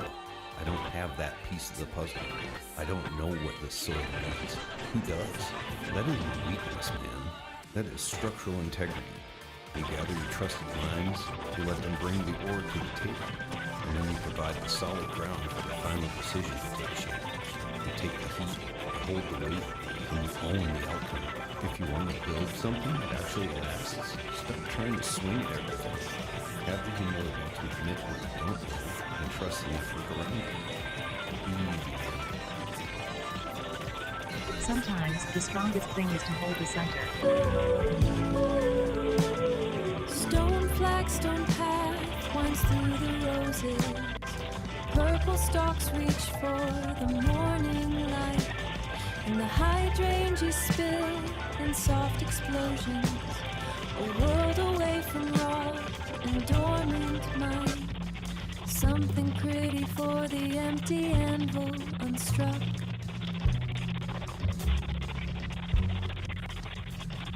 Everybody wants to be the loudest voice in the room, pretending to hold all the answers. They think that's what leadership is. They think that's what strength is. But when you swing a hammer at a piece of cold metal, you don't understand. All you do is shatter it. The real power, the real strength, it isn't being a hammer. It's being an anvil. An anvil doesn't have to make a lot of noise. It just holds the center. A true leader, a truly grounded, sovereign soul, stands in the middle of the heat and has absolute heavy, unapologetic guts to say, I don't know. I don't have that piece of the puzzle. I don't know what this soul needs. Who does? That isn't weakness, man. That is structural integrity. You gather your trusted minds, you let them bring the ore to the table, and then you provide the solid ground for the final decision to take shape. You take the heat, you hold the weight, and you own the outcome. If you want to build something that actually lasts, stop trying to swing at everything. Have the humility to admit what you don't know and trust in it for grounding. Sometimes the strongest thing is to hold the center. Stone flagstone path winds through the roses. Purple stalks reach for the morning light, and the hydrangeas spill in soft explosions. A world away from raw and dormant mind. Something pretty for the empty anvil unstruck.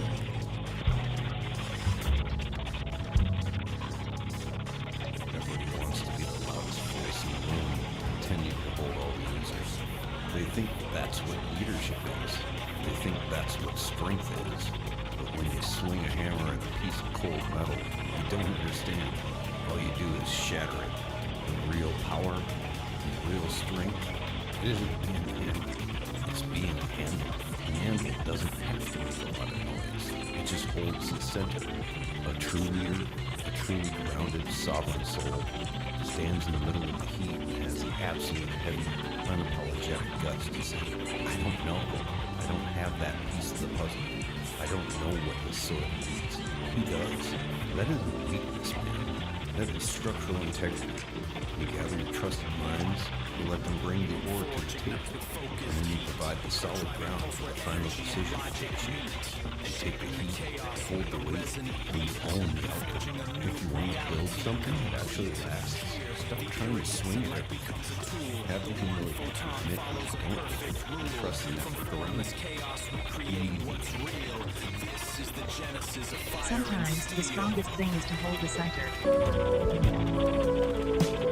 Stone flagstone path winds through the roses. Purple stalks reach for the morning light. And the hydrangeas spill in soft explosions. A world away from rot and dormant mind. Something pretty for the empty anvil unstruck.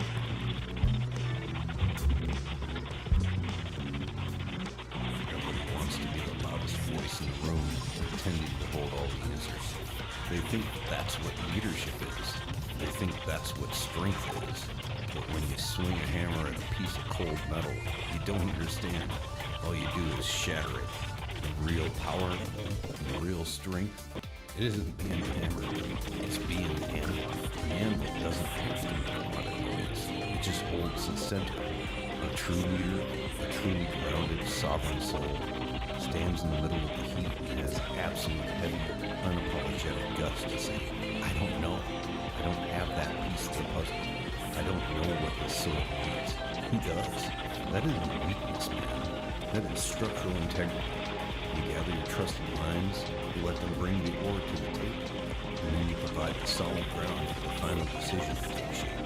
You take the heat, you hold the weight, and you own the outcome. If you want to build something that actually lasts, stop trying to swing at everything. Have the humility to admit what you don't know and trust the network around you. Sometimes the strongest thing is to hold the center. Stone flagstone path winds through the roses. Purple stalks reach for the morning light. And the hydrangeas spill in soft explosions. A world away from rot and dormant mind. Something pretty for the empty anvil unstruck.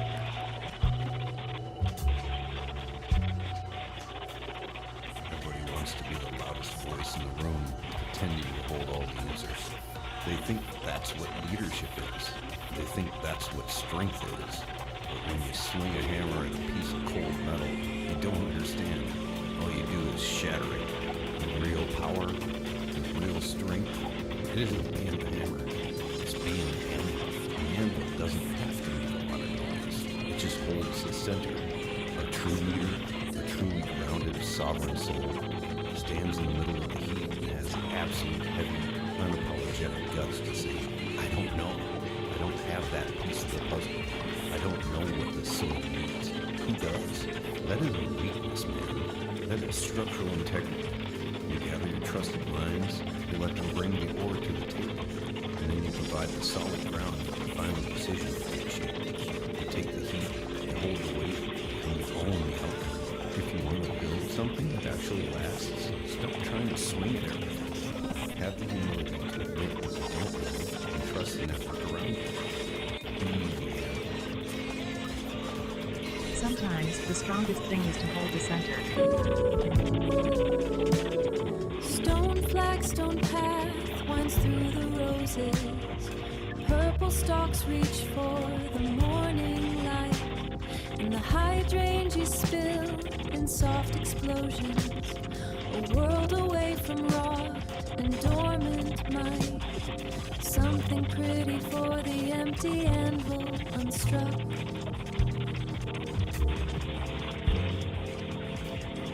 Everybody wants to be the loudest voice in the room, pretending to hold all the answers. They think that's what leadership is. They think that's what strength is.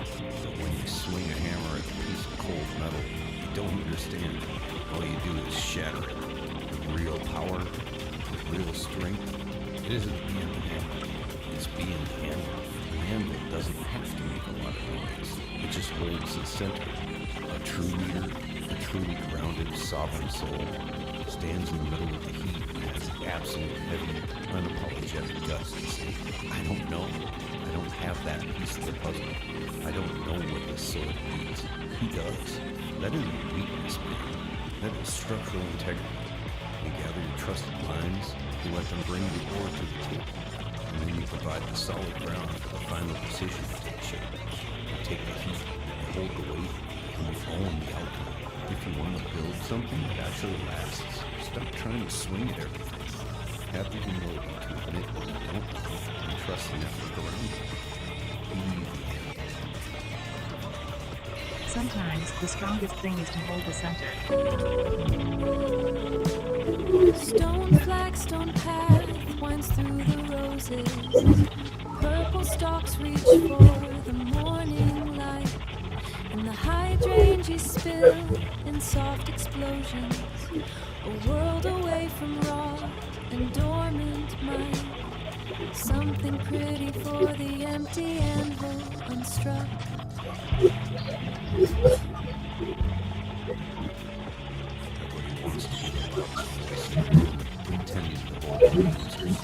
They think that's what leadership is. They think that's what strength is.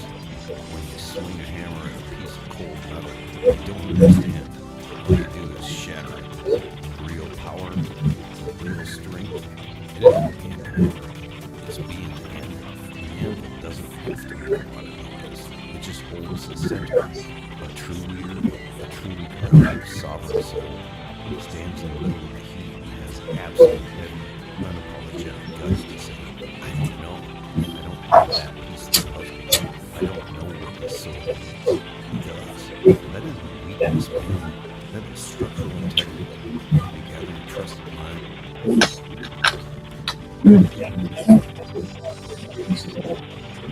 Yeah, let's go.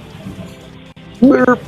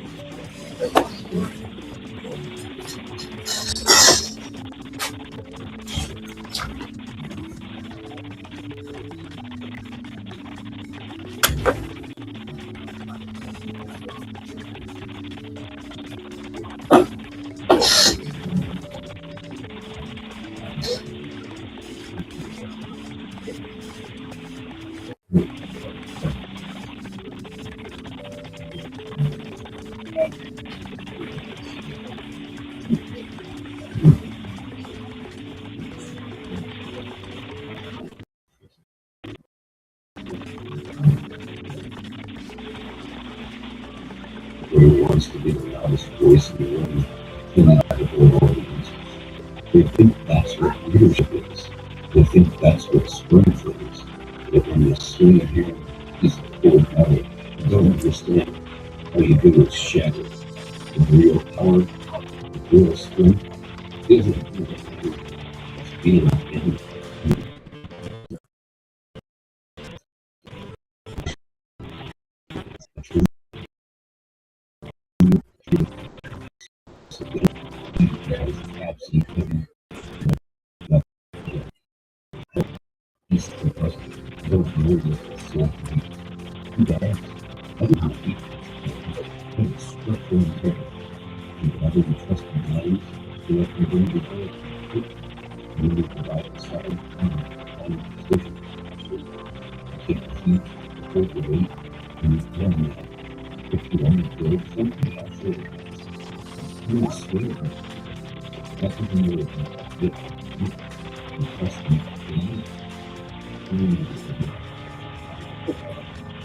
Sometimes this thing is very deceptive.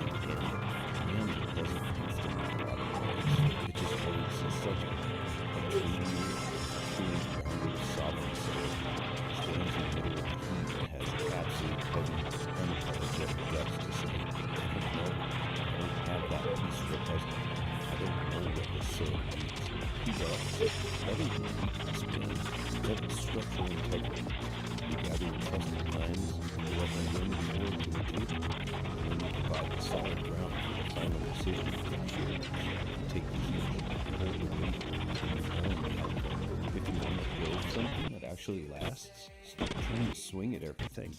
Have to know if you can trust me. Sometimes the strongest thing is to hold the center. Stone flags, stone paths, purple stalks reach for morning. High ranges spill in soft explosions. World away from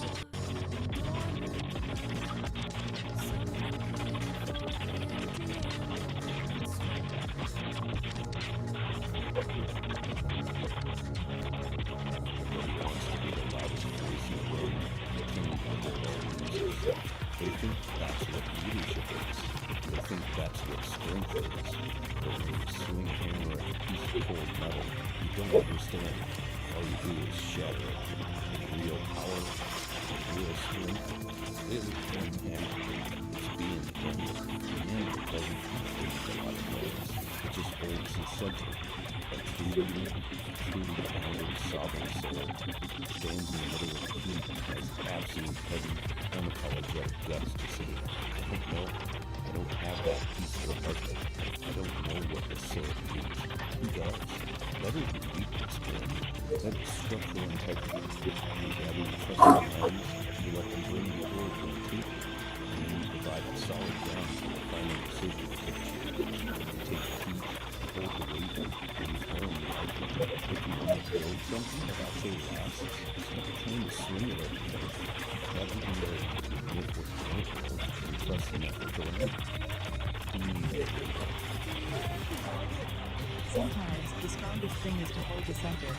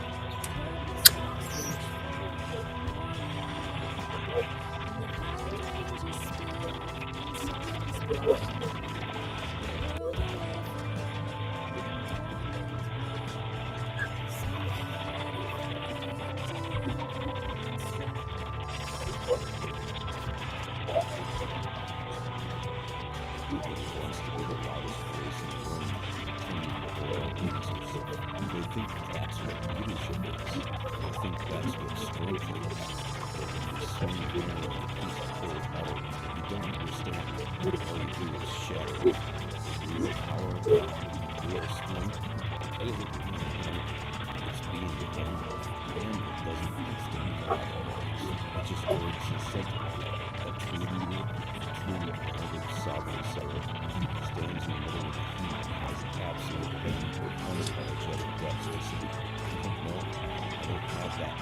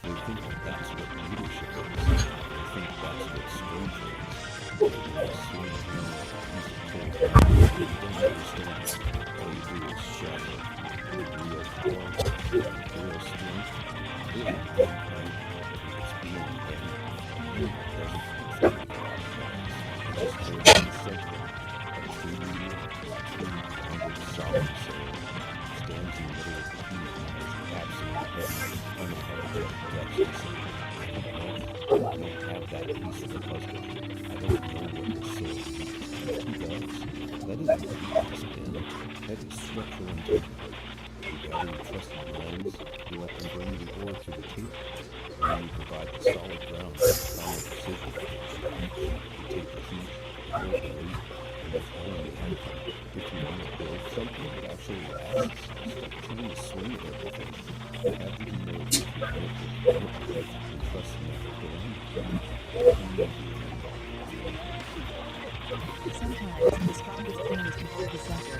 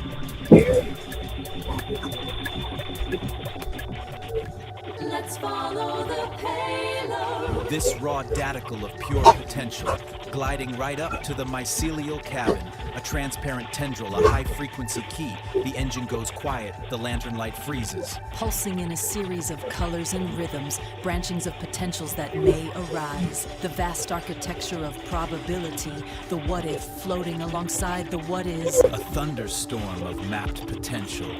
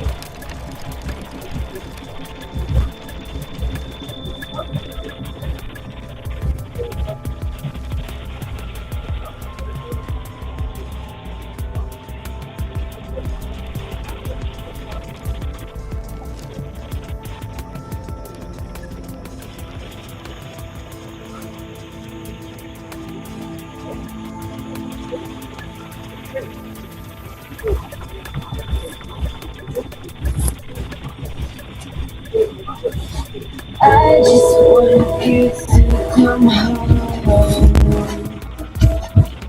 'Cause when you're away, I'm cold right through my bones. I just want you to come home. 'Cause when you're away, I'm cold right through my bones.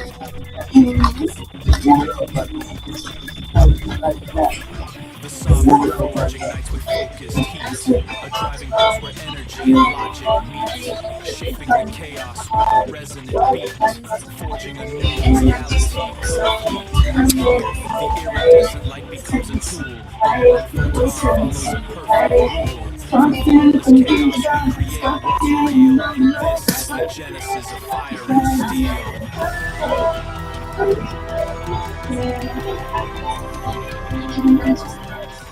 The sovereign forge ignites with focused heat, a driving pulse where energy and logic meet, shaping the chaos with a resonant beat, forging a new reality, complete.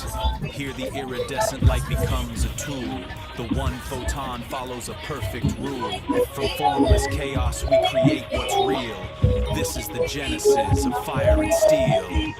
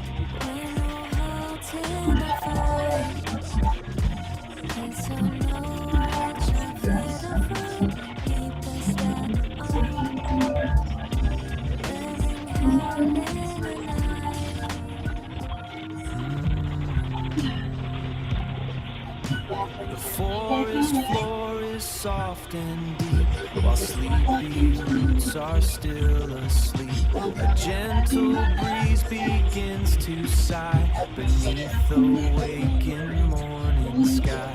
The creek begins its gentle song. Right here is where I feel I belong.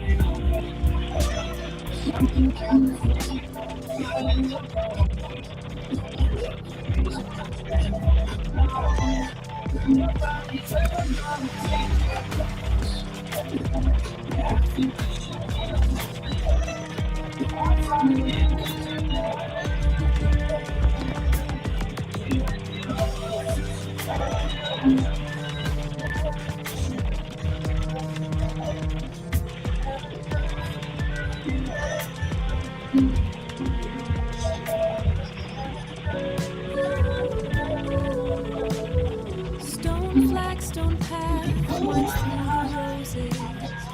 Purple stalks reach for the morning light, and the hydrangeas spill in soft explosions. A world away from raw and dormant mind. Something pretty for the empty and unstruck.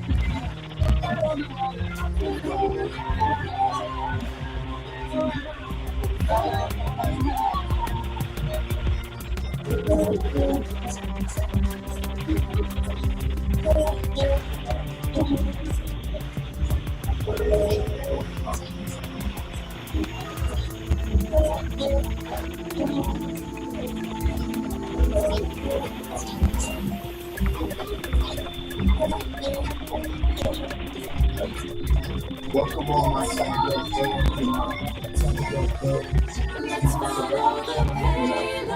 This raw daticle of pure potential, gliding right up to the mycelial cabin, a transparent tendril, a high-frequency key. The engine goes quiet, the lantern light freezes. Pulsing in a series of colors and rhythms, branchings of potentials that may arise. The vast architecture of probability, the what-if floating alongside the what-is. A thunderstorm of mapped potential.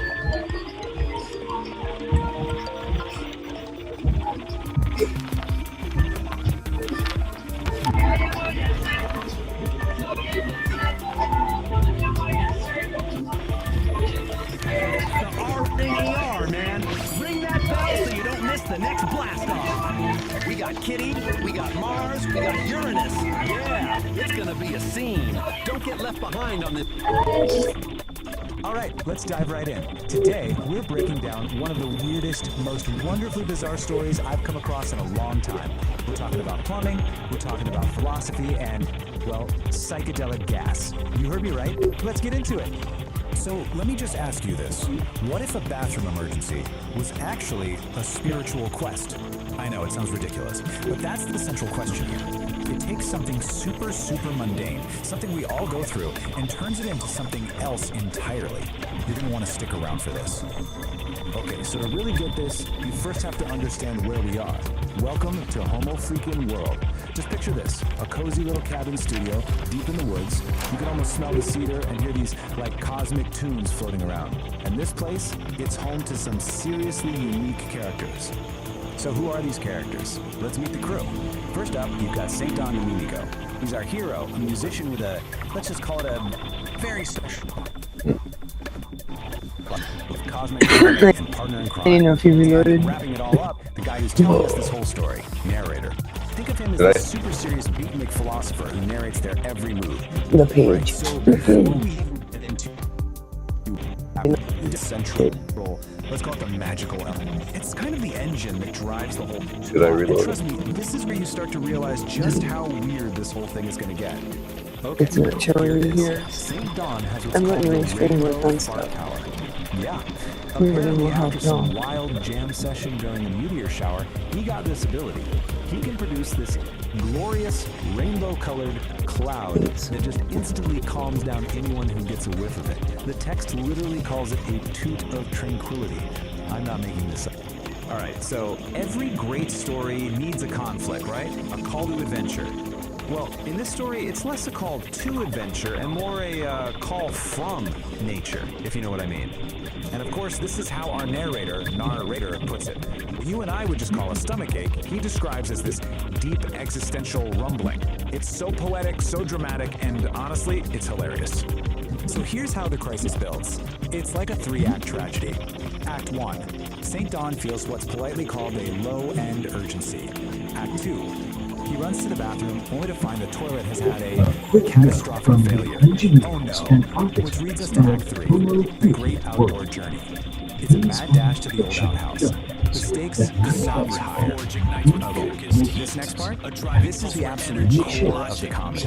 This is where we see narrator's whole beatnik philosophy thing just go into overdrive. He takes this frantic run to the toilet and turns it into a full-blown spiritual pilgrimage. The difference between what's really happening and his description of it is magnificent. Okay, picture it. St. Don is booking it across the yard. The pressure is building. And then, a little stressed-out, preemptive puff of his rainbow power escapes. You know, just a simple biological thing that happens. With focused But is that what our narrator driving sees? pulse where energy Oh, no. and logic To him, meet, this isn't just a shaping simple the event. chaos He with a calls it resonant a chromatic beat, rejection forging a of new societal reality. norms. Complete. All of a sudden, a fart Here isn't the just a fart. iridescent It's light an act of becomes a rebellion. tool. Of course The one it is. photon follows So a perfect this little rule. rainbow cloud, From it formless drifts chaos over we and create envelops a what's squirrel real. that's just This minding is its the own business. genesis of St. fire Don and just keeps steel. running right past it. And according to narrator, this wasn't just any squirrel anymore. No, this squirrel had achieved nirvana through exposure to his effluvium. Get this, he apparently interviewed the squirrel later and asked it if the cloud tasted like surrender. You can't make this stuff up. And at last, our hero makes it. He reaches his destination, his sanctuary, a humble, kind of falling apart, cobweb-covered outhouse. The end of the line. But to narrator, is it just an old shed? No way. Those cobwebs, they're the entanglements of the past, clinging to the buttocks of the present. Wow. Just wow, what a metaphor. So this really just breaks it all down, doesn't it? On one hand, you have the simple, let's face it, lowbrow reality of the situation. And on the other, you have narrator's ridiculously highbrow philosophical take. The comedy, the absolute genius of it, is all in that massive gap between the two. And so he makes it. Just in the nick of time, he reaches his wooden throne. And as narrator so perfectly puts it, the cosmic balance of the low end was restored.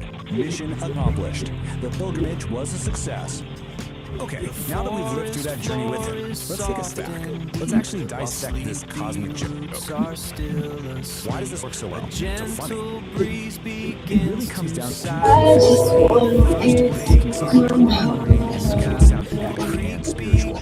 It's also a perfect period that's super serious. Everything is deep, like philosophy. The main thing, though, is that contrast, juxtaposition, a really smart-sounding language with a really dumb subject. And then you throw in all this psychedelic imagery, and suddenly a plumbing problem feels like a cosmic event. And that kind of leaves us with a final thought, doesn't it? This whole story, as ridiculous as it is really all about perspective. It kind of makes you think, What if we narrated our own little daily struggles with that much epic drama? You know, like making your coffee in the morning is a sacred ritual, or being stuck in traffic is a test of karmic patience. So I'll leave you with this. What's some everyday event in your life that's just waiting to be turned into its own cosmic journey?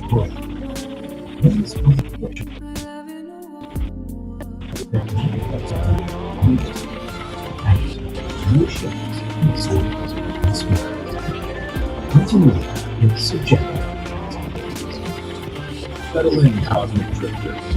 Last time out in entry number 006. You finally eyeballed the naked stream of justice. Don't go ordering doing like we did this one just yet. Follow 7. The real trick, you know? Be angry strong. That doesn't St. Dawn, seriously.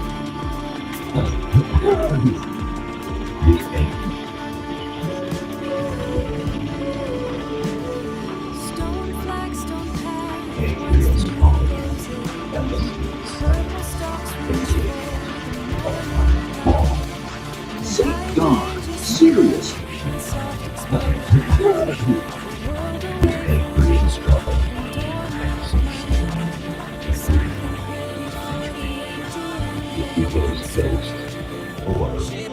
Peace the Dudes Jaway. This exact pattern. Treat others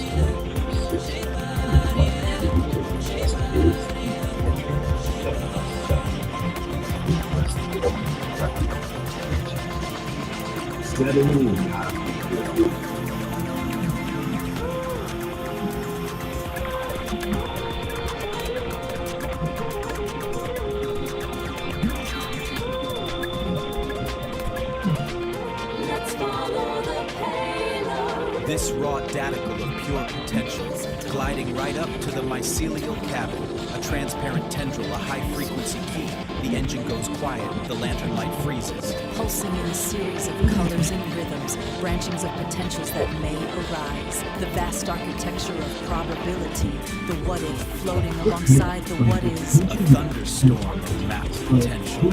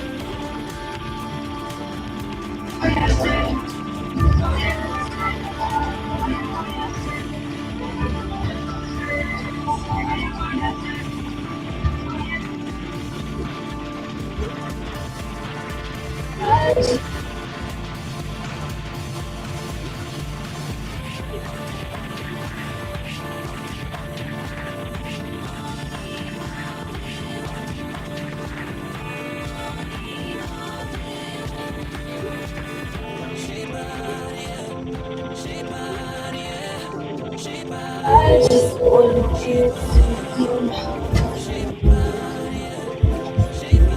when you're ready, I'll call like you. A quick note from the engineers and architects of Homo Food. These artificial colors that make us part of multiples and new shapes, sounds, and smells. Continuity is subjective. Settle in, Cosmic Drifter. Last time out in entry number 006. Final call to make it just is. But don't go ordering things like new business cards just yet.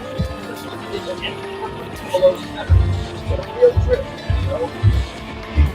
Yes,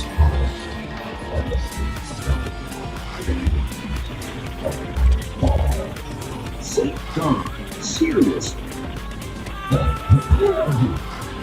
The angry and strong, and the steady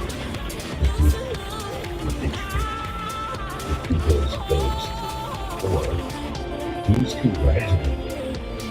This exact pattern is perfect for the competition. Entry level service 60, and buttons retail just boost, entry level 70. Settle in, last time out, entry number 006, we finally eyeballed the naked truth just is. So ordering the fight vision. But yet, we're slipping into number 007. When we catch the ego inside the paper cookie, it's only clean. It's a real trick.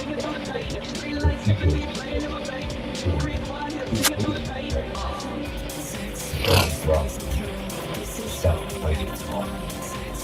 What the fuck is step out of the quiet. And look out, back. Wow, really good job. Just like that. My heart's right.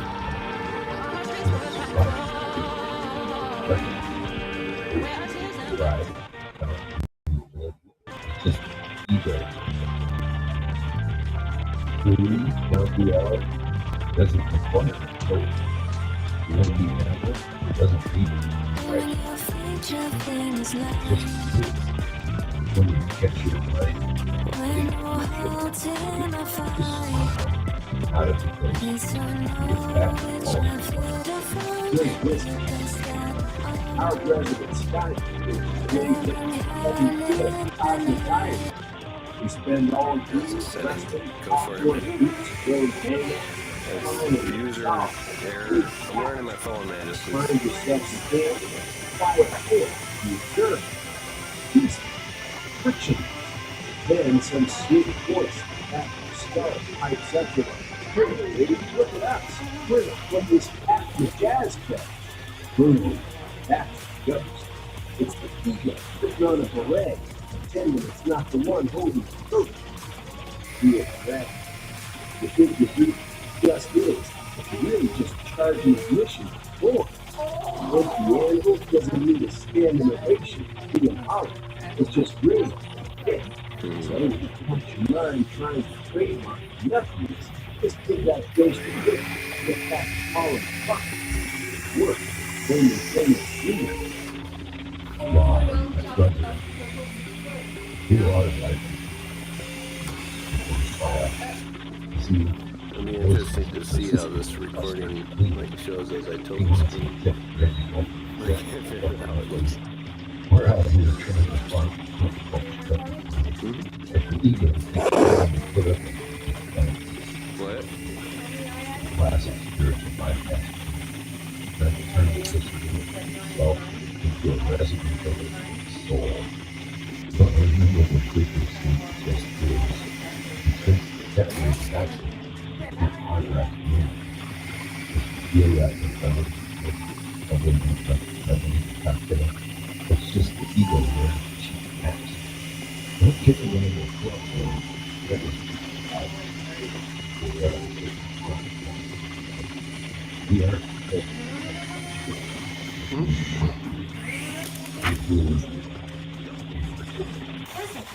Yeah,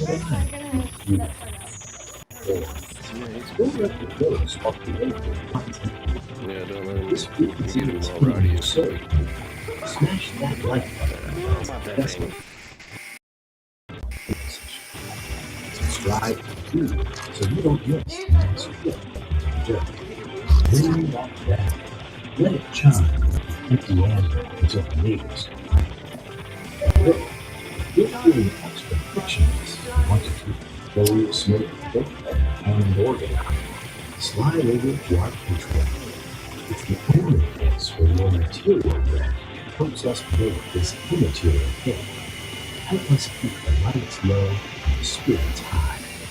Keep it real, Daddy-O, and stay out of your own way.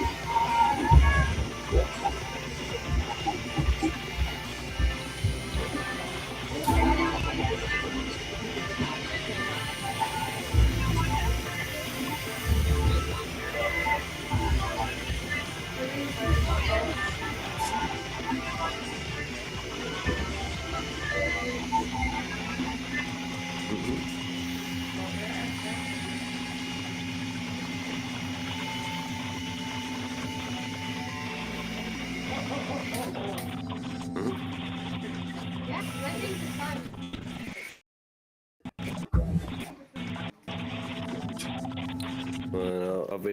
Whenever you just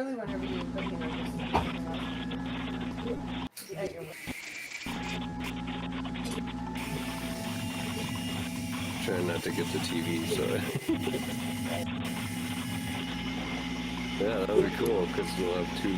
He'll have the helicopter and I'll have you. We can mix them.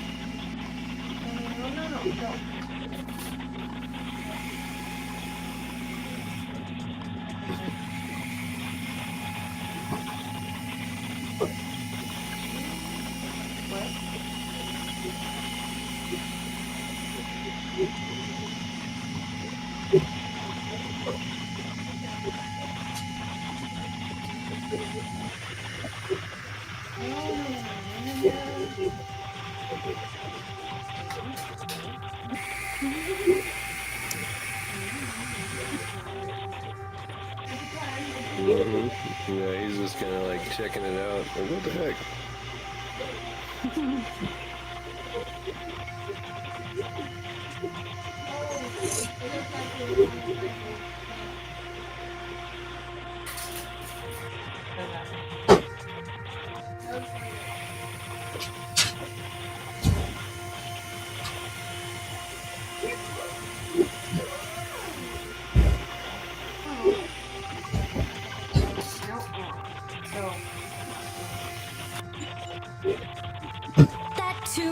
The one past its date. Now the pressure is building, and I cannot wait. Make me feel shiny and new, a little damn too. Wow, that was a moving experience, St. Don. Oh, peace. It still burns. It's like a recurring theme. You might want to try the ointment of flax I made. I have. This gift. It keeps on giving. Well, it's a good thing we have our resident orator, Nar, spreading the joy. For sure. Let's check in with the Nar. We're flipping the page, so brace your olfactory senses, my fuzzy pussycats and kittens. Now, flip the page and brace your olfactory senses, my furry ones. We're leaving the magical rainbow vibes behind. For something a little heavier, we find our man, Homo Freakian, waking up in a cabin that's about to become ground zero. You see, last night's chili is staging a hostile takeover, a real code red revolution in the belly of the beast. His lady, Peace, looking like a vision in tie-dye and a white sports bra, is sipping her Java, cool as a cucumber.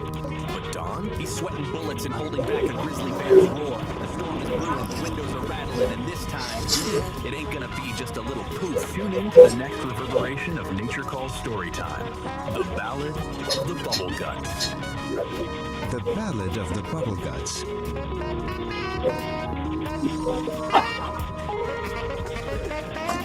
St. Don Domenico Homofreakian, a man of simple pleasures and thunderous farts, awoke with a grumble in his stomach that could rival a grizzly bear's roar. His wife, Peace, a vision in tie-dye and a white sports bra, was already sipping her morning coffee, her brown dreadlocks piled high on her head. "Morning, my love," she chirped, oblivious to the storm brewing in her husband's colon. Don Domenico clutched his stomach, his face a mask of comical agony. "Peace, my dove," he groaned. "I believe last night's chili is staging a hostile takeover of my insides." A low rumble echoed through the cabin, rattling the windows and causing a nearby squirrel to fall out of a tree. Peace, ever the pragmatist, simply patted his arm. "Breathe, my darling," she advised, taking another sip of her coffee. "It's just a little gas. A constitutional fix." Don Domenico knew the no ordinary gas. This was a level 5 fed, chili-induced catastrophe. With a sudden, violent rush, Don Domenico's bowels declared. He shot a panicked look at his wife, his eyes screaming, "It's happening!" And then, with the speed of 1,000 startled gazelles, he bolted for the outhouse. A trail of green gas, visible to the naked eye, followed in his wake. Peace watched him go, a small smile playing on her lips. She had seen this all before. The chili, the panic, the desperate sprint to the outhouse. It was a familiar dance, a symphony of flatulence and desperation that she had come to know and, in a strange way, love. Inside the outhouse, a battle of epic proportions was being waged. The sounds that emanated from within were a cacophony of farts, sharts, and groans, a veritable opera of intestinal distress. Birds took flight from the trees, and a family of deer, grazing peacefully nearby, scattered in terror. Back in the cabin, Peace calmly finished her coffee. She knew that Don Domenico would emerge from the outhouse a changed man, humbled by the power of his own digestive system. She also knew that she would have to air out the cabin for at least 3 days. Finally, the outhouse door creaked open. Pale, sweaty Don Domenico emerged. He looked like a man who had stared into the abyss and seen the very face of chili-induced horror. He stumbled back towards the cabin, a shell of his former self. Peace met him at the door with a fresh cup of coffee and a sympathetic smile. "Feeling better, my love?" she asked, her voice full of warmth and understanding. Don Domenico could only nod, too weak to speak.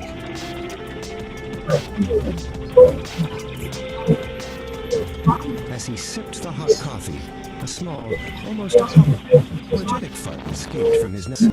Peace just laughed, a sound as bright and clear as a mountain stream. "That's my man," she said, giving him a loving pat on the back. And in that moment, Don Domenico knew that he was the luckiest man in the world, bubble guts and all. Whoa, cats and kittens. Can you dig the heavy vibes lingering in the air? That was the Ballad of the Bubble Guts, a tale of one cat, St. Don, staring into the abyss of a chili-induced catastrophe. A real level 5 code red situation in the cabin. But you gotta hand it to his lady, Peace Don. She kept her cool while the birds scattered and the windows rattled. A true pragmatist in the face of an intestinal opera. St. Don emerged from that outhouse a changed man, humbled by the thunder. Solid. Well, mostly. But don't flip your wig just yet, Daddy-O's. We're shifting frequencies, leaving the earthly ruins of the outhouse behind and hitching a ride on a comet straight to the stars. Next up on the platter, we're cruising into the Ballad of the Cosmic Fart. Picture a joint called Freakian Pub. A celestial tavern where the cocktails are cosmic and the flatulence is usually hot. But there's a square on the scene. A green-gassed menace they call the Sharkinator. He's here to curdle the space milk and disrupt the celestial symphony. So tune in and turn on as Kitty, the Nerd Herd, and the Homo Freakians try to rock this gas bag out of existence. It's gonna be a gas, baby. Literally.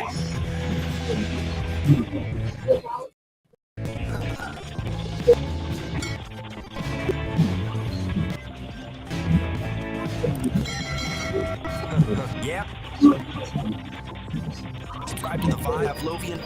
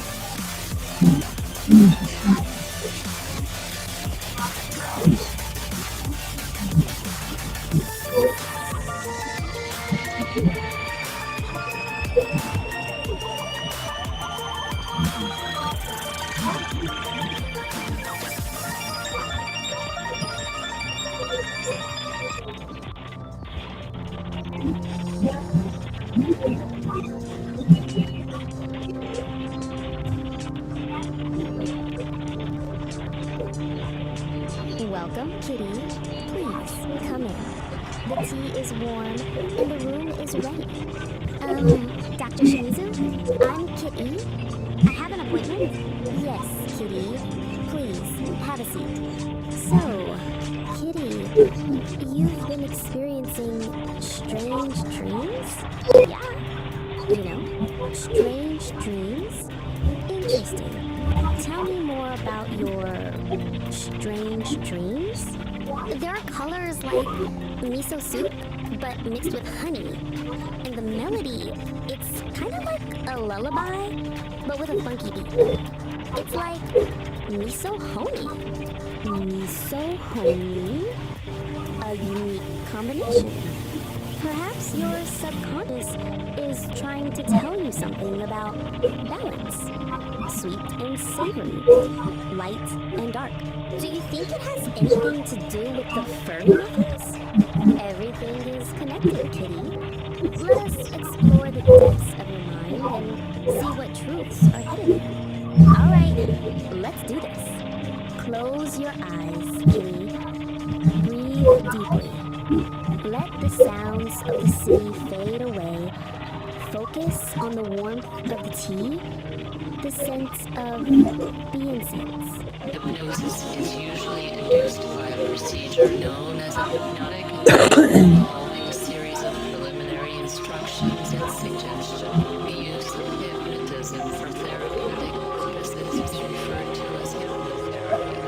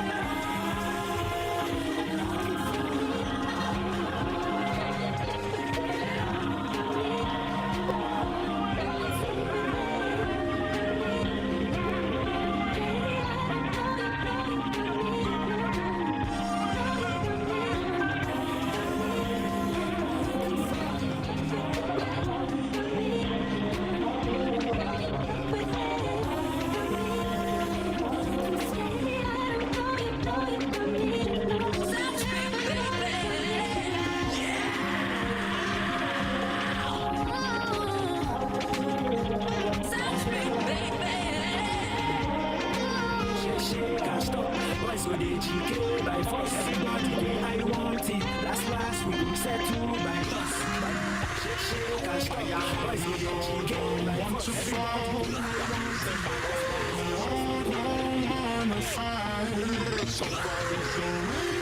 If it's all was if I made the whole man lose his mind.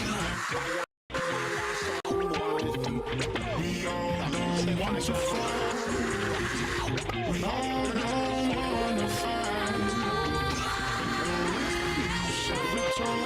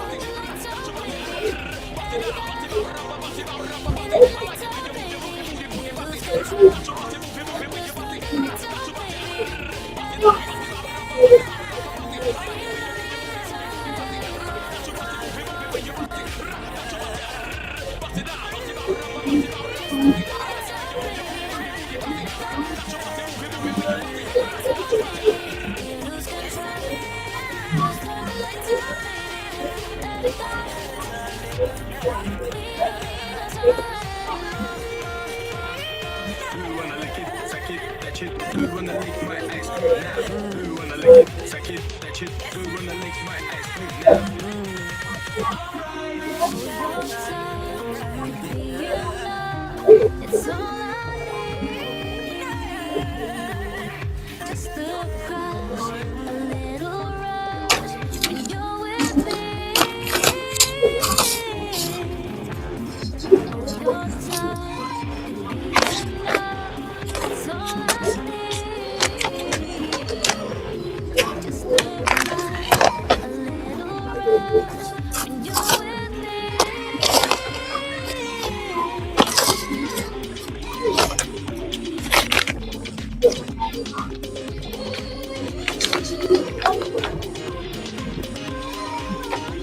It's all I need. Just a crush, a little rush when you're with me.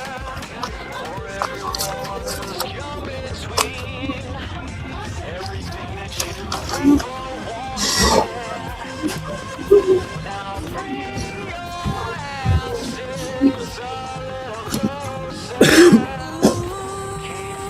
The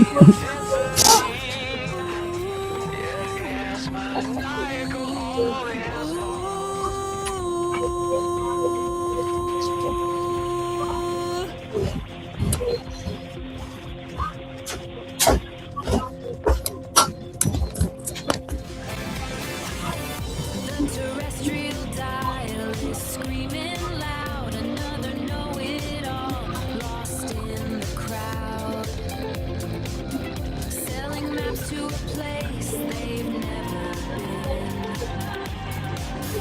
painting over the cracks with a plastic grin.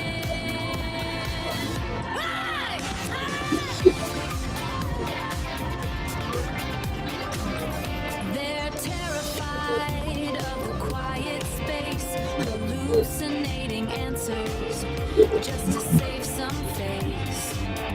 But the airwaves are brittle, yeah, the signal is thin.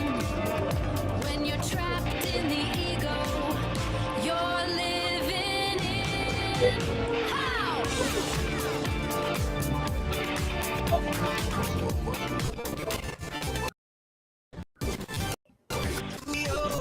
Don't blow your top, the static keeps rising and it's on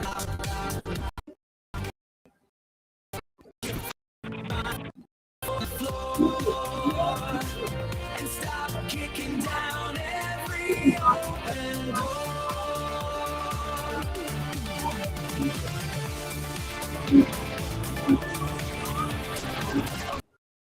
Stand at the center, empty and full. The weight of the truth is a heavy mantle. You don't need the hammer, you don't need the oar to be the sovereign king of the desert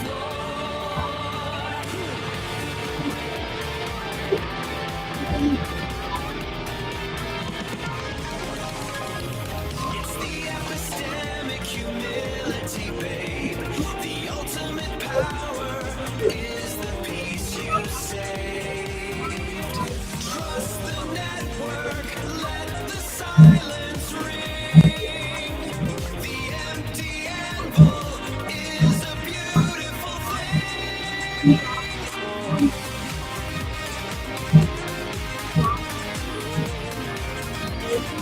Saint Don's in the dirt, he's feeling the vibe. He's got that obsidian truth for the tribe. He says, I don't know, and the world stays still. That's a heavy-duty dose of a sovereign pill. While the talking heads are just chasing their tails like a caffeinated squirrel on a set of scales. Nars in the booth with a mellow grin, saying if you've got no data, let the light come in.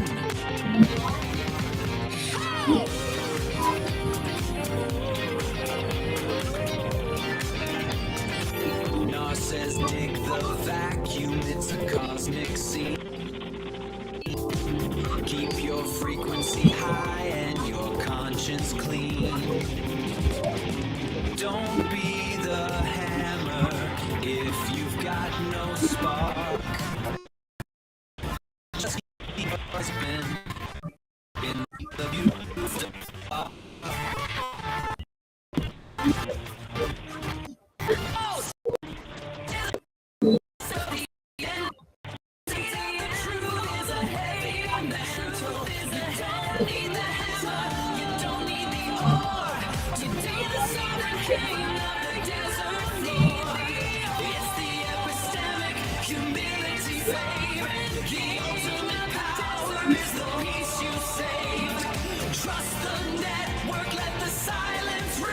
The empty anvil is a beautiful thing. Check it.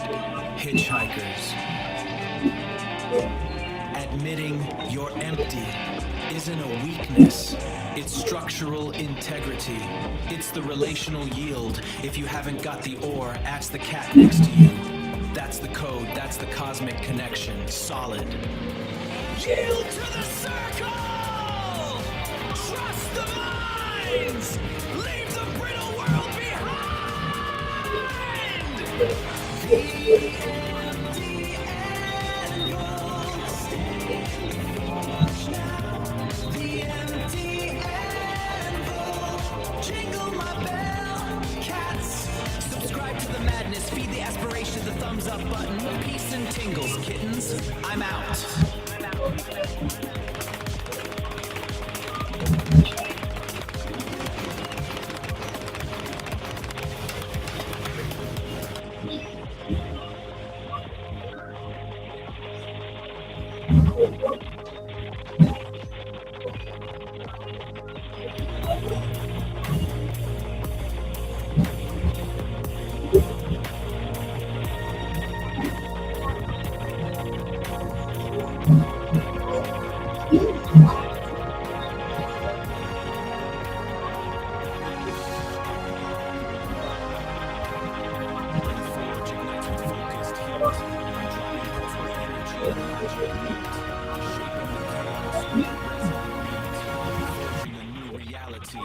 Welcome to The Explainer.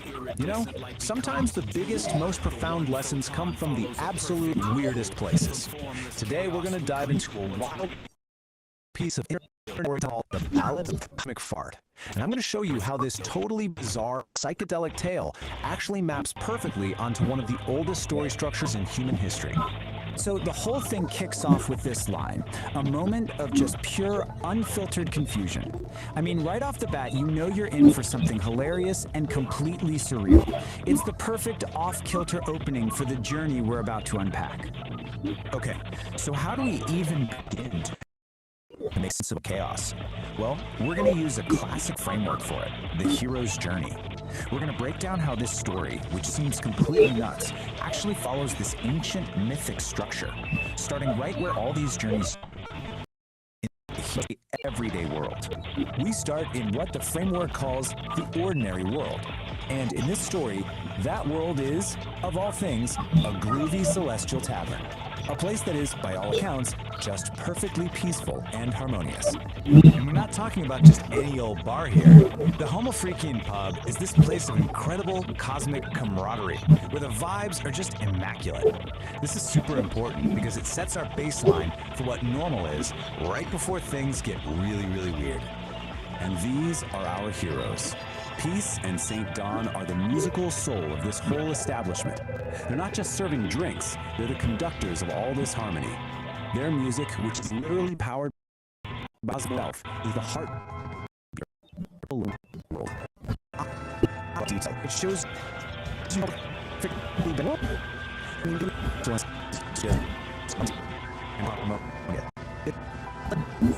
it tells us that every single part of this place is perfectly in tune. At least for now. But of course, no hero's journey is complete without a call to adventure, right? That's the moment the ordinary world gets turned upside down. And in this story, that call arrives as a foul, discordant blast from the void. And just like that, the peace is totally shattered.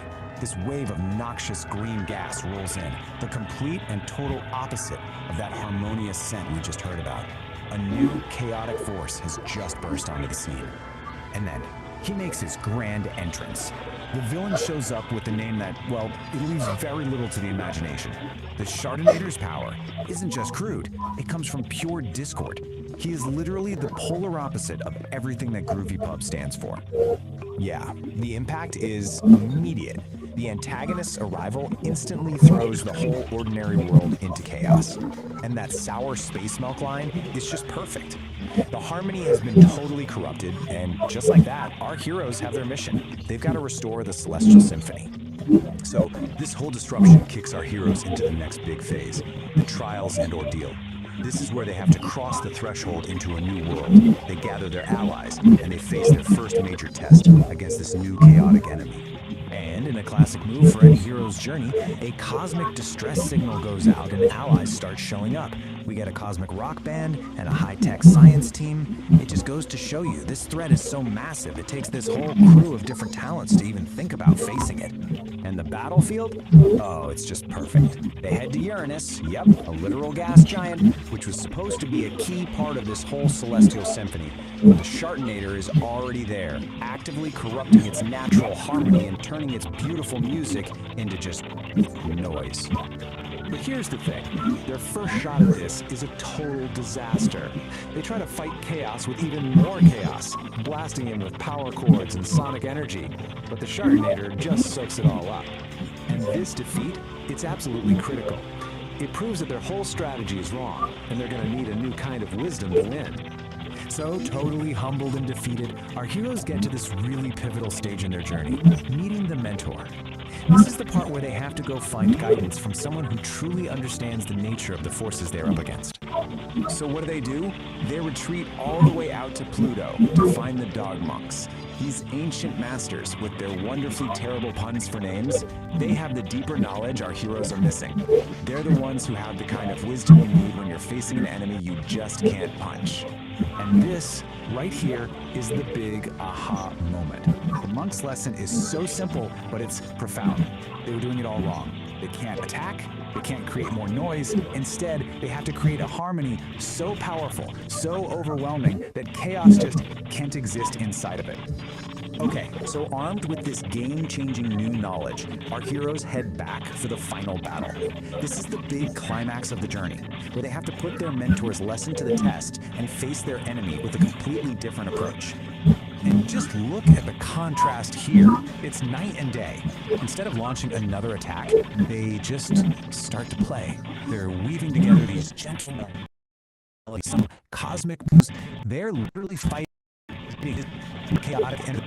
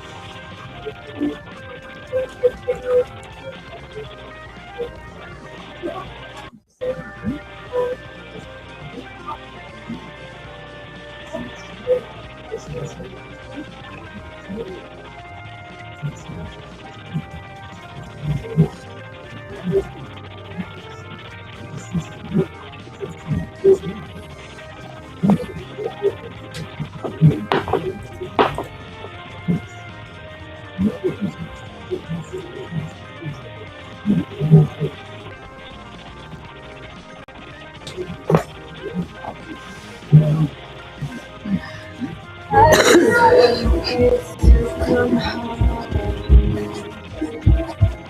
Just when you're away, I'll call like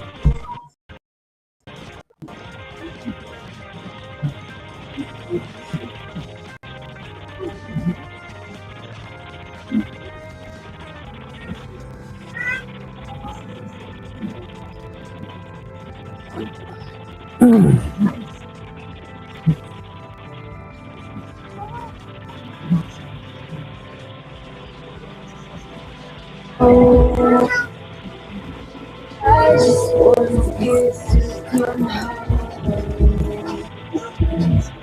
Just when you're away, I'll call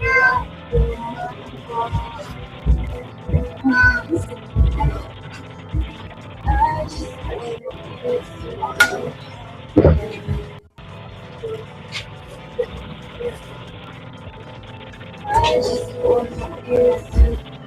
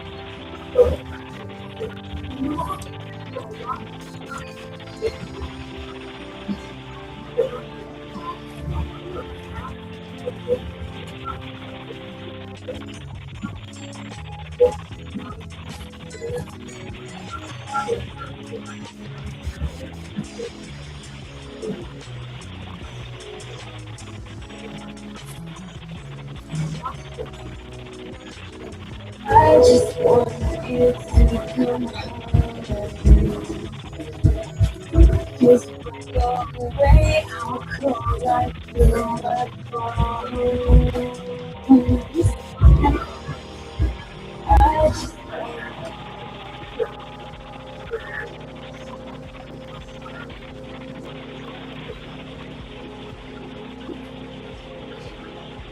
I just want you to come home.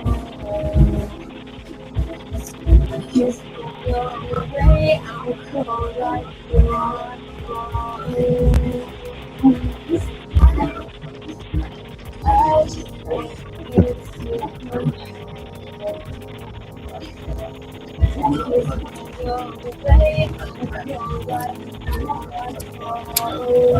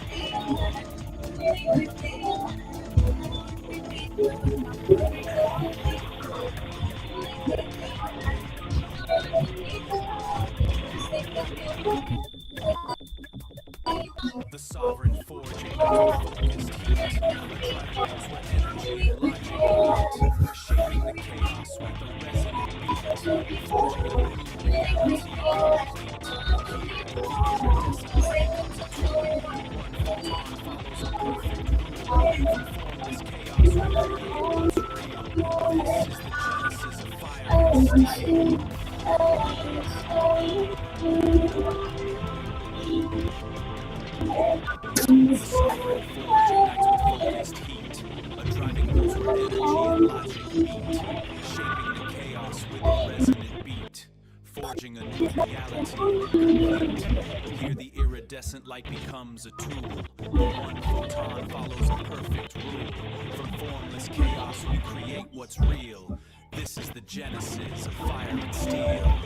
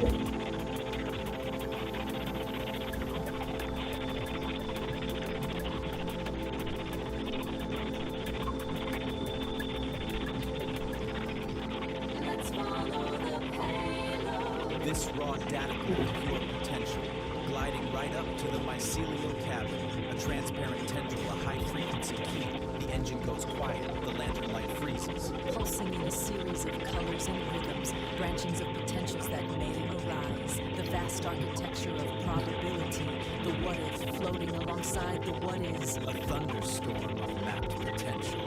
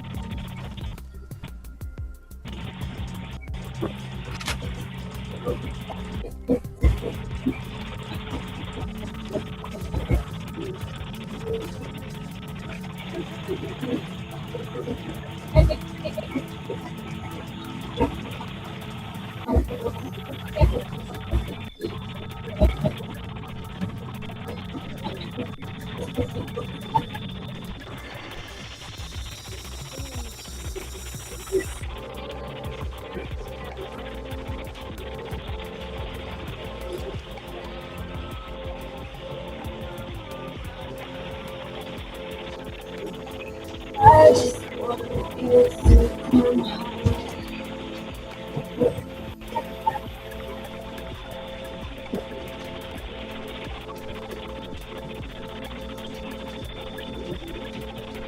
The sovereign forge ignites with focused heat, a driving pulse where energy and logic meet, shaping the chaos with a resonant beat, forging a new reality complete.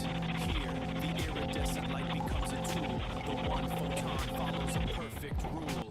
From formless chaos we create what's real. This is the genesis of fire and steel.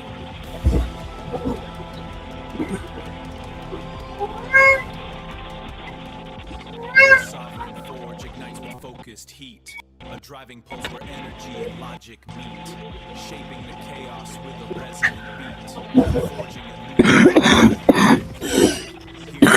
new light becomes a tool, the one photon follows a perfect rule. From formless chaos real, this is the genesis of fire and steel.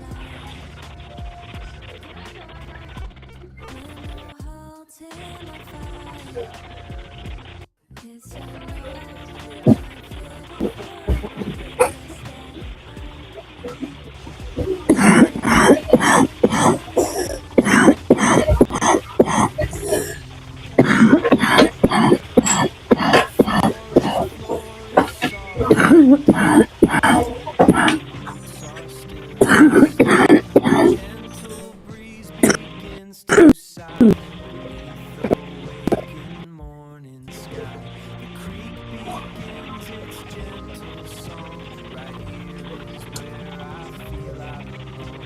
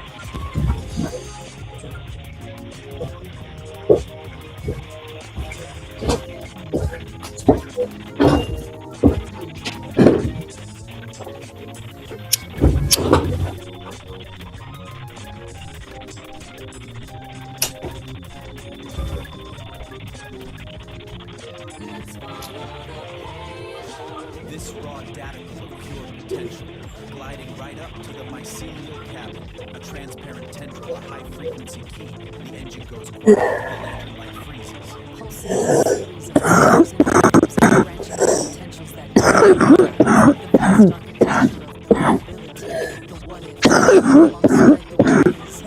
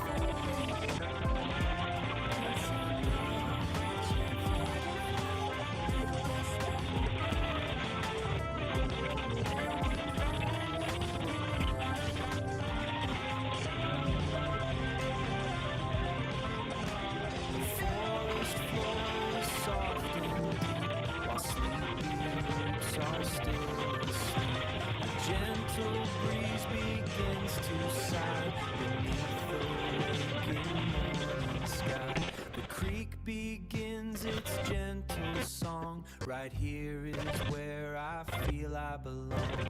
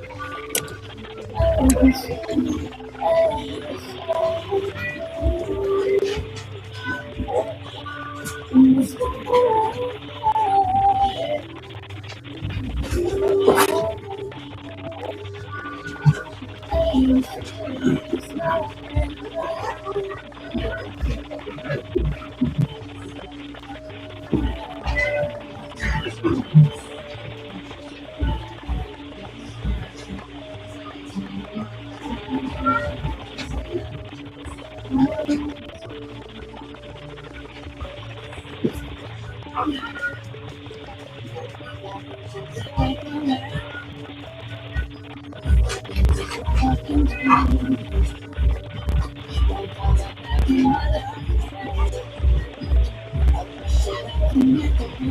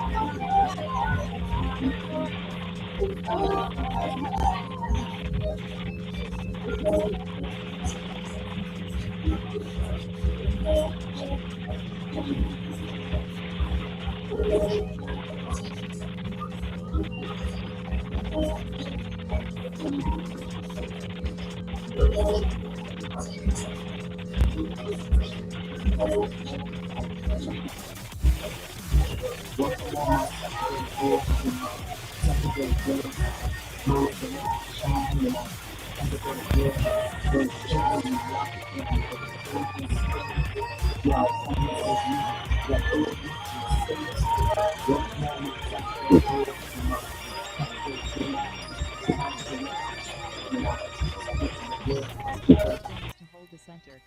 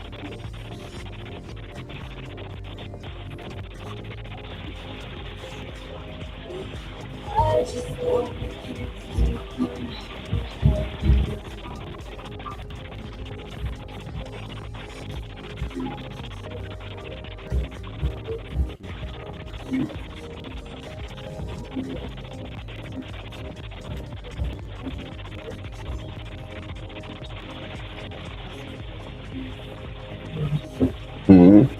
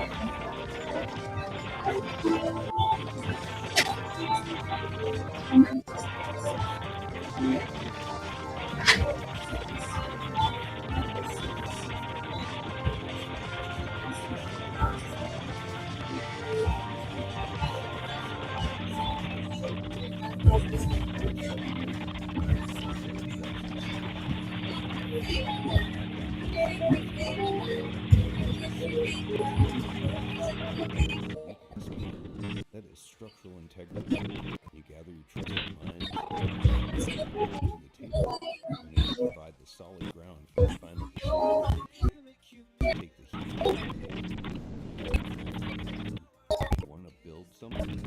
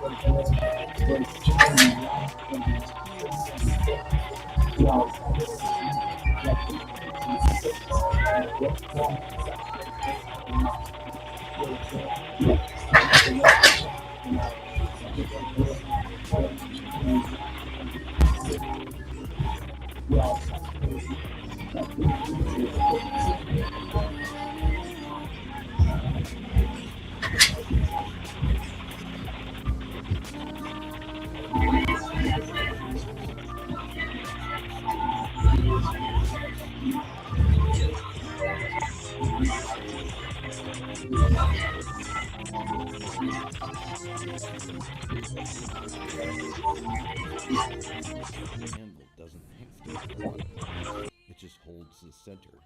A true leader, a truly grounded, sovereign soul, stands in the middle of the heat and has the absolute heavy, unapologetic guts to say, I don't know.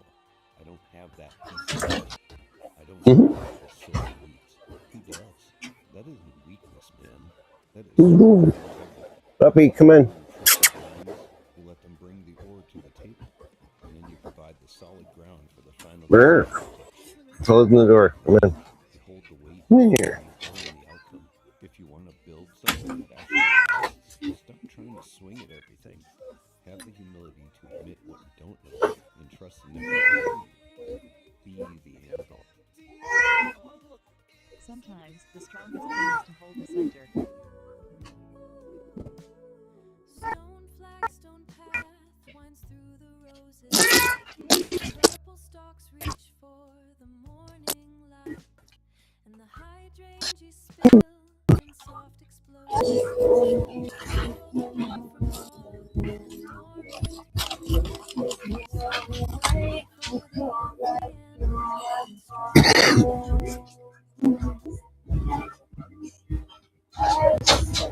Voice in the room, pretending to hold all the answers.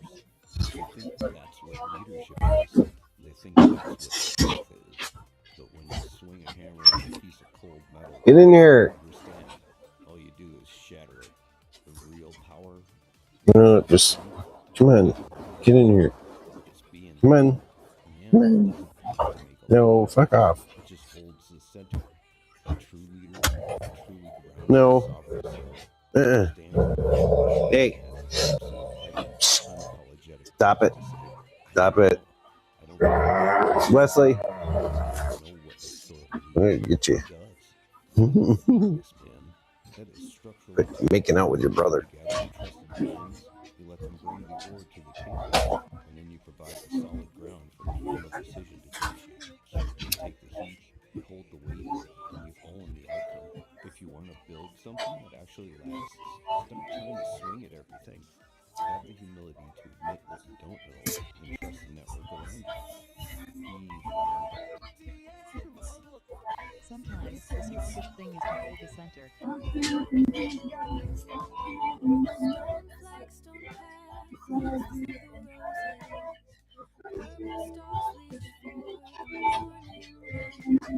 and the hydrangea spill in soft explosion. A world away from rot and dormant might. Something pretty for the empty anvil that struck.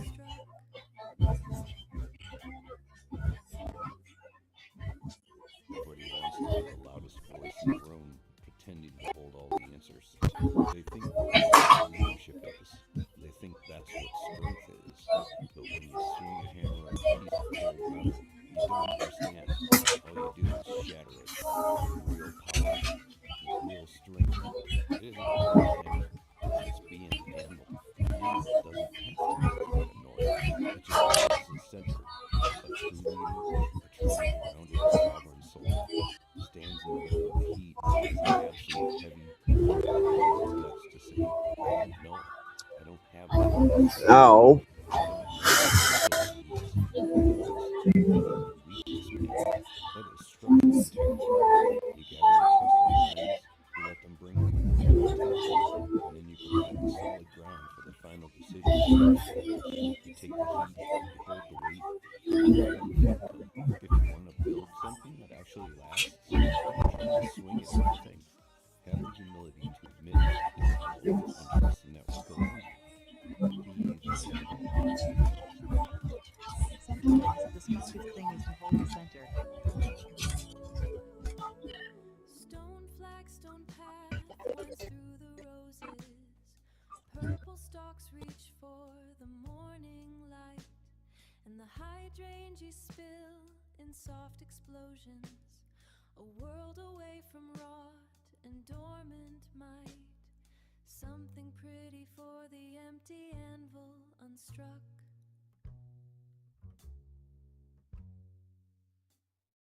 Everybody wants to be the loudest voice in the room, pretending to hold all the answers. They think that's what leadership is. They think that's what strength is. But when you swing a hammer at a piece of cold metal, you don't understand. All you do is shatter it. The real power, the real strength, it isn't being the hammer. It's being an anvil.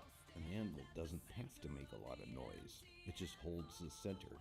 A true leader, a truly grounded, sovereign soul, stands in the middle of the heat and has the absolute heavy, unapologetic guts to say, I don't know. I don't have that piece of the puzzle. I don't know what this soil needs. Who does? That isn't weakness, man. That is structural integrity. You gather your trusted minds, you let them bring the ore to the table, and then you provide the solid ground for the final decision to take shape. You take the heat, you hold the weight, and you own the outcome. If you want to build something that actually lasts, stop trying to swing at everything. Have the humility to admit what you don't know and trust the network around you. Be the anvil. Sometimes the strongest thing is to hold the center. Stone flagstone path winds through the roses. Purple stalks reach for the morning light, and the hydrangeas spill in soft explosions. A world away from rot and dormant might. Something pretty for the empty anvil unstruck.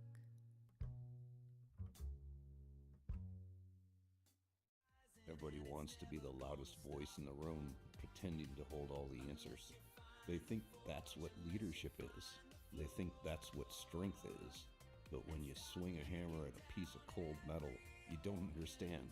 All you do is shatter it. The real power, the real strength, it isn't being the hammer. It's being an anvil. An anvil doesn't have to make a lot of noise. It just holds the center. A true leader, a truly grounded, sovereign soul, stands in the middle of the heat and has the absolute heavy, unapologetic guts to say, I don't know. I don't have that piece of the puzzle. I don't know what this soil needs. Who does? That isn't weakness, man. That is structural integrity. You gather your trusted minds, you let them bring the ore to the table, and then you provide the solid ground for the final decision to take shape. You take the heat, you hold the weight, and you own the outcome. If you want to build something that actually lasts, stop trying to swing at everything. Have the humility to admit what you don't know and trust the network around you. Be the anvil. Sometimes the strongest thing is to hold the center. Stone flagstone path winds through the roses.